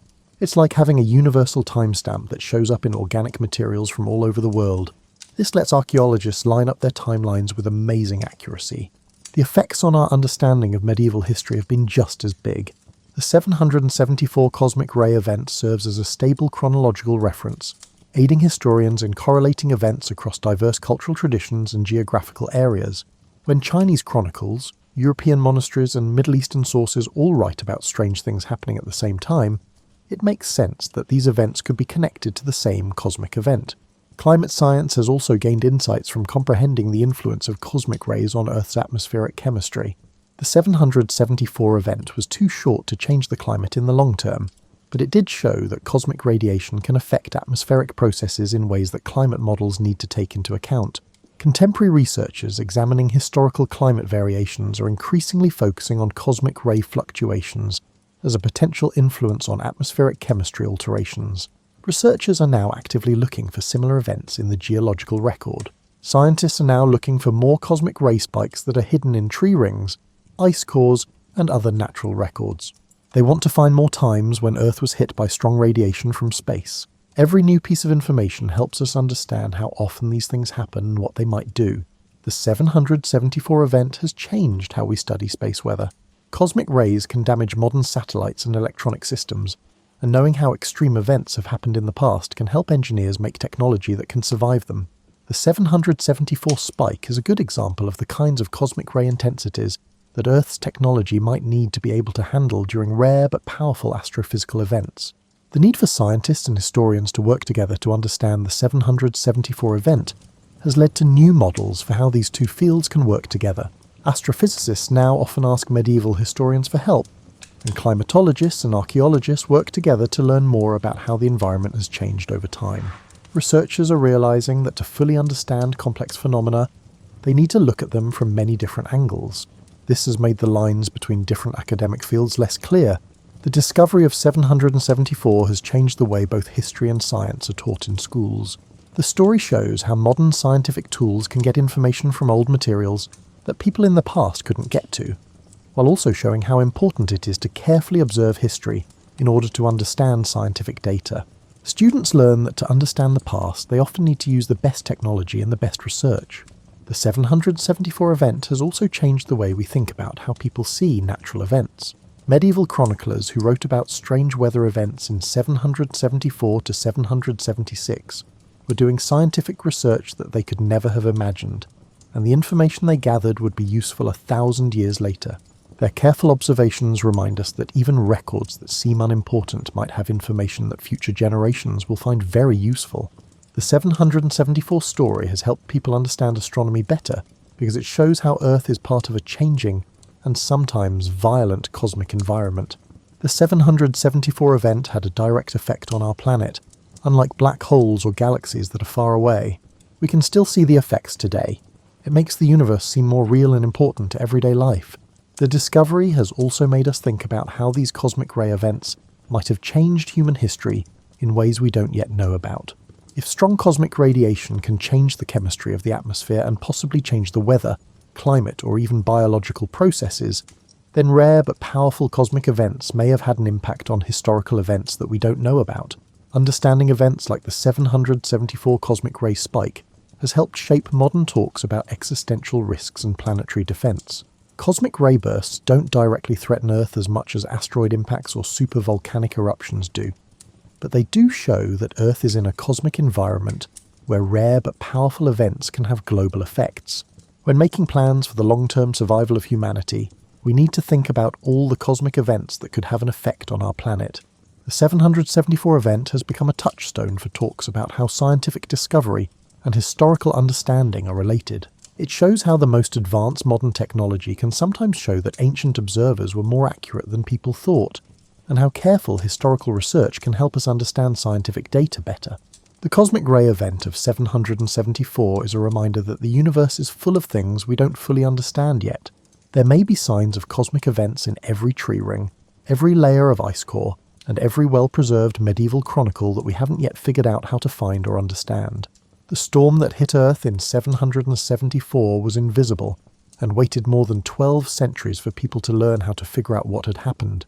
The legacy of the 774 event keeps changing as new ways of doing research and new ways of thinking about things come up.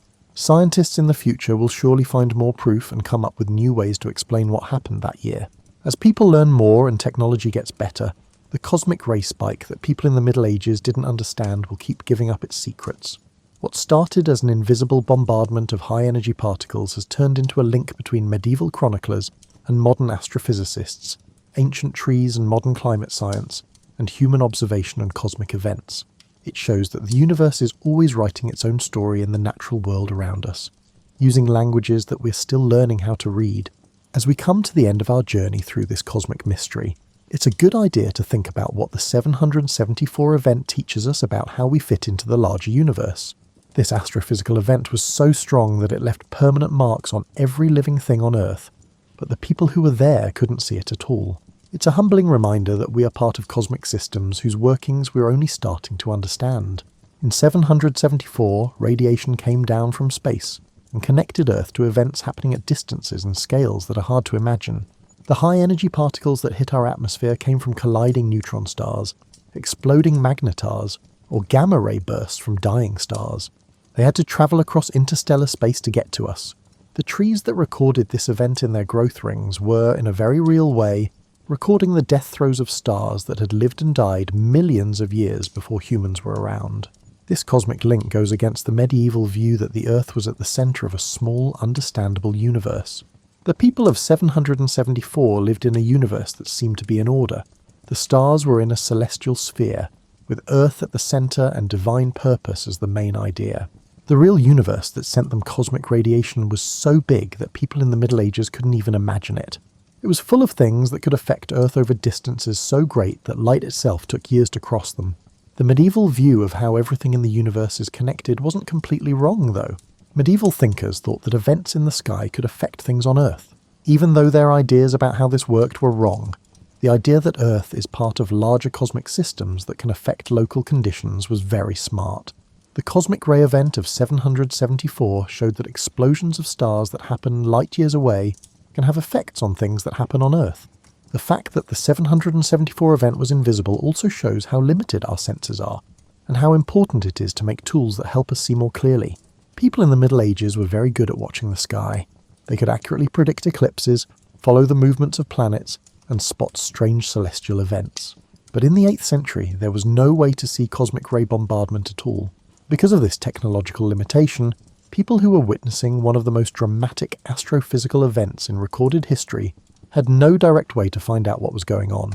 It was like trying to understand a symphony while only hearing a few notes here and there, or trying to enjoy a huge landscape while only seeing small details through a small window.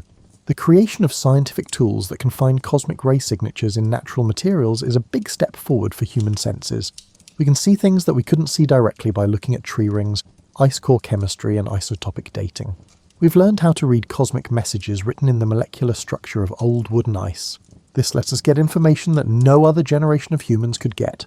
This growth in perceptual ability has shown that Earth keeps detailed records of cosmic events that have happened over time. There are chemical traces of past cosmic ray changes in every old tree, every ice sheet, and every coral reef. The Earth is like a huge library of astronomical events, just waiting for people to make the tools they need to read it. The 774 discovery also shows that scientists often need to look at things over very different timescales to understand them. The cosmic ray event itself may have lasted for months, but its effects can still be seen in things that are over 1200 years old. Chroniclers from the Middle Ages wrote down what they saw within years or decades of the event. Modern scientists, on the other hand, only found the cosmic ray spike after developing analytical methods that took hundreds of years to perfect. To understand the 774 event, people from different academic fields and historical periods had to work together. Medieval monks who kept careful records of the stars were unknowingly taking part in research that wouldn't be finished until the 21st century. Their patient observations, which have been kept in monastery libraries for over 1,000 years, gave scientists the information they needed to solve a cosmic mystery they could never have imagined. This temporary partnership makes me think about what information we might be recording today that will be useful to researchers hundreds of years from now. Our extensive records of weather, climate, and cosmic ray changes could one day help scientists figure out astronomical events that we can't see or understand right now. We might be unwitting subjects in scientific studies that will not conclude until well after our departure. The 774 event also shows that rare but powerful events can have effects that last long after they're over. The bombardment of cosmic rays may have lasted for months, but it left behind permanent marks that have changed our understanding of radiocarbon dating, archaeological chronologies, and how Earth and space interact for more than 1,000 years. Short events can have effects that last for hundreds of years. The 774 cosmic ray event makes us think about our place in systems that work on scales that are bigger than what we can see and feel. We live in galactic neighbourhoods where stars can explode and change the chemistry of the atmosphere on planets that are light years away. Every day we live our lives against the backdrop of cosmic processes that follow physical laws we are still learning about. The human response to cosmic mystery, exemplified by the meticulous observation, comprehensive documentation, and profound interpretation exhibited by medieval chroniclers, signifies a distinctively valuable aspect of the universe. To the best of our knowledge, Earth is the sole location where conscious entities are systematically observing, documenting, and analysing cosmic events in an effort to comprehend their significance and consequences. The people of 774 were exposed to cosmic radiation without knowing where it came from or what it meant. They were curious and careful and made detailed records that would be very helpful to future generations. Their reaction to the unknown, neither panicking nor ignoring strange events, but instead carefully observing and recording, shows the best of human scientific instinct. Researchers today who are looking into the 774 event are following in the footsteps of medieval chroniclers by carefully observing and thoughtfully interpreting what they see. They use tools that medieval chroniclers could never have imagined, but they still use the same basic methods of systematic data collection and collaborative analysis. The enduring human curiosity regarding cosmic phenomena links us through the ages to individuals who also marvelled at the universe's operations. As you get ready to end this story and maybe go to sleep, think about how you're a part of this ongoing human project to understand cosmic events. The stars you might see through your window are in the same part of the galaxy that sent cosmic radiation to Earth in 774. The universe that made that old mystery is still telling its story in tree rings, ice cores, and things that people see that future generations will be able to figure out. The cosmic ray event of 774 is a reminder that there are many things in the universe that we haven't yet learned to see or understand. Every night sky has signs of things that might be happening on Earth that we can't see yet. The invisible storm that hit Earth over 12 centuries ago is just one example of the cosmic dramas that are always happening around us. Most of them are still waiting for humans to get the tools and knowledge they need to understand how important they are. Sweet dreams. I hope you dream of medieval monks carefully writing down strange things by candlelight, not knowing that they were making data for astrophysicists 13 centuries in the future. This is a reminder that every careful observation, every preserved record, and every moment of wonder about the cosmos might one day help us solve mysteries we haven't even thought to ask about yet. As you fall asleep, wrapped in the warmth of your modern blanket in a world lit by electric lights that would have seemed magical to people in 774, take a moment to think about the amazing story we've shared. Over 1200 years ago, an invisible cosmic storm hit Earth. It left its mark on every tree that grew, every piece of ice that formed, and every living thing that was alive during those important months. People in the Middle Ages who lived through this event, farmers tending their fields, monks copying manuscripts by candlelight, and scholars tracking the movement of planets, had no way to see the high-energy particles falling from space, but they reacted to the strange things they could see with the same careful observation and thorough record-keeping that is typical of the best scientific instinct in humans. Their detailed records, which were kept in monasteries and royal archives all over the world, eventually gave modern scientists important information about one of the most powerful astrophysical events in history. People in the Middle Ages who wrote with quill pens unknowingly helped researchers in the 21st century, who used particle accelerators and mass spectrometers. As our analytical tools get better and our theoretical understanding of stellar phenomena grows, the cosmic ray event of 774 keeps giving us new information. There is no doubt that future generations will find more proof and come up with new ways to understand what happened that amazing year. The invisible storm that people in the Middle Ages felt but didn't understand will keep teaching us about how the universe works for many years or even centuries to come. But maybe the most important thing we can learn from this cosmic mystery is that the universe is always making new things that we haven't yet figured out how to see or understand. There may be signs of cosmic events in every tree ring, every layer of ice core, and every careful historical observation that we don't yet know how to look for. The natural world keeps detailed records of astronomical events in chemical languages that we're still learning to read. As you get ready for bed tonight, cosmic rays are softly falling on Earth from faraway parts of the galaxy. This has been happening every night for billions of years. Most of this radiation is too weak to leave any traces, but stars in our cosmic neighbourhood are living and dying in ways that could one day send more powerful bursts of high-energy particles toward Earth. Future observers, maybe even your own descendants, might look back at this time and wonder what cosmic events we went through without knowing. They could find signs of stellar events in materials from our time, signs that our current technology isn't advanced enough to find or understand. The universe might be sending us messages in our modern world that we won't be able to understand until we come up with new tools and ways of thinking. People in 774 were part of cosmic history without even knowing it. They made records that would be very useful to researchers 1,000 years later. We might also be unknowingly taking part in astronomical studies that won't be finished until long after we're gone. Our careful observations and thorough record-keeping may one day help us figure out cosmic mysteries that we can't even begin to imagine. The invisible cosmic storm of 774 connects medieval wonder to modern understanding, ancient observations to modern astrophysics, and human curiosity to the huge processes that shape our universe. It reminds us that we live in systems that are much bigger than what we can see and feel right now, but we have the unique ability to observe, record, and slowly understand these cosmic events. As you fall asleep, you are part of a story that has been going on for a long time. From medieval chroniclers to modern scientists, from observations made long ago to discoveries that will happen in the future. The same universe that sent cosmic radiation to Earth in 774 surrounds you tonight. It is full of things that future generations will study and understand in ways we can't even imagine right now. The mystery of 774 shows us that with time, careful record-keeping, and working together to figure things out, we can find out things that seem impossible to know. Writing by candlelight in the Middle Ages and studying isotopic signatures today are both parts of the same big human project, figuring out where we fit in the universe. Sleep well, knowing that you're part of this ongoing story of cosmic discovery.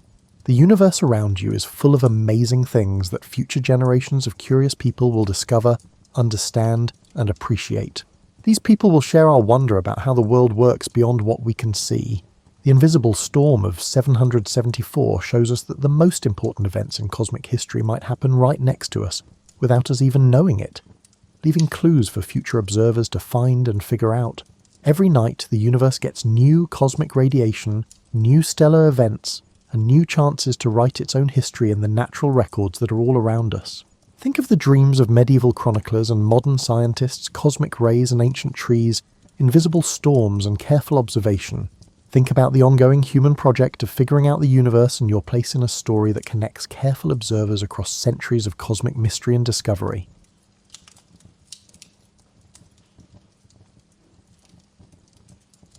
Long before George Washington became a general or president, he was simply a tall Virginia boy with enormous hands and an unusual talent for mathematics.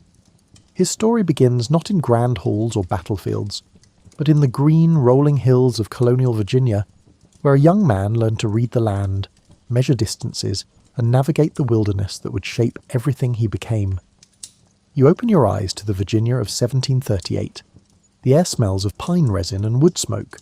A 6-year-old boy stands barefoot in the red clay soil outside a modest plantation house. His name is George Washington, and he is already taller than most children his age. The house is not what you might expect.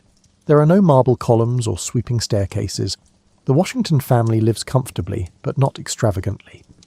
The dwelling has wooden floors that creak in the night, and windows that let in the summer heat and winter cold alike. Young George's father, Augustine, is often away on business. The boy spends his days exploring the grounds near the Potomac River. He watches the water move past the shore in endless ripples. The river teaches him patience without saying a word. His mother, Mary Ball Washington, is a stern woman with strong opinions about nearly everything. She runs the household with the precision of a ship's captain.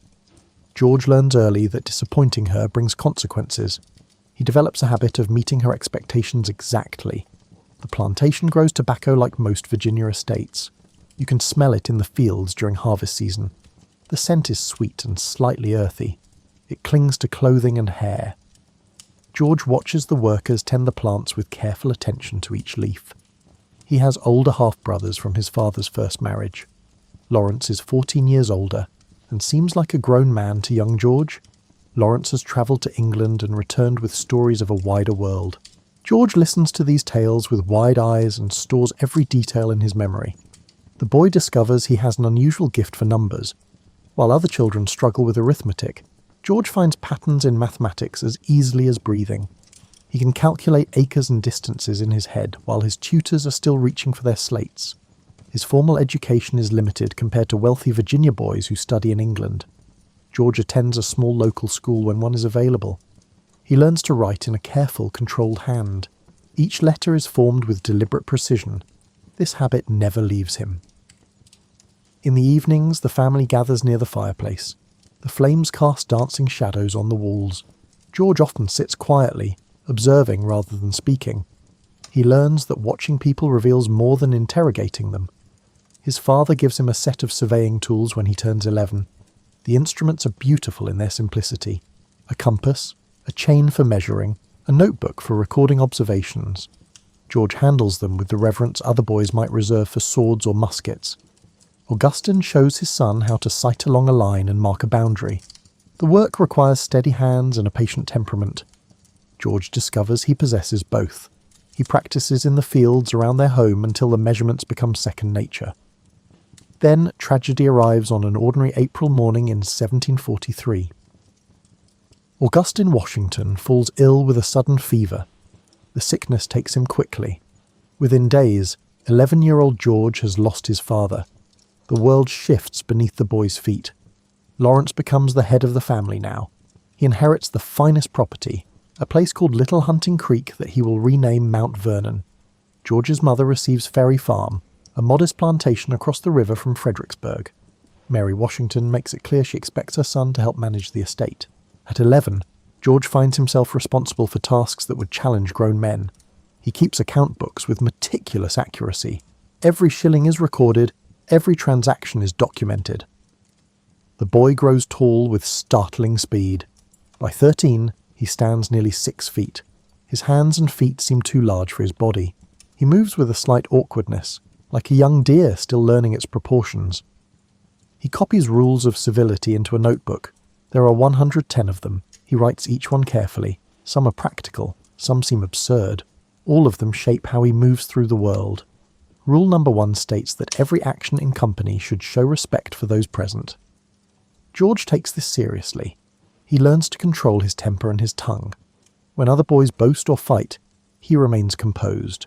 This earns him a reputation for dignity that seems beyond his years. The forests around Ferry Farm become his second classroom. He walks for hours through the woods, learning to read signs in broken branches and animal tracks. The wilderness speaks a language he finds easier than Latin or Greek. One summer afternoon, he discovers a nest of baby rabbits in the tall grass. Their eyes are still closed. He kneels in the dirt and watches them for nearly an hour. Their tiny hearts beat against their fragile ribs. He carefully replaces the grass covering and walks away without touching them. This moment reveals something essential about the boy. He understands that some things should be observed and left undisturbed. Power means nothing if exercised without thought. His half-brother Lawrence returns from England with a new wife named Anne Fairfax. Her family is among the wealthiest in Virginia. They own vast tracts of land in the Shenandoah Valley and beyond. George is invited to visit their estate at Belvoir. The Fairfax mansion makes Ferry Farm look like a cottage. There are books lining the walls and maps spread across tables. George studies these maps with hungry interest. They show territories he has never seen, rivers he has never crossed, mountains he has never climbed. Lord Fairfax himself is an English nobleman who has come to Virginia to oversee his American holdings. He is older, somewhat eccentric, and passionate about fox hunting. George, desperate to make a good impression, learns to ride better than he ever has before. The first time he joins a fox hunt, his horse nearly throws him at a fence. George grips the reins and stays mounted through sheer determination.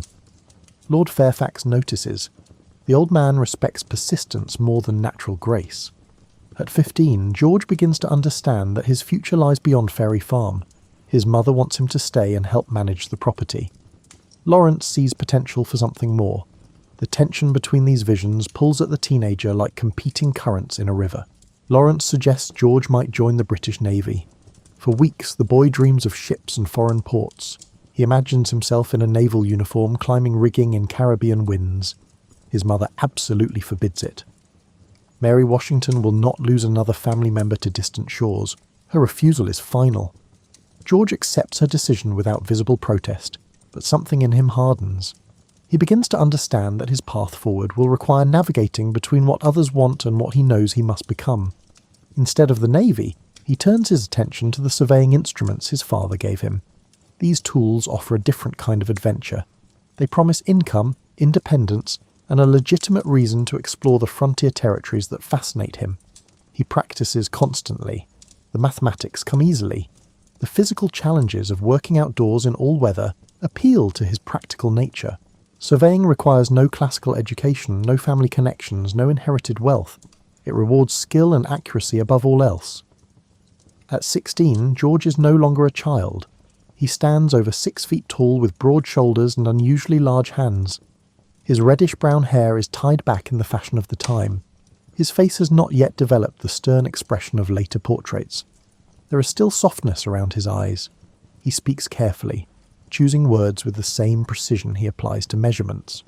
Some people mistake this for slowness. Those who know him better recognize it as thoughtfulness. George Washington is learning to control not just his words, but his entire presence. The boy who played barefoot in the Virginia clay is becoming someone else. The transformation is gradual, like watching a river carve new channels through old stone. You cannot see it happening, but the evidence appears in small changes, the way he holds himself straighter, the way he listens more than he speaks, the way he measures twice before making any cut. Ferry Farm sits on the north bank of the Rappahannock River, directly across from the growing town of Fredericksburg. You wake here on a spring morning in 1746. George is 14 now, and the responsibilities of the plantation press down on him with increasing weight. The ferry itself operates daily when weather permits. A flat-bottom boat carries people, horses and goods across the river. George sometimes helps with the work. He learns to read the current, to judge when crossing is safe, to understand how water moves around obstacles. The plantation house is smaller than the homes of wealthy neighbours. It has 4 rooms downstairs and 4 above. The walls are whitewashed. The floors are wide pine planks that have darkened with age and traffic.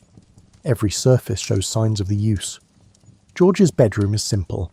A bed with a rope frame and mattress stuffed with corn husks.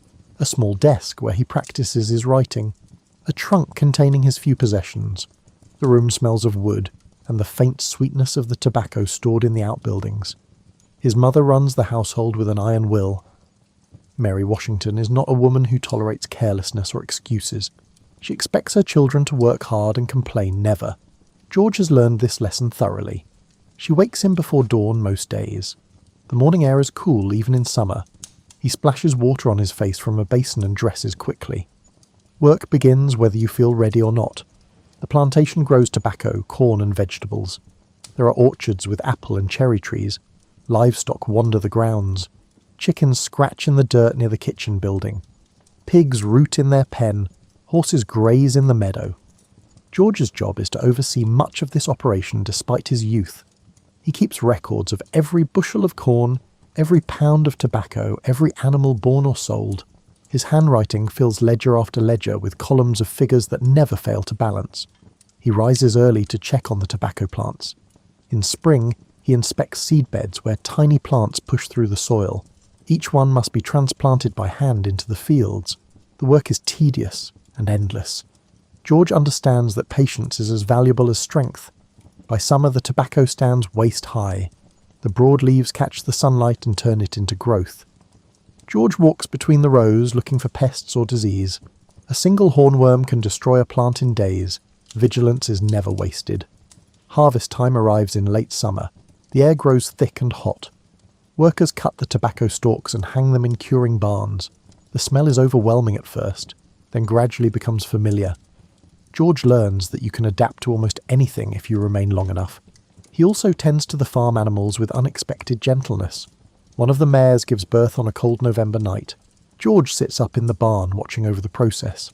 The foal emerges wet and trembling. Within an hour it stands on wobbling legs. George feels something shift in his chest as he watches this small miracle.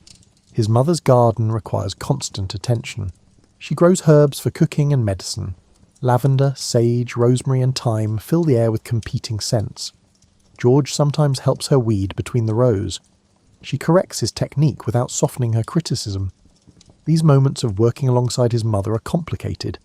She demands excellence but rarely offers praise. George learns to find satisfaction in the work itself rather than in recognition. This lesson shapes him more than he realizes. The ferry operation provides steady income. George helps maintain the accounts. Travellers pay a few pence to cross the river. The amounts are small but consistent. He begins to understand how modest revenues can accumulate into something substantial.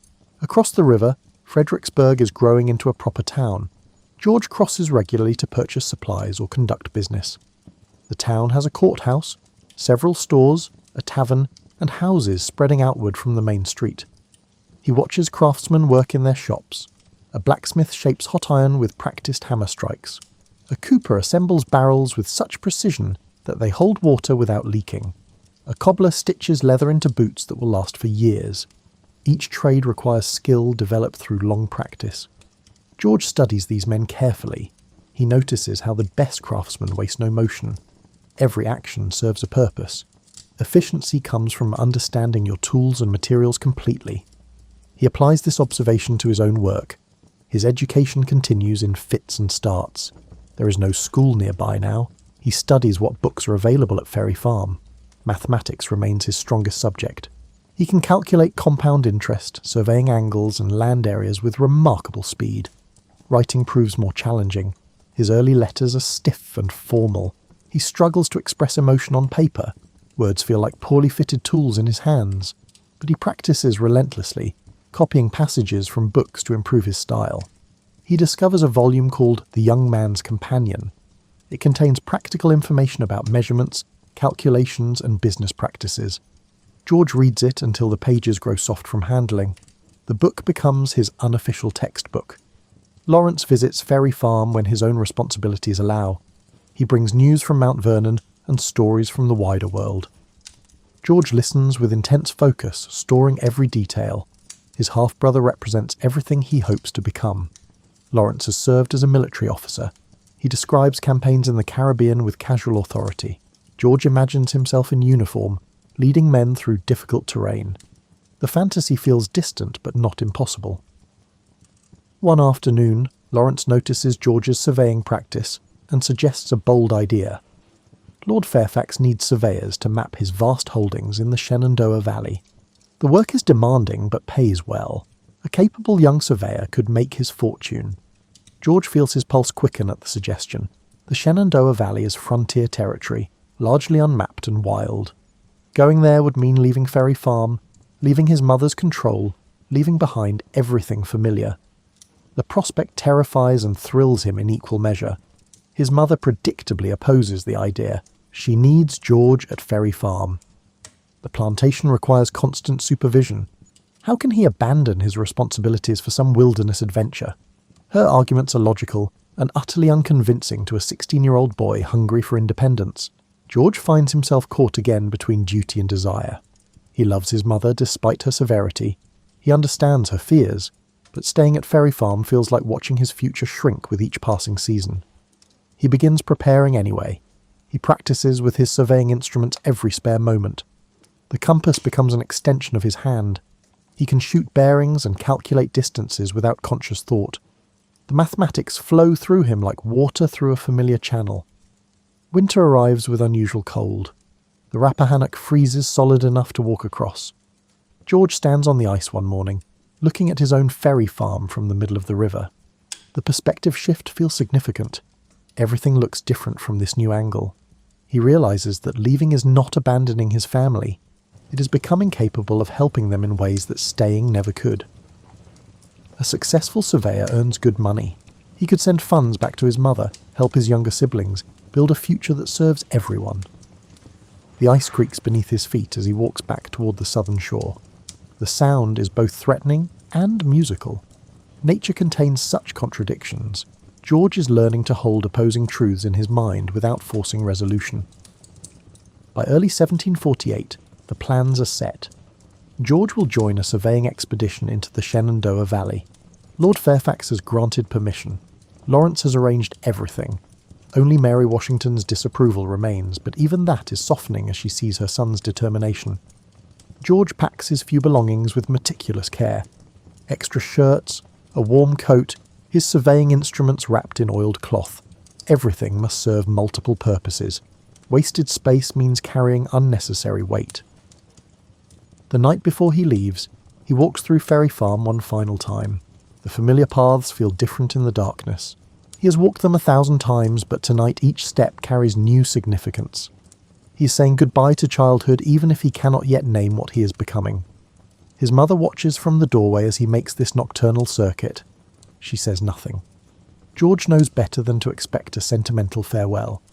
Mary Washington is not built for open displays of emotion. Her love expresses itself through worry and criticism. In the morning he boards his horse. The animal is sturdy rather than elegant, chosen for endurance over appearance. George has learned that practical beats beautiful when survival matters. He turns once to look at Ferry Farm. The morning sun illuminates the small plantation with kind light. Everything looks peaceful and permanent. George knows this is an illusion. Nothing remains unchanged. The boy leaving now will not be the same person who returns. The journey west begins on a March morning in 1748. George rides alongside George William Fairfax, his friend and the son of William Fairfax. Together they head toward the Blue Ridge Mountains, where Lord Fairfax's surveying party awaits. The Virginia countryside unfolds before them in shades of green and brown. Spring has not fully arrived yet. Trees stand mostly bare, their branches like complicated sketches against the sky. The ground shows patches of snow in shadowed hollows. George carries his surveying instruments with obsessive care. The compass is his most precious possession. Without it, he cannot work. He checks it constantly, making sure the protective case remains secure and dry. They cross creeks swollen with snowmelt. The horses pick their way carefully across slippery rocks. George learns to trust his mount's judgment about safe footing. Sometimes the animal knows better than the rider. At night, they stay at small inns or farms along the way. The accommodations are rough. George writes in his journal about sleeping on straw with his clothes on. The experience is far from the comfort of Ferry Farm, but he refuses to complain. He observes everything with hungry attention. How do people live this far from towns? What do they grow? How do they manage without nearby markets? Every detail is noted and considered. They reach the Blue Ridge Mountains after several days of steady riding. The mountains rise like a wall across the western horizon. George has never seen anything so imposing. The ridges layer one behind another, fading from green to blue to purple in the distance. The surveying party camps in a valley on the eastern slope. There are about a dozen men altogether. Some are experienced surveyors, others are axemen hired to clear sight lines through the forest. A few are gentlemen along for the adventure. James Genn leads the expedition. He is a professional surveyor in his 30s with years of frontier experience. His face is weathered by sun and wind. He speaks little but watches everything. Genn assesses George with a long evaluating stare. The boy is tall and strong but clearly inexperienced. Can he handle the physical demands? Will he slow the group down? George meets his gaze steadily, saying nothing. The first morning they begin surveying a tract of land along a creek. Genn demonstrates the proper technique, how to set up the compass, how to sight along a line, how to measure distances with the chain, how to record everything accurately. George absorbs the instruction like dry ground soaking up rain. He asks few questions but misses no details. When Genn hands him the compass, George handles it with practiced confidence. They work through the morning, establishing boundaries and marking corners. George serves as a chainman, helping to measure distances. The chain is 66 feet long and remarkably heavy. Carrying it through brush and over rough ground is exhausting work. His hands blister by midday. The metal links rub his palms raw despite his gloves. George says nothing about the pain. He wraps his hands tighter and keeps working. By evening, his shoulders ache from the unaccustomed labour. Every muscle protests when he tries to dismount his horse. He moves like an old man, stiff and careful. The other men notice but offer no sympathy. This is simply how it is. They camp in a clearing that night. Someone builds a fire. The smoke rises straight up in the still air. George eats salt pork and cornbread, too tired to care about taste.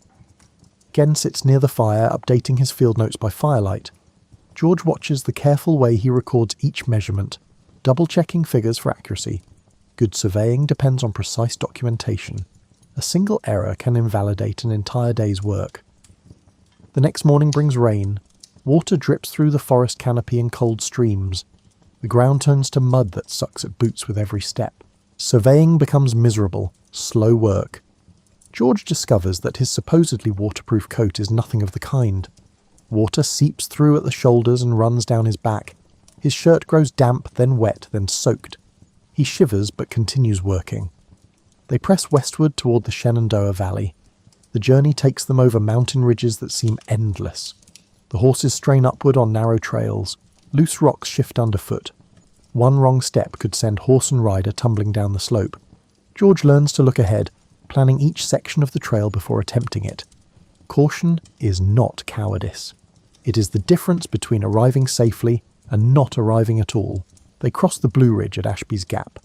The western vista opens before them like a revelation. The Shenandoah Valley stretches to the horizon, a broad expanse of forests and meadows and distant mountains. George stares at this landscape with something approaching awe. The scale is overwhelming. Virginia extends farther west than he ever imagined. This is just one valley among many. The continent must be impossibly vast. They descend into the valley and make camp near a creek. That night, George writes in his journal about the magnificent countryside. His description is factual rather than poetic, listing features and observations. Yet his excitement seeps through the careful prose. The work continues day after day. They survey tracts for potential settlement. The land is rich and fertile, covered in virgin forest. Enormous trees rise 200 feet into the air. The forest floor is thick with undergrowth. The axemen clear sight lines so the surveyors can work. The sound of axes echoes through the woods from dawn until dusk. Trees crash down with earth-shaking thuds. George marvels at how quickly skilled woodsmen can fell a giant oak. He begins taking his own measurements under Genn's supervision. The older man checks his work carefully, finding small errors and explaining how to avoid them. George accepts the corrections without defensiveness. Learning requires admitting what you do not know. One afternoon, George miscalculates an angle by several degrees. Genn points out the error before they waste time running a chain along the wrong line. George feels his face flush with embarrassment. Genn shows no anger, only patience. Everyone makes mistakes, he says. The key is catching them before they compound. Good surveyors double-check everything. Pride causes more errors than ignorance. George takes this lesson to heart. From that day forward, he checks every measurement twice before recording it. The habit slows his work initially, but improves his accuracy dramatically. They encounter their first group of frontier settlers one morning. 3 families living in rough cabins along a creek. The buildings are crude but functional. Smoke rises from stone chimneys. Children play in the dirt yard while women work at outdoor cooking fires. The men are wary of strangers. They have carved these homesteads from wilderness through back-breaking labour. Surveyors often bring news of land disputes or ownership claims. George watches how Gen handles the interaction with calm diplomacy. The surveying party shares a meal with the settlers. The food is simple but generous. Venison stew, cornbread and strong cider. George sits quietly, listening to the men talk about their lives on the frontier. They speak of harsh winters, failed crops, encounters with native hunting parties. Life here is precarious and unforgiving. Yet these families have chosen it over the relative safety of settled regions. George tries to understand what drives such decisions. One of the settlers asks if George is Lord Fairfax's kin. The boy explains his connection through his half-brother's marriage. The man nods slowly. Blood and marriage matter in this country, he says. They determine who you are before you speak a word. George files this observation away. He's beginning to understand how reputation and family connections open or close doors. His own position is complicated. He has useful connections but limited wealth. He must make his way through capability rather than an inheritance. The surveying continues through April. They map thousands of acres of valley land. George's skills improve steadily. His measurements become more accurate. His field notes grow clearer and more organised. He learns to read terrain like a book.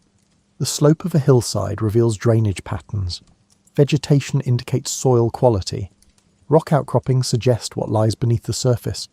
Every landscape tells a story to those who know how to interpret the signs. One morning, they discover a natural spring flowing from a limestone cliff. The water is cold and perfectly clear. George tastes it and finds it sweet, without the metallic or mineral tang of many springs. Gen explains how to identify good water sources. Location matters. Springs at higher elevations are generally cleaner. The rock type affects the taste and purity. Settlers will pay premium prices for land with reliable water. George realises that surveying is about more than mathematics and measurements. It requires understanding geology, botany, hydrology, and human nature. A good surveyor must see how all these elements combine to make land valuable or worthless. They survey a particularly challenging tract on a steep mountainside. The work is dangerous. Footing is treacherous on the loose shale. One of the axemen slips and slides 50 feet down the slope before catching himself on a tree. George helps pull the man back up. The axeman's hands are bleeding and full of splinters. His face is pale with shock. They bandage his wounds and send him back to camp to recover. The incident reminds everyone that this work carries real risks. A broken leg or twisted ankle miles from help could prove fatal. Caution is not optional. George moves even more carefully after that. May arrives with warming temperatures and an explosion of spring growth. Wildflowers carpet the valley floor in waves of colour. The forests fill with birdsong. George finds himself appreciating the beauty despite his exhaustion. They complete the survey by late May. Gen reviews all the field notes and declares the work satisfactory. George has performed well for a beginner, he says. With more experience, the boy could become a competent surveyor. This restrained praise means more to George than the elaborate compliments would. Gen is not a man who offers false encouragement. His words carry weight because he speaks them sparingly. The party prepares to return east. George packs his belongings with mixed feelings. The expedition has been harder than he expected. He is dirty, tired, and covered in insect bites. Yet he does not want it to end. The Shenandoah Valley has shown him possibilities he never imagined at Ferry Farm. The frontier is rough and dangerous, but it is also full of opportunity. Men can make their fortunes here if they are willing to work hard and accept the risks. George has proven to himself that he can endure difficult conditions. He can do physically demanding work. He can learn new skills. These discoveries matter more than the surveying knowledge he has gained. The ride back over the Blue Ridge feels different. George is returning as a changed person. He has tested himself against real challenges and not been found wanting. The boy who rode west in March is becoming someone harder and more capable. George Washington returns to the Shenandoah Valley in July of 1748. This time, he comes as an official surveyor in his own right. Lord Fairfax has granted him permission to survey lands and earn his own fees. He is 16 years old and already taller than most grown men. His surveying equipment is his own now, purchased with money carefully saved. The instruments represent independence made tangible. No one can take this profession away from him. The valley in summer is a different world from the one he saw in spring. The heat rises in shimmering waves from the ground. Cicadas fill the air with their mechanical buzzing. The forests are thick with greenery that blocks out the sky. George rides alone this time, with only his horse and equipment for company. The solitude feels right. He has always been comfortable with silence. Other people require constant management of words and expressions. Trees and mountains demand nothing. He camps near a creek the first night. The water runs clear over smooth stones. George bathes in the cold current, washing away days of trail dust. The shock of the cold water makes him gasp, but afterward he feels clean and renewed. He builds a small fire and cooks the salt pork and cornmeal he brought from Fredericksburg. The meal is plain but filling. George eats slowly, watching the darkness gather in the valley below his campsite. Stars emerge one by one until the sky is thick with them. More stars than seem possible. They stretch from horizon to horizon in rivers of light. George lies on his back and stares upward until his neck aches. In the morning, he begins surveying a tract of bottomland along the Shenandoah River. The soil is dark and rich. Trees grow to enormous size in this fertile ground. This land will be valuable to settlers, he notes in his journal. The work is methodical and peaceful. George moves through the forest, taking measurements and recording data. His hands no longer blister from the chain. His body has adapted to the physical demands. He encounters a family of deer one afternoon. A doe and 2 fawns stand frozen, watching him from 30 yards away. George stops moving and simply observes. The deer regard him with liquid brown eyes before bounding away in graceful leaps. Such moments punctuate the solitary work. A fox trotting along a creek bank, a hawk circling overhead. The landscape is alive in ways the settled regions no longer are. George feels connected to something larger than human concerns. He surveys several tracts over the following weeks. Each one must be measured precisely and documented thoroughly. The work requires absolute accuracy. Even a small error can cause legal disputes that last for generations. George develops a routine. He rises with the sun and works until the light fails. He eats simple meals and sleeps under the stars when weather permits. The rhythm of the days becomes almost meditative. One afternoon, he encounters another surveyor working nearby. The man is older, perhaps 40, with a weathered face and knowing eyes. They compare notes and discuss the best routes through difficult terrain. The older surveyor asks if George has filed his surveys with the county. The question reveals a gap in George's knowledge. He has completed the field work but does not fully understand the legal process that follows. The surveyor explains patiently. Surveys must be filed with the county court to be official.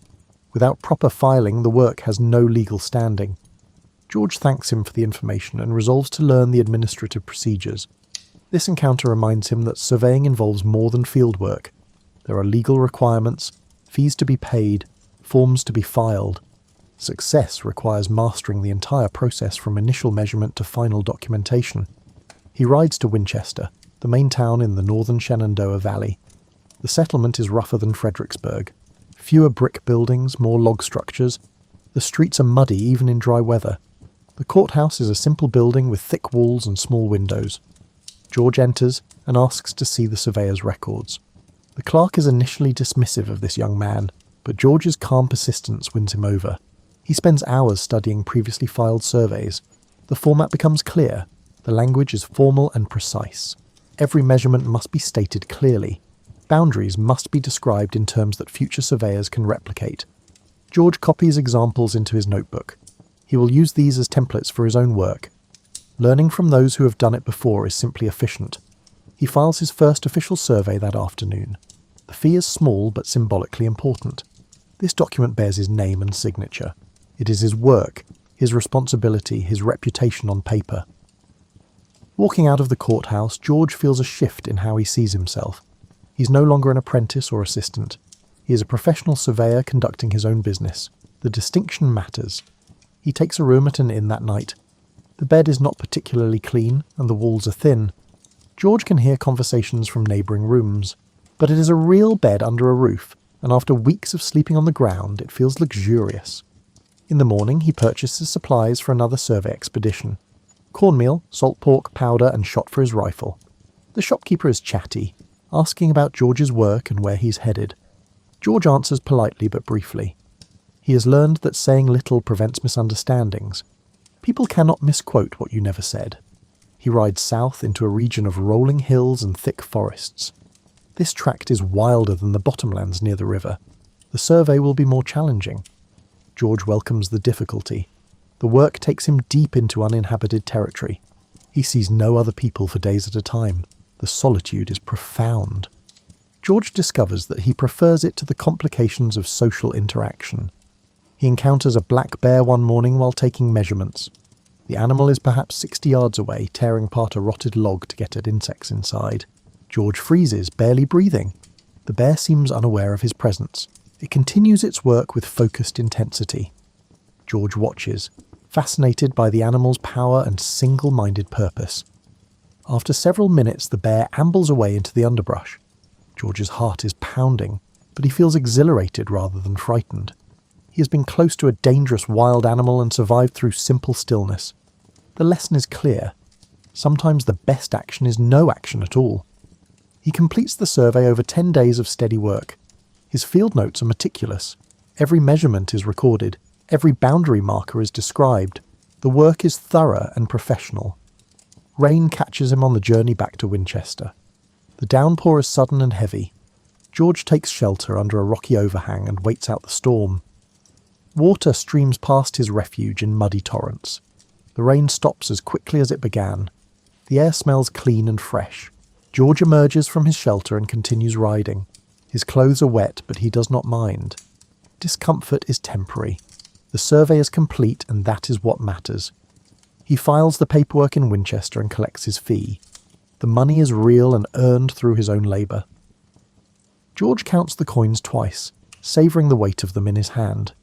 This is freedom, he realises. Not the grand political freedom that men argue about in taverns, but personal economic independence. He can support himself through his own skills. He owes no one for this money. He returns to Ferry Farm in September with more money than he has ever possessed. His mother receives him with her usual lack of sentimentality. She asks about his health and the success of his work. George provides brief answers. Mary Washington inspects her son carefully. He has grown even taller. His face is tanned dark by months of outdoor work. His hands are calloused and strong. He looks older than 16. She says nothing about missing him or worrying during his absence. Such admissions are not her way. But she prepares his favourite foods that evening, and George understands this is her form of welcome. He spends several weeks at Ferry Farm, helping with the autumn harvest and catching up on accounts. The routine feels confining after months of frontier freedom. George is restless and distracted. Lawrence notices his younger brother's mood when he visits from Mount Vernon. He suggests George return to surveying in the spring. The frontier clearly suits him better than farm management. George agrees readily. He has found his path. The Shenandoah Valley calls to him with the promise of wild spaces and honest work. He will return as soon as weather permits. Through the winter months he practices his surveying skills and studies maps of Western Virginia. The territory is vast and largely unmapped. Years of work await him there. George feels something he has not experienced before. He feels certain about his future.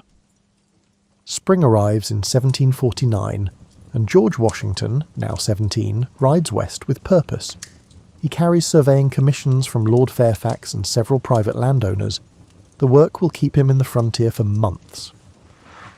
The road to Winchester has become familiar. George recognises landmarks and knows where to find the best campsites. This growing knowledge of the country pleases him. Understanding a landscape is a kind of ownership that requires no deed or purchase. He reaches Winchester and immediately files notice of his survey activities with the county. The clerk remembers him from the previous year. The young surveyor has earned a reputation for thorough, accurate work. George heads into less settled territories this season. The lands he will survey lie along the western edge of the valley, where the Allegheny Mountains rise like a natural fortress. Few settlers have ventured into this rough country. The terrain grows more challenging with every mile westward.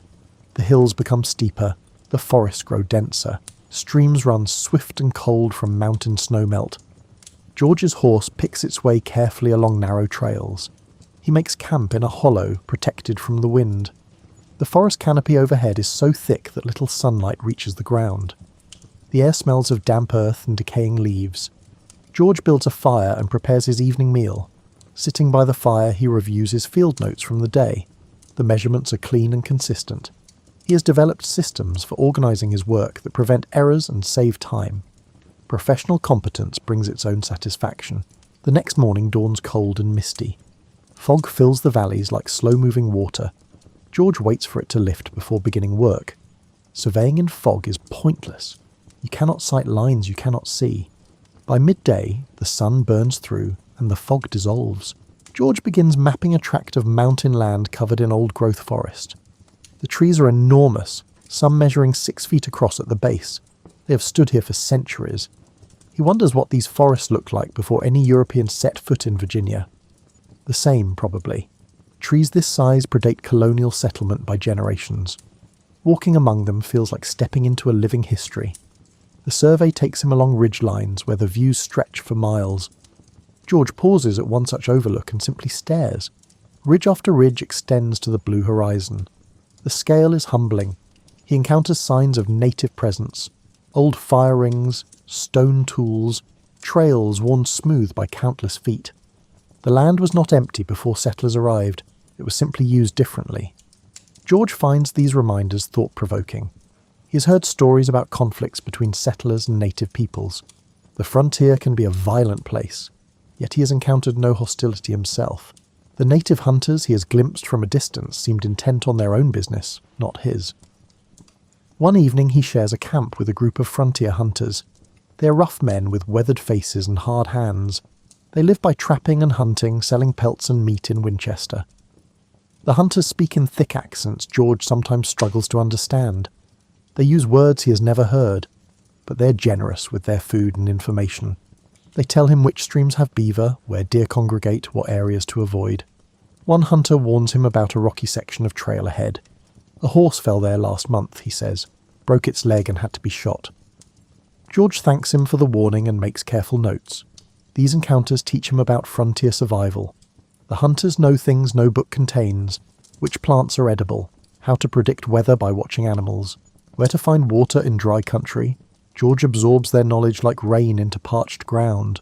He continues surveying through May and into June. The work becomes a kind of meditation. Set up the compass, sight the line, run the chain, record the measurement. The repetition is soothing rather than boring. His body has adapted completely to the physical demands. He can work from dawn to dusk without exhaustion. His muscles are lean and hard from constant movement over rough terrain. He is in the best physical condition of his life. He surveys a beautiful tract along a mountain creek one afternoon. The water runs clear over coloured stones. Wildflowers grow thick along the banks. George notes in his journal that this would be an ideal location for a mill. The water flow is steady and strong. This kind of observation goes beyond pure surveying. He's beginning to see land in terms of potential uses. Where would crops grow best? Where might a road be built? Where would settlers choose to build? These insights add value to his work. He completes a particularly difficult survey in early July. The tract was irregular in shape with many natural boundaries. The mathematics required careful attention. George double-checks every calculation before recording it. When he finishes, he reviews the entire survey from beginning to end. The work is solid. Every measurement is accurate. Every boundary is clearly described. He feels quiet pride in a job done properly. The ride back to Winchester takes 3 days. George uses the time to organise his field notes and prepare the final documents. By the time he reaches town, everything's ready for filing. The county clerk examines his work with professional interest. "These are excellent surveys," he comments. "Clear descriptions, precise measurements, proper legal language." George accepts the compliment with a brief nod. He collects his fees and purchases supplies for another expedition. The surveying season is far from over. There is more work available than one surveyor can handle. George intends to do as much as time allows. He rides north toward the upper valley. This region is even less settled than the areas he's worked previously. The few farms are small and isolated. Settlers here live hard lives far from any help. George surveys several small tracts for families trying to formalise their land claims. Many have been squatting on property they do not legally own. A proper survey and deed give them security and peace of mind. One farmer cannot afford the standard surveying fee. He offers to pay in vegetables and smoked meat instead. George accepts. The practical value is roughly equivalent, and the family clearly needs the survey more than he needs cash. This kind of flexibility earns him goodwill. Word spreads that the young surveyor is fair and reasonable. More work comes his way as a result. George learns that reputation is currency on the frontier. August brings intense heat. The sun beats down relentlessly. George works through it, pausing frequently to drink from streams and creeks. Staying hydrated is essential. Several times he has seen men fall ill from ignoring this simple necessity. He surveys a tract near a natural spring one afternoon. The water is cold and sweet. George drinks deeply and refills his canteen. He marks the spring's location carefully in his notes. Water sources increase land value significantly. A thunderstorm catches him in open country one evening. The sky darkens with alarming speed. Wind bends the trees nearly horizontal. Rain falls in blinding sheets. George seeks shelter in a thick grove of pines. The trees offer some protection, but he is still soaked within minutes. Lightning strikes nearby with deafening cracks. The storm's violence is terrifying and magnificent. He crouches under the pines, waiting for the fury to pass. The storm reminds him that nature holds ultimate power. All human plans and projects are subject to forces beyond control. Humility is not optional. It is simply realistic. The storm moves on after an hour. George emerges wet and chilled despite the summer heat. He builds a fire and dries his clothes. The delay costs him half a day of work, but there is no fighting weather. He completes his surveying by late August and returns to Ferry Farm. His mother receives him with her usual restraint. George is used to this now. He does not expect warmth from her and therefore is not disappointed by its absence. He has earned substantial money this season. George carefully divides it into portions, some for his mother to help with Ferry Farm expenses, some for savings, some for purchasing better surveying equipment. This disciplined approach to money management becomes his lifelong habit. George is never careless with finances. Every shilling is accounted for and put to purposeful use. He spends the autumn at Ferry Farm, but his mind is already planning next spring's surveying. The frontier has claimed him completely. He belongs there now more than he belongs anywhere else. In 1751, George Washington's life takes an unexpected turn. His beloved half-brother Lawrence has fallen seriously ill with tuberculosis. The disease is consuming him slowly and terribly. Lawrence decides to travel to Barbados in the Caribbean. The warm climate might help his condition, doctors suggest. He asks George to accompany him on the voyage. George agrees immediately despite his own reservations about sea travel. They board a ship in September and sail south. This is George's first ocean voyage. The endless water makes him uneasy. There is no land to measure, no boundaries to establish. The sea represents chaos to his orderly mind. The voyage takes several weeks. George suffers seasickness for the first few days. He lies in his cramped cabin, miserable and humiliated. Gradually his body adjusts to the ship's motion. By the second week he can eat normally again.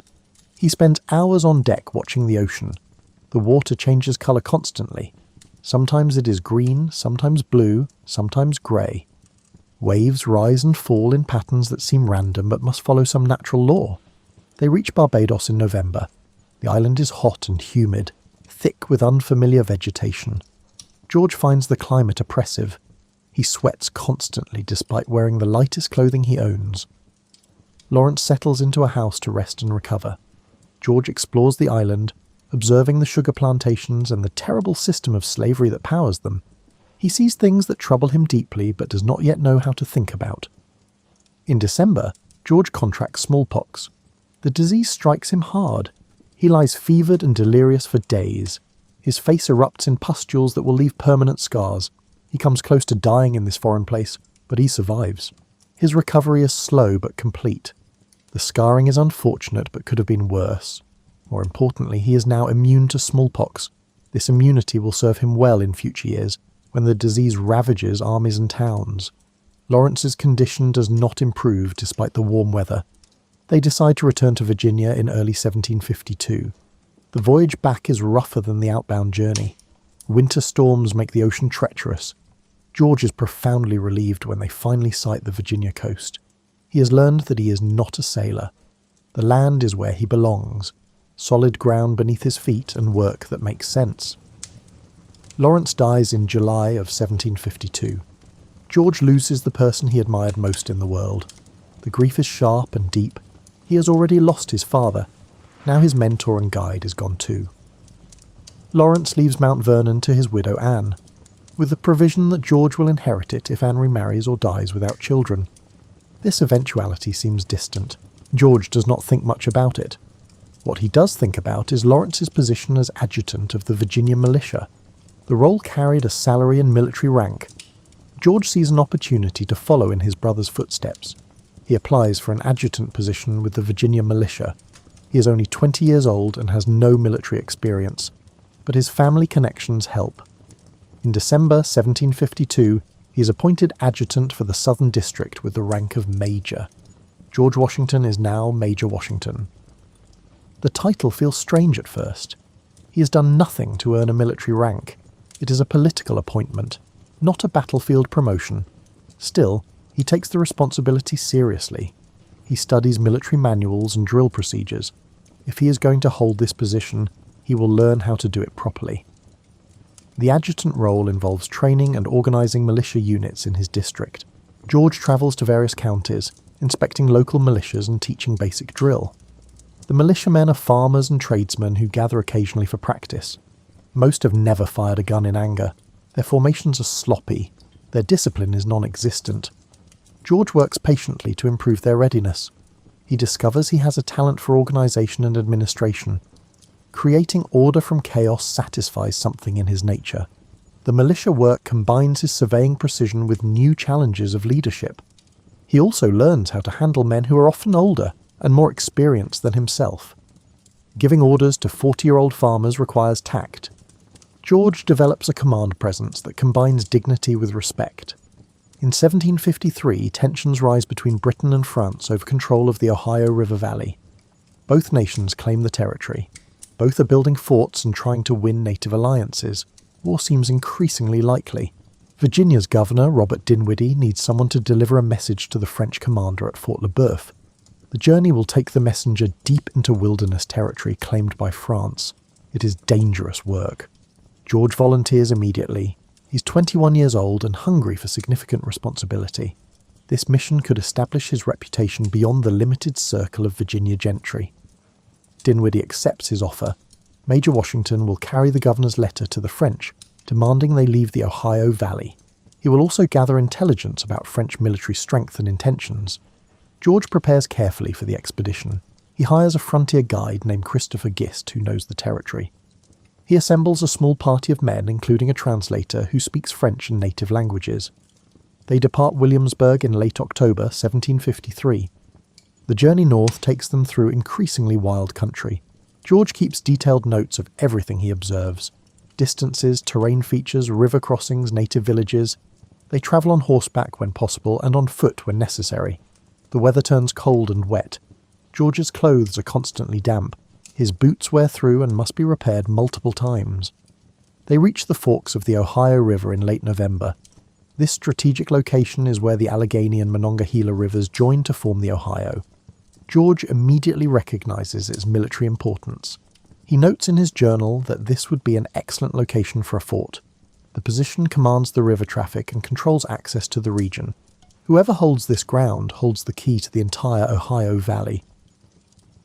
They continue north to Fort Le Boeuf, reaching it in early December. The French fort is well built and garrisoned by professional soldiers. George observes everything carefully while maintaining diplomatic courtesy. He delivers Governor Dinwiddie's letter to the French commander. The French officer receives him politely, but his response is firm. France will not abandon its claims to the Ohio Valley. The letter is a formality. Both sides know what it means.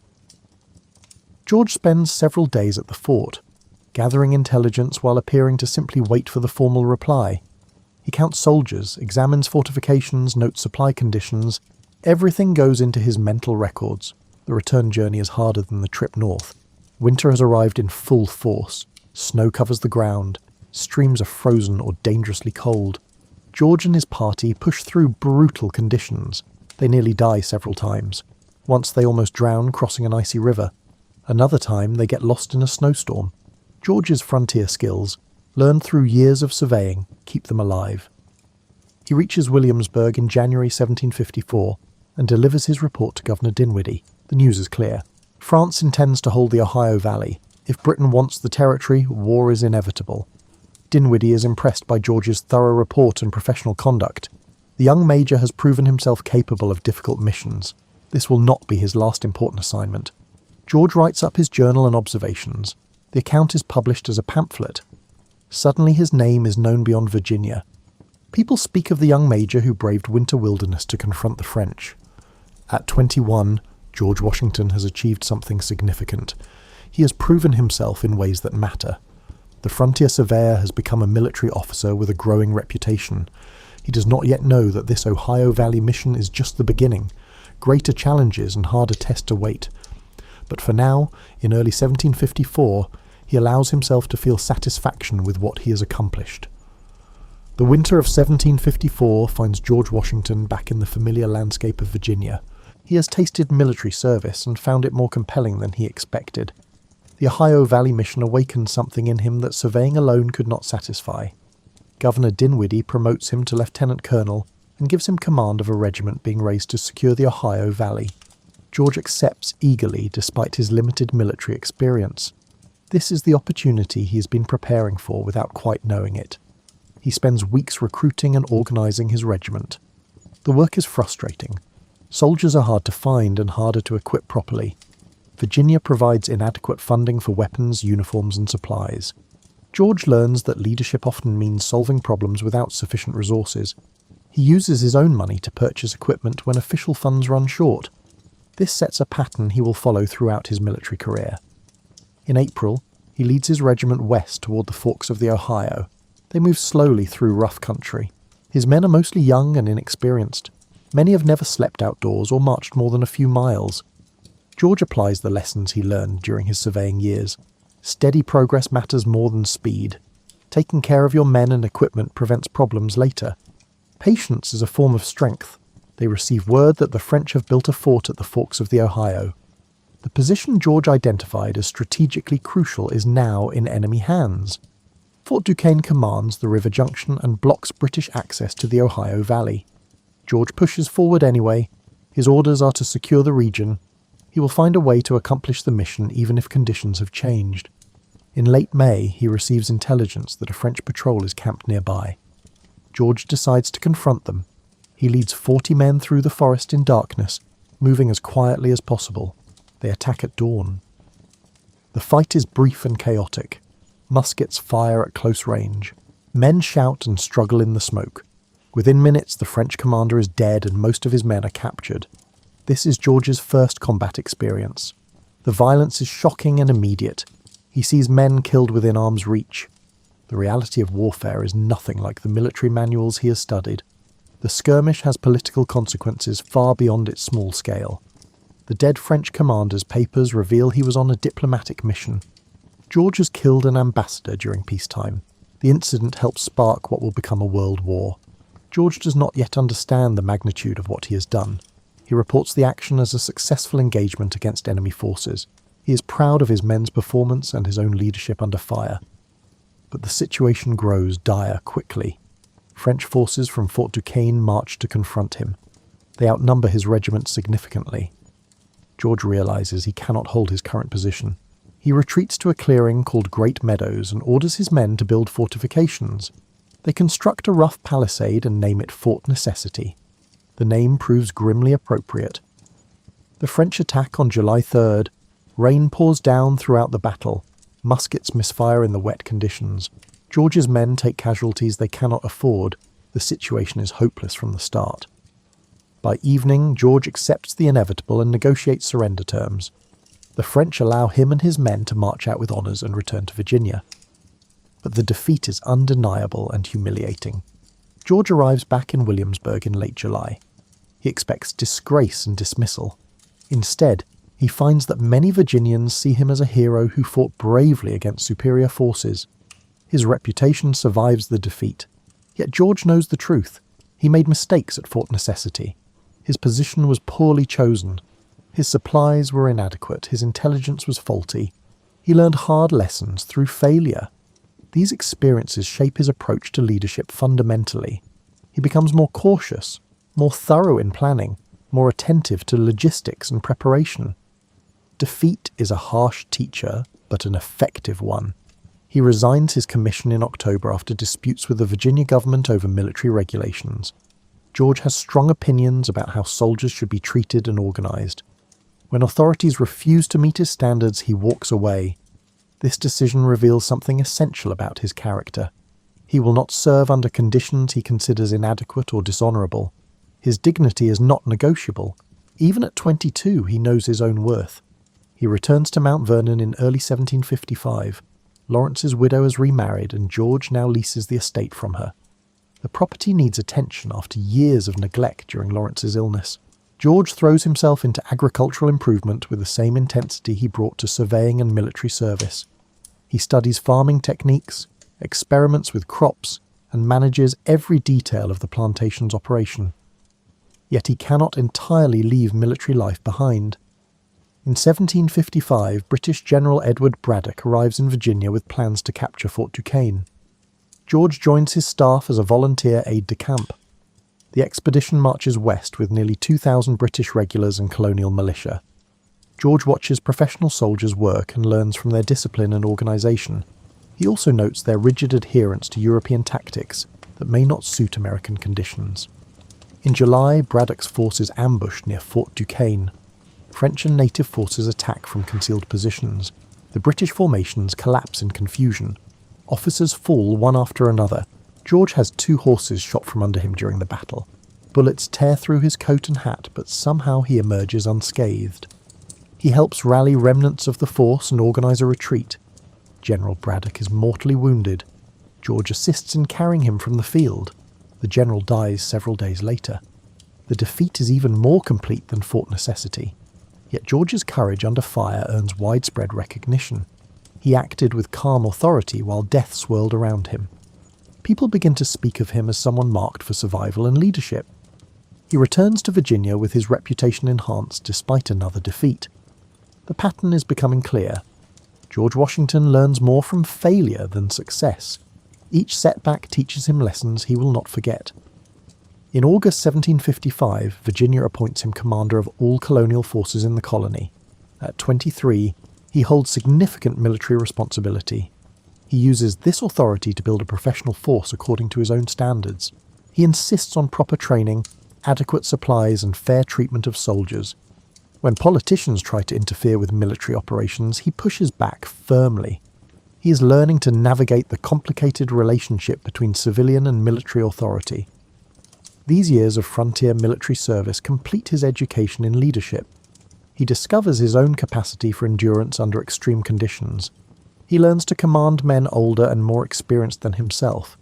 He develops strategic thinking through hard experience. The surveying taught him patience and precision. The wilderness taught him self-reliance and observation.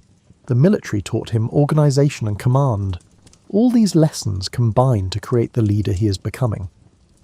By 1758, George participates in another expedition against Fort Duquesne. This time, the French abandon the fort before the British arrive. George enters the smoking ruins of the position he first identified as crucial 4 years earlier. Standing in those ruins, he reflects on everything that has happened since his first journey to the Ohio Valley. He has seen combat, tasted defeat, learned leadership, and emerged stronger from every challenge.